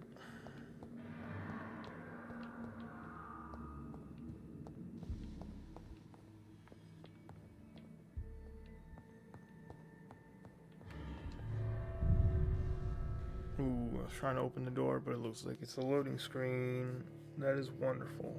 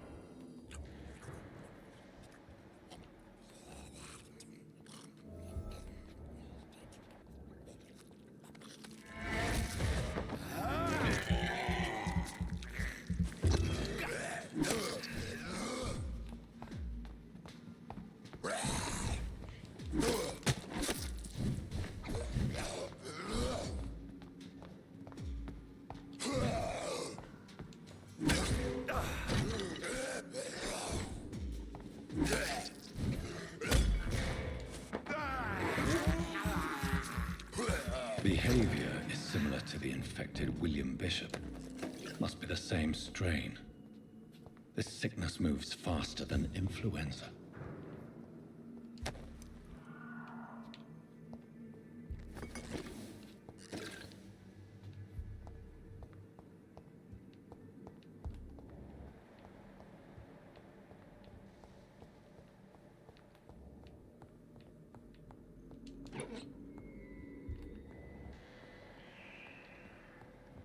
This key will surely grant me access to the basement.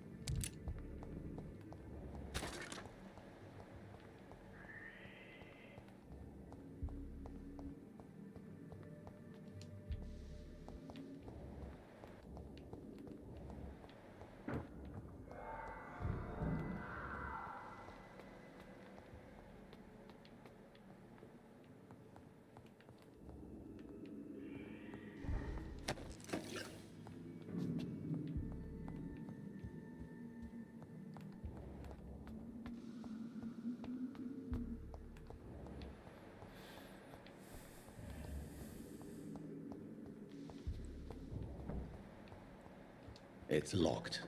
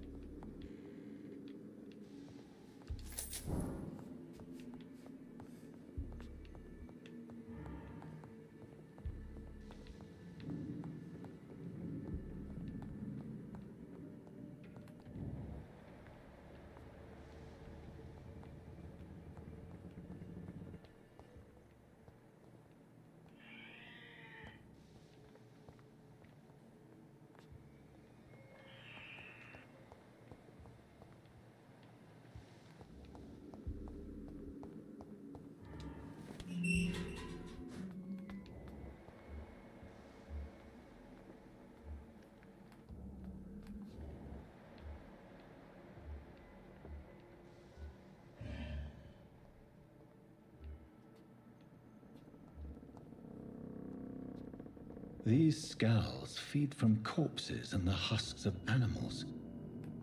They're not after blood.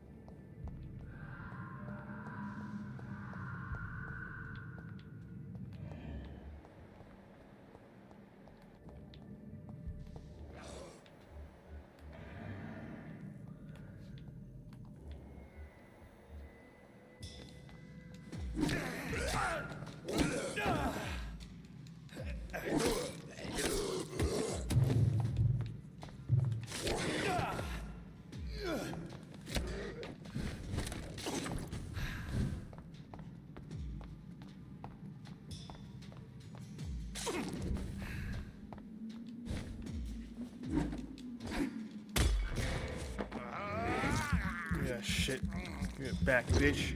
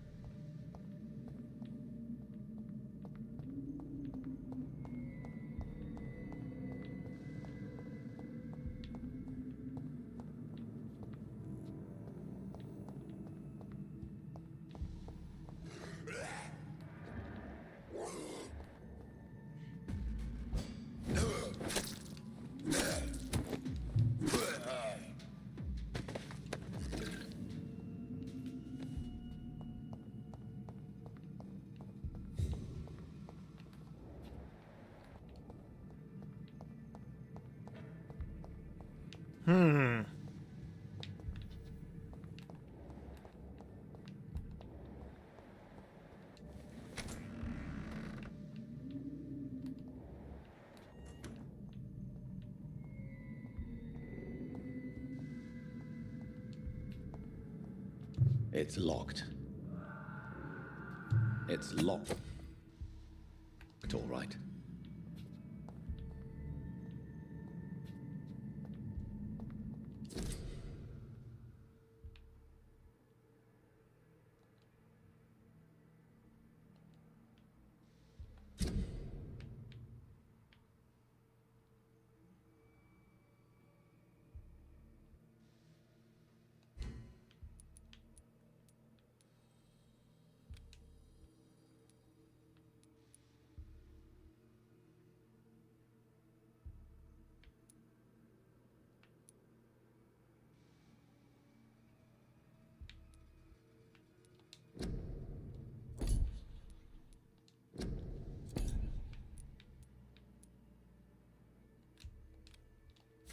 Mr. Connor's injuries don't match the report. I'd better look into this.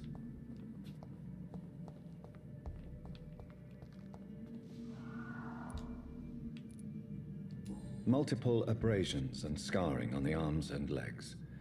Old and distinctive injuries of a sailor or a fisherman. Traces of a pinkish foam at the corner of the lips. Some sort of drug overdose, perhaps? The chest was originally opened to perform the operation. The sutures are clean, but the chest has been reopened. A puncture over the left lung, possibly a chest tube insertion. Not the cleanest work, but I think it was successful. Signs of internal bleeding. So, Dr. Tippett's anesthetics were incorrectly dosed, causing the patient's death. And then he tried to operate on him again. Tippett has made an egregious error. It's time we talked.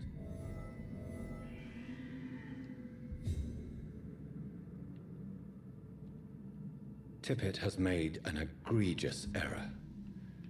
It's time we talked. It's locked, all right.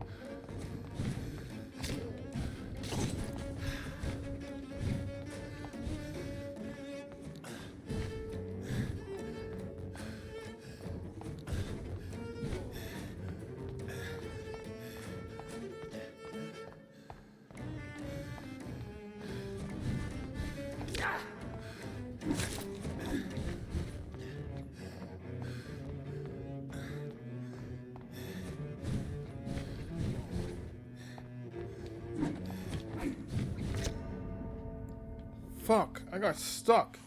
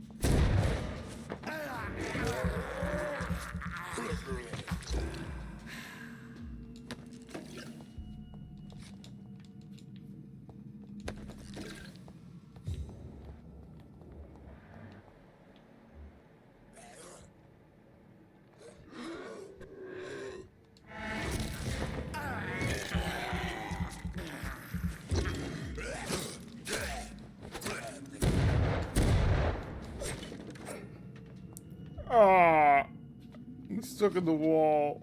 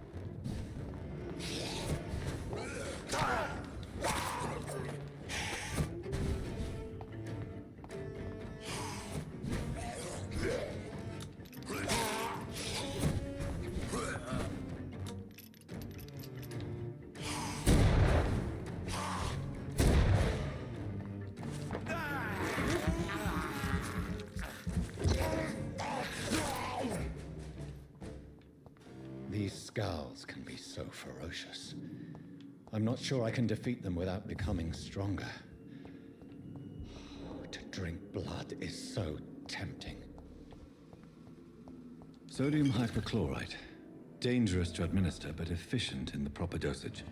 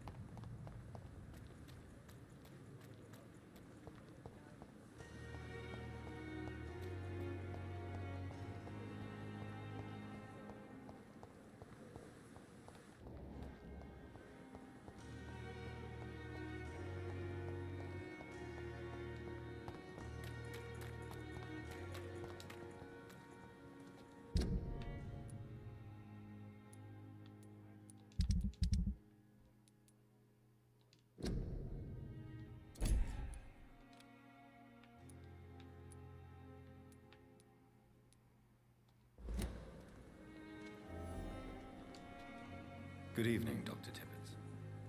Dr. Reed, any good news to share? Corcoran, I want you to tell me about Mr. Connor. How did he die? What happened? He was my patient. He died because of my mistake. That's the blunt truth. Why not stop practicing? Are you mad? I killed that man, I admit it, and it won't happen again. I have saved so many lives since then. What was the nature of the mistake? It was a twofold error. My diagnosis was wrong, and the administered dosage was too strong. Who was this patient? I don't know. Some sick man from the docks, maybe a fisherman. I had no time to talk with him. No one claimed the body.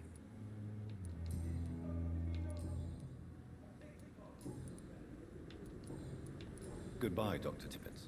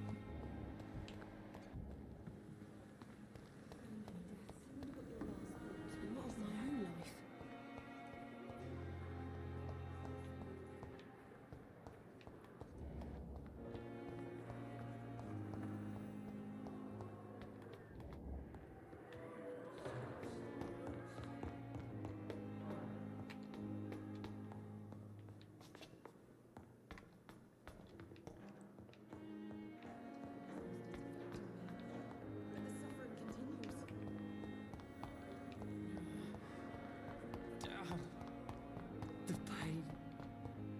It's here again.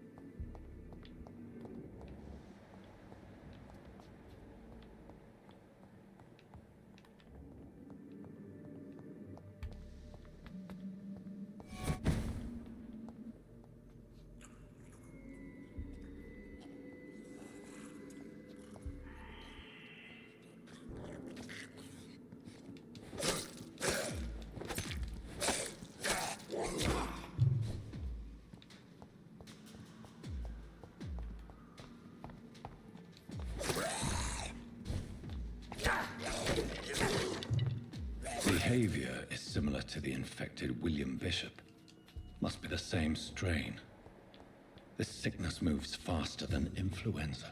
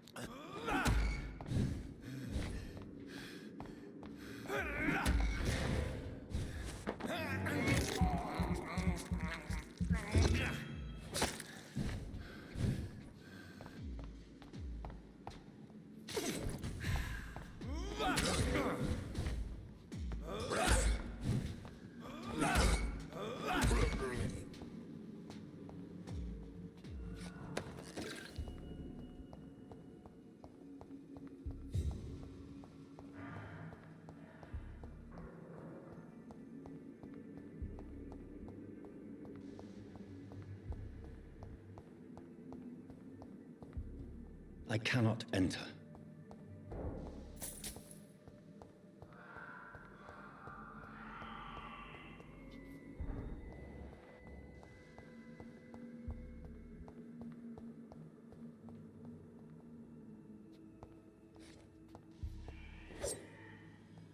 Balls of Mars, fortifiers. As popular as they are ineffective. But they do contain iron tartrate, and that might prove itself useful.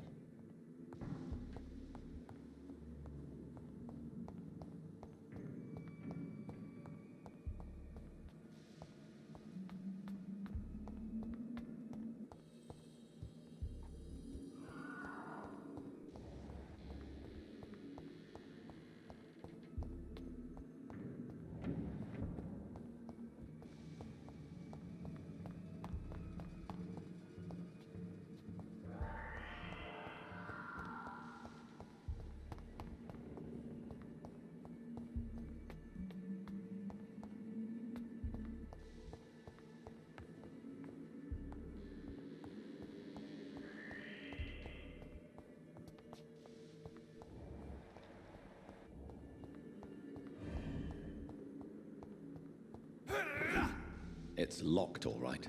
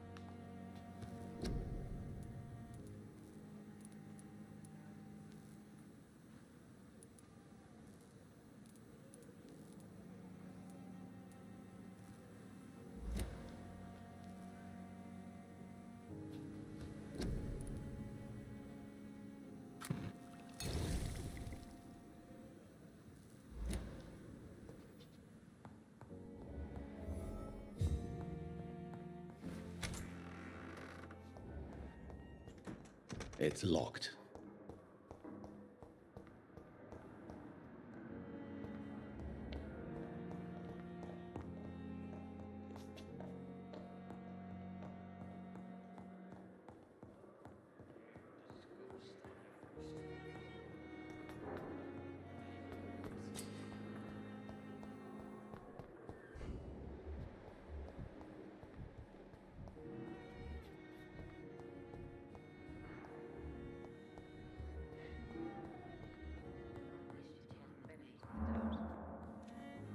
I'm so tired. Finally, you've returned, Doctor.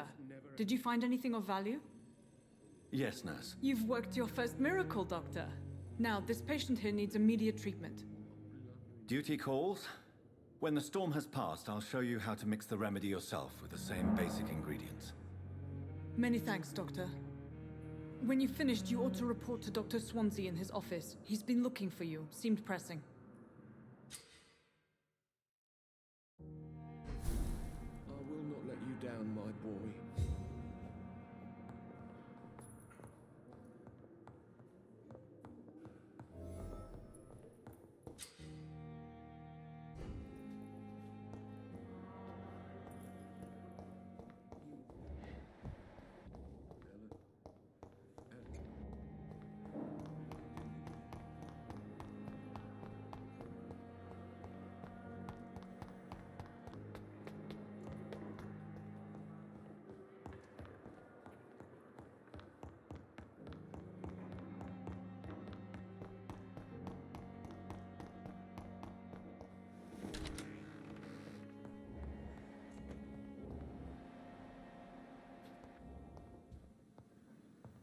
The flower's dying.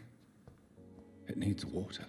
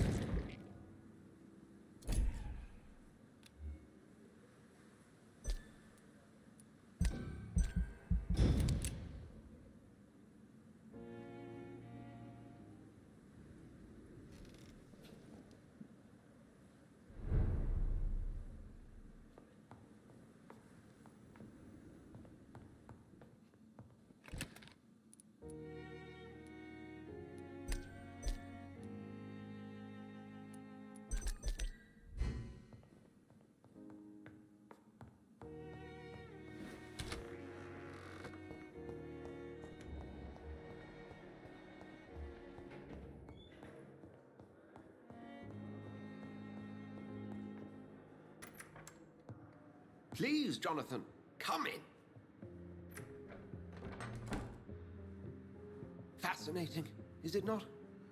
In the last decade, so many mysteries have been brought to light with our microscopes. The human body, biology's penultimate frontier. The more we explore its boundaries, the less we're able to trace a clear line between life and death. You, my friend, have a foot in both countries. The view must be vertiginous. It's at least as vertiginous as chatting about vampires with you, I would say. This must be all so new to you.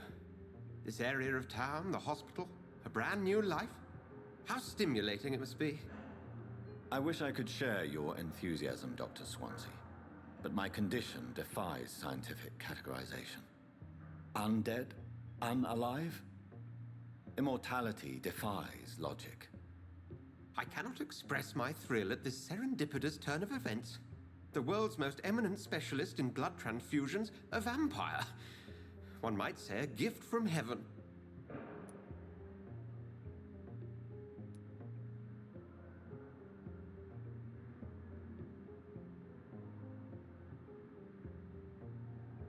It may seem strange, but your words have brought me some comfort here. Forgive me. I've been an admirer of your work for a long time, and now you are so much more than a brilliant physician. And please, call me Edgar.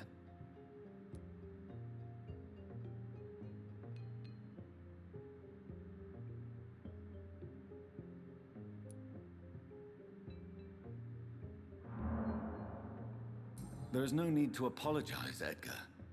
You offered me sanctuary when I had none. Very well. I have a task for you, Jonathan. Something that will require all your newfound skills. Please, go on.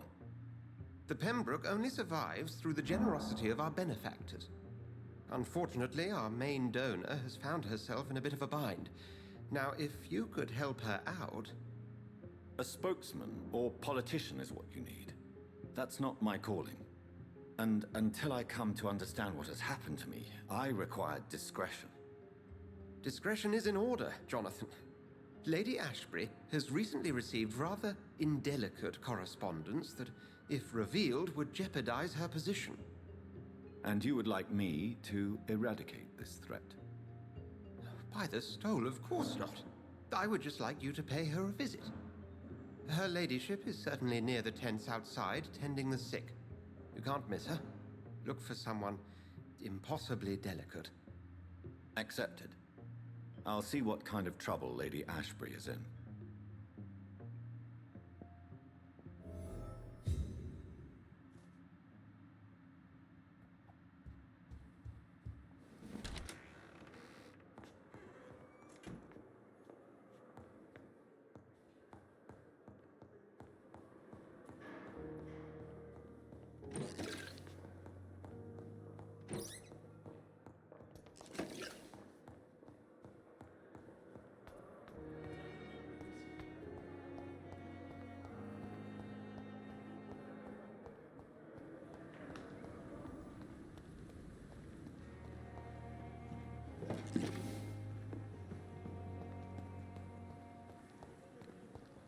It's safer here than anywhere else in the East End.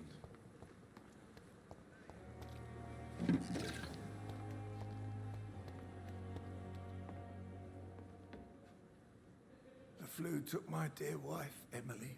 I take comfort knowing we'll soon be together again. Mr. Rainfield, that's no way to talk. You're in good hands here, and we'll be up again soon enough.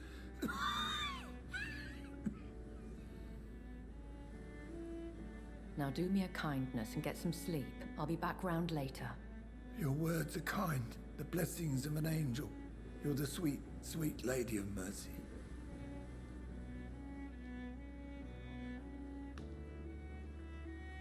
Good evening, Dr. Reed.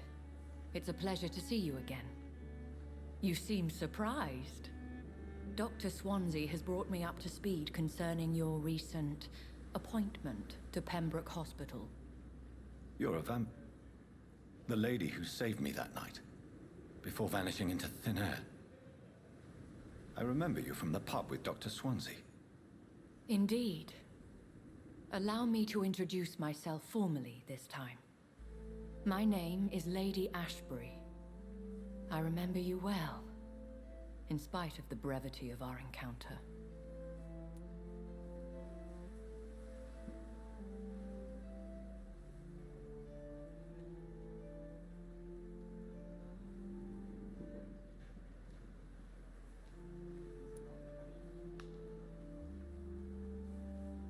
Apologies.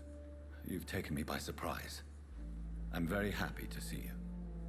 The pleasure is mine, Doctor. I hope you're more disposed to answer my questions now. You must have countless questions, but our rather urgent matter first. Swansea has explained. My cover, if you prefer, has been compromised. Pardon my boldness, Your Ladyship, but I have questions concerning this condition we share. As a newborn, your hunger for answers is rivaled only by your thirst for blood. But the questions need wait. I'm a scientist. My trade is in the deciphering of mysteries, and I need information to feed my mind. I will gladly answer every question you have, but first, prove yourself capable of resolving my predicament without eating the culprit. Have any of the patients given you trouble? These poor souls have so little left to live for. I do my best to ease their pain. The world would be a better place if if it were cared for by women like you. You make me blush. I am simply a necessary evil. Dr. Swansea has commissioned me to be your agent in this matter. You could start by explaining what's amiss. These past insufferable weeks, I've been the victim of extortion. I've made a first payment, but the blackmailer grows greedy. I must refuse his most recent demands. Who would be so foolish as to threaten you? A kindred spirit. Even if it were the case, and I highly doubt it, a vampire would have asked for something more valuable than money. My suspicions lean toward a patient or their family. What are your expectations? Please be precise. As the newly appointed surgeon of this hospital, you are in an excellent position to ask innocent questions and deftly learn the identity of my blackmailer. If we're dealing with an ordinary criminal, surely you've the means to deal with it yourself, if I may. As immortal tradition doth dictate, all fangs and hypnotic eyes ablaze, the blood would run like a river. That's what I hope to avoid. Violence has a tendency to spiral out of control. Please continue. Every detail is essential. I'm your man. My embarrassment in this matter is eclipsed only by my shame at having put the hospital at risk. The threat from our anonymous scoundrel is clear. A list of dates. My visits coinciding with the dates of suspicious patient deaths due to massive blood loss.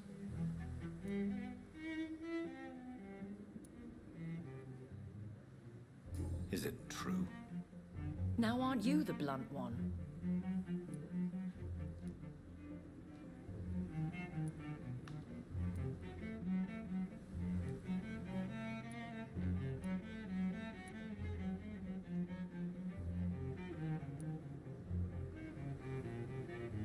You are aware that I too know the thirst for the scarlet nectar. In all honesty, I'm not simply a patron to the hospital. My visits serve a dual purpose. Dr. Swansea has been treating my condition with a revolutionary technique of blood transfusion. It seems you are a specialist in the domain. I'll take care of it. Do you know where I should start?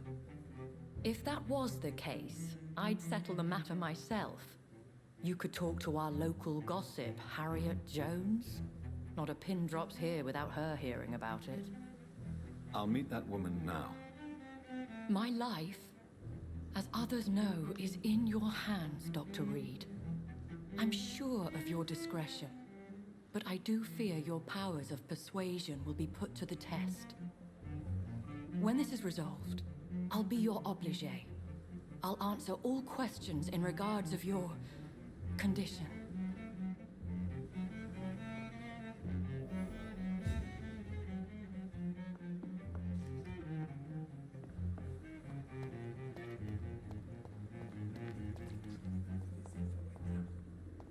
We are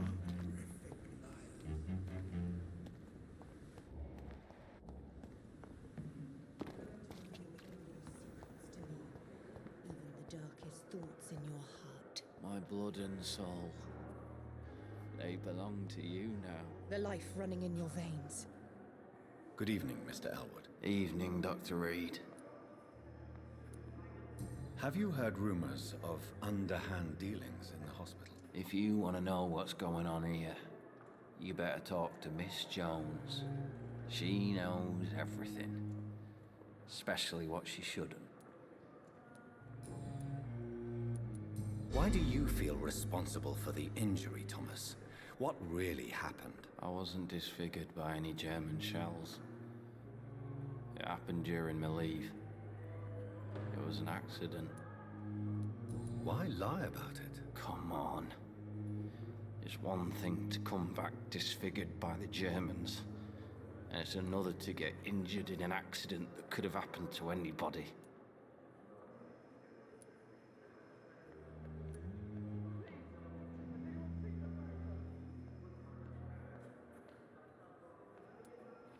Reconstructive surgery has been very successful for some soldiers. I don't want to wear a bloody mask for the rest of my life. I'd rather stay here and just be forgotten.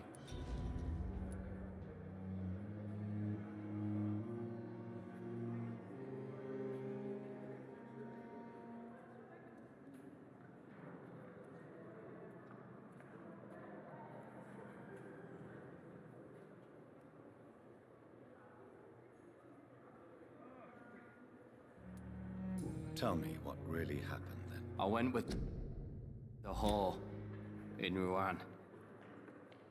Dead drunk I was. The hotel was a shithole. There was a fire that night. Did you start the fire? Were you trying to avoid going back to the front? That's not uncommon, you know. No. It's just that I was asleep when the flames reached the room. The girl was long gone. Bitch never woke me up. Left me to burn.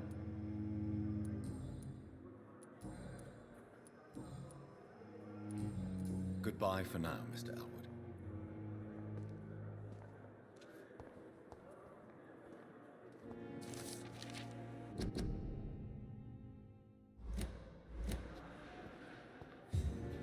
Feel disgust on every street corner. Simpletons, these nurses. Bred with no respect. Hello again, Dr. Reed. I feel better already. Can I go soon? Goodbye, Mr. Hampton. We'll talk again later.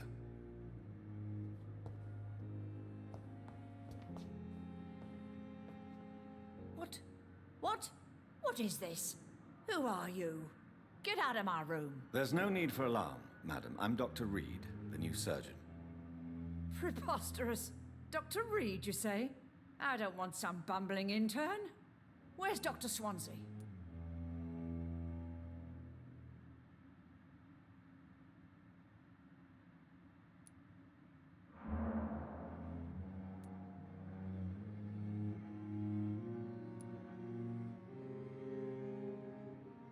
Shut up!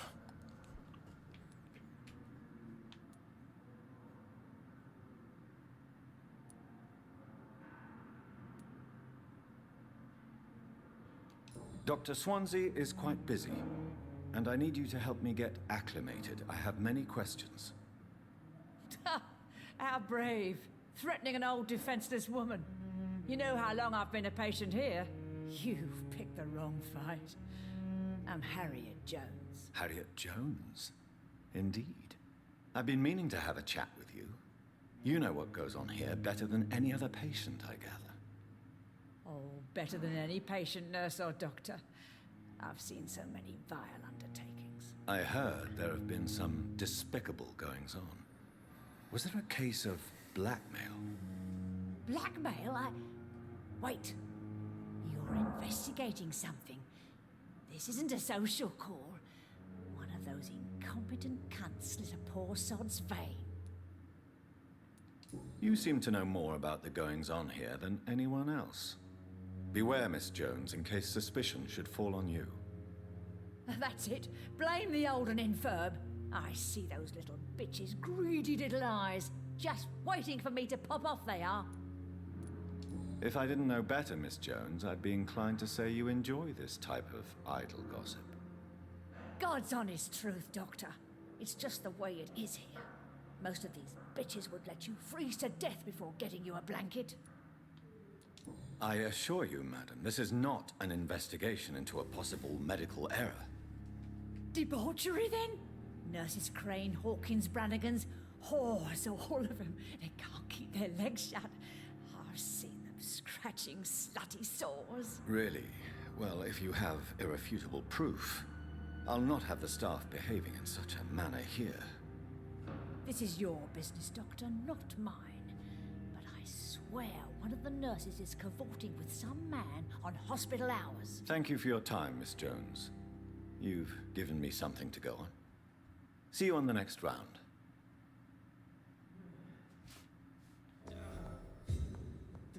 The patients and staff might know something. I'll start my investigation with them. I wonder why the Goswicks came here in the first place.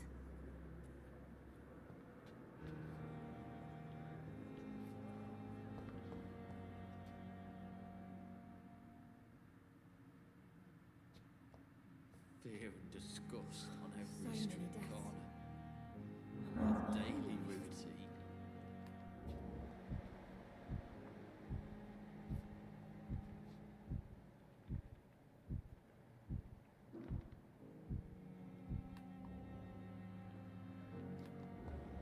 I have wasted too much energy for so little result.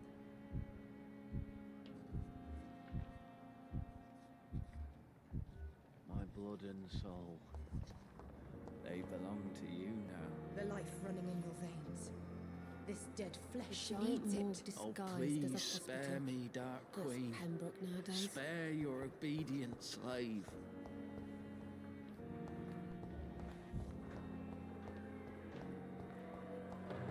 Safer here than anywhere else in the East End.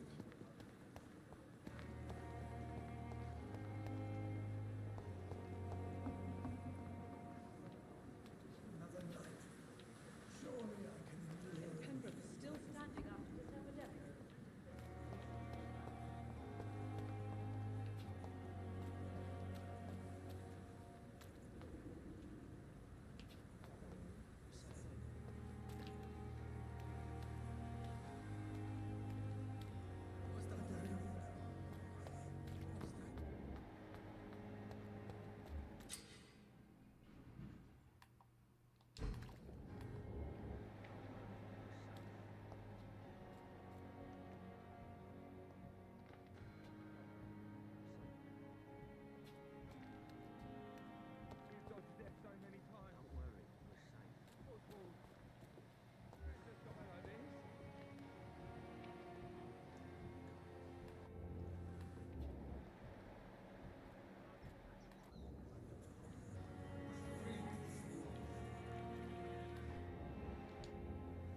Please, sir.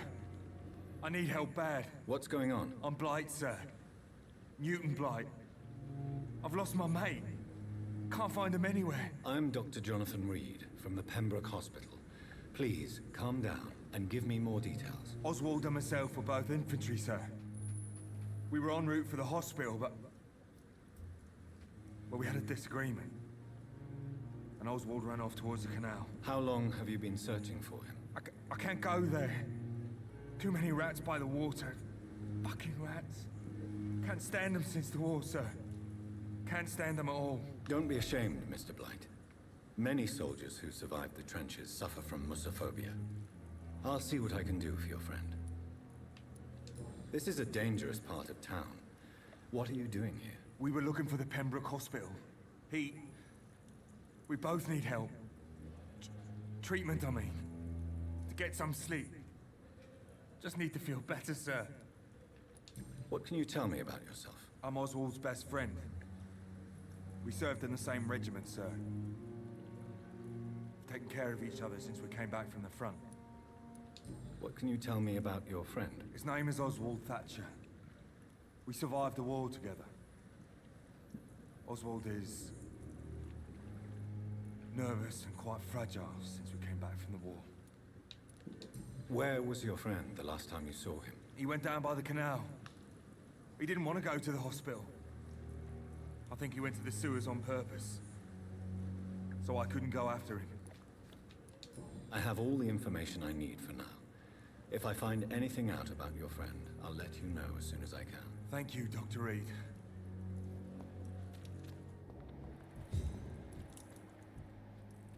It's locked, all right.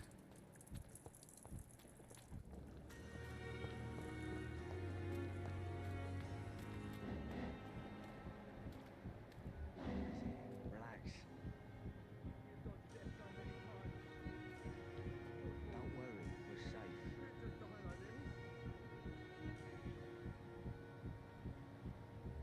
worry, we're safe.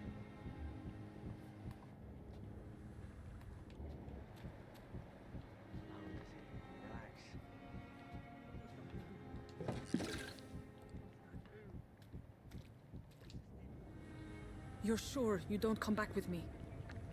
Nah, I have to see someone at the hospital. Be careful. You look so bad they may keep you as a patient. Fuck 'em. I don't like hospitals or doctors. Well then, When you go back to Whitechapel, you may find this useful. What is it? A pass for a free medical exam by the best nurse available. Just read it. I don't read well, but thank you, I guess.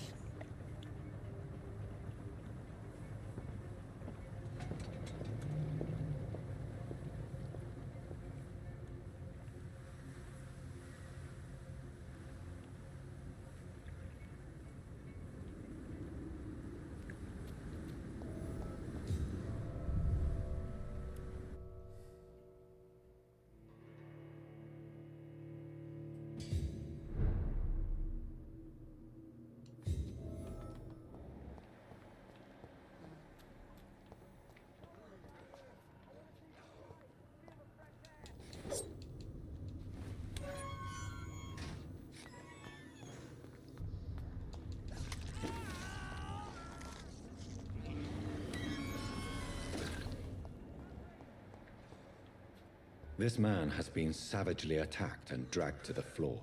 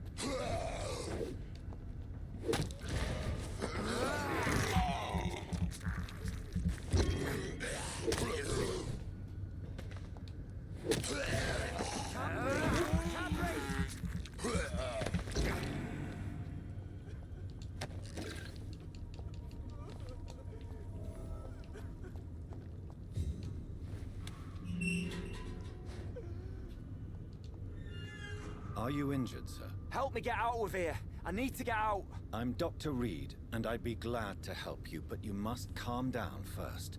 Please, take a deep breath and tell me your name. Okay. I'm Oswald Thatcher. Please, I need to get out. Mr. Thatcher, your friend Newton sent me to help you. Do you remember him? Yes, I do. Good. Now leave this place and enjoy the cool night air. It's quite invigorating. I'm sure you'll feel better if you do.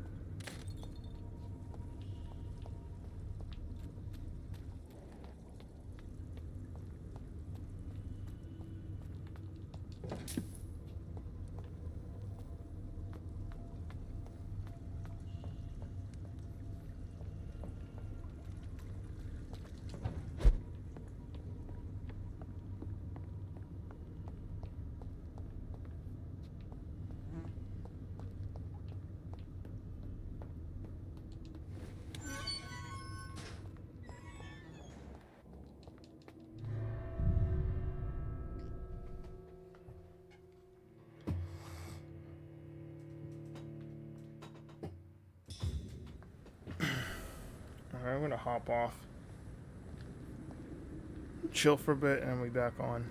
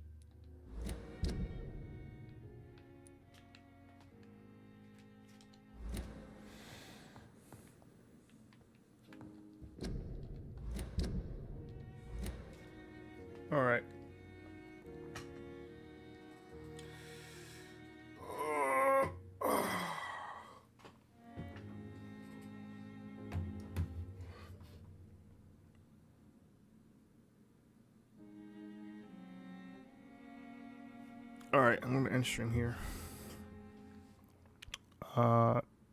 Thank you guys for watching. Check out my link tree. It has all my socials. Yeah. What else? I'll be back on later. I need to get something to eat. I need to chill out for a bit. And then I'll be back on. Probably be doing some Star Citizen, maybe. Or something else, but we'll see. I'll be back on in a couple hours or so, or less, or a bit long, I'll be back on later. I was gonna say that.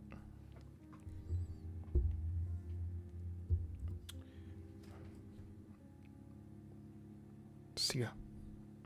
Oh, also at the end of stream, I play some music, so if you guys want to stay and listen to that, you're free to do it.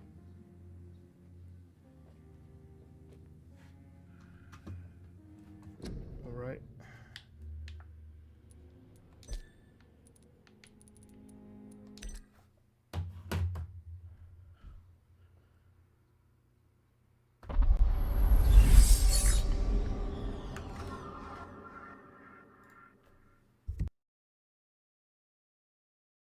Picking a song, let's see.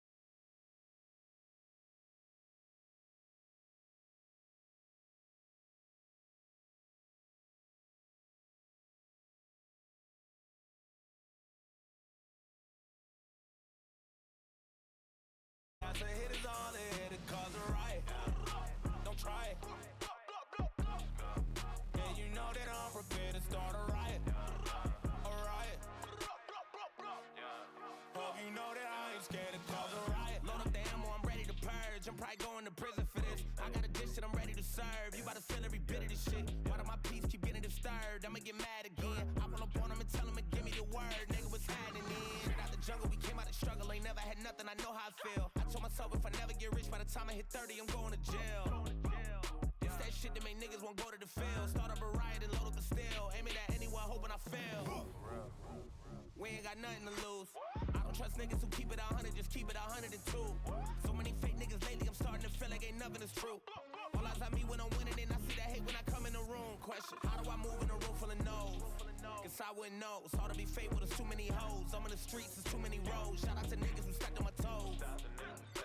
It's time to get even, I know what you did. I'm plotting revenge, just letting you know. I might go to jail tonight, might lose it all, I swear.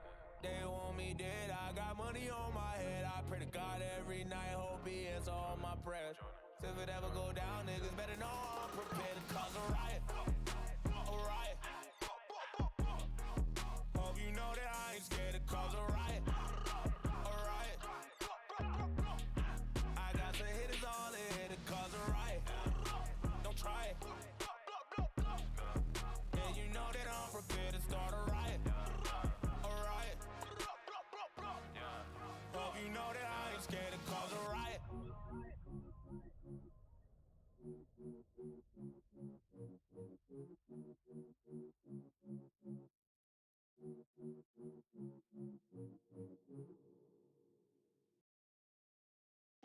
Word to the wise, I'm a G, you don't know me. Yeah. It's triple last month and this whole You know exactly what it is, and you know exactly what it isn't, boy. Little bitch, keep talking. Word to the wise, I'm a G, you don't know me. I just tripled last month and this whole week. Double time 06 and an OG. Shorty kissing on my neck, say she know me. Word to the wise, I'm a G, you don't know me. I just tripled last month and this whole week. Double time 06 and an OG. Shorty kissing on my neck, say she know me. I ain't grow up in the hood, ain't no thug life. But I grew up on the beach racing dirt bikes. Had a couple of my friends, was a damn life. Why I look into the mirror every single night. Am I living for myself or am I living for you? Started living every day and now I do what I do. I'm pursuing everything I always wanted to do. Doesn't start with anybody, man, it's starting with you. Word to the wise, I'm a G, you don't know me. I just tripled last month and this whole week. Double time 06 and an old Jeep. Shorty kissing on my neck, say she know me. Word to the wise, I'm a G, you don't know me. I just tripled last month and this whole week. Double time 06 and an old Jeep. Shorty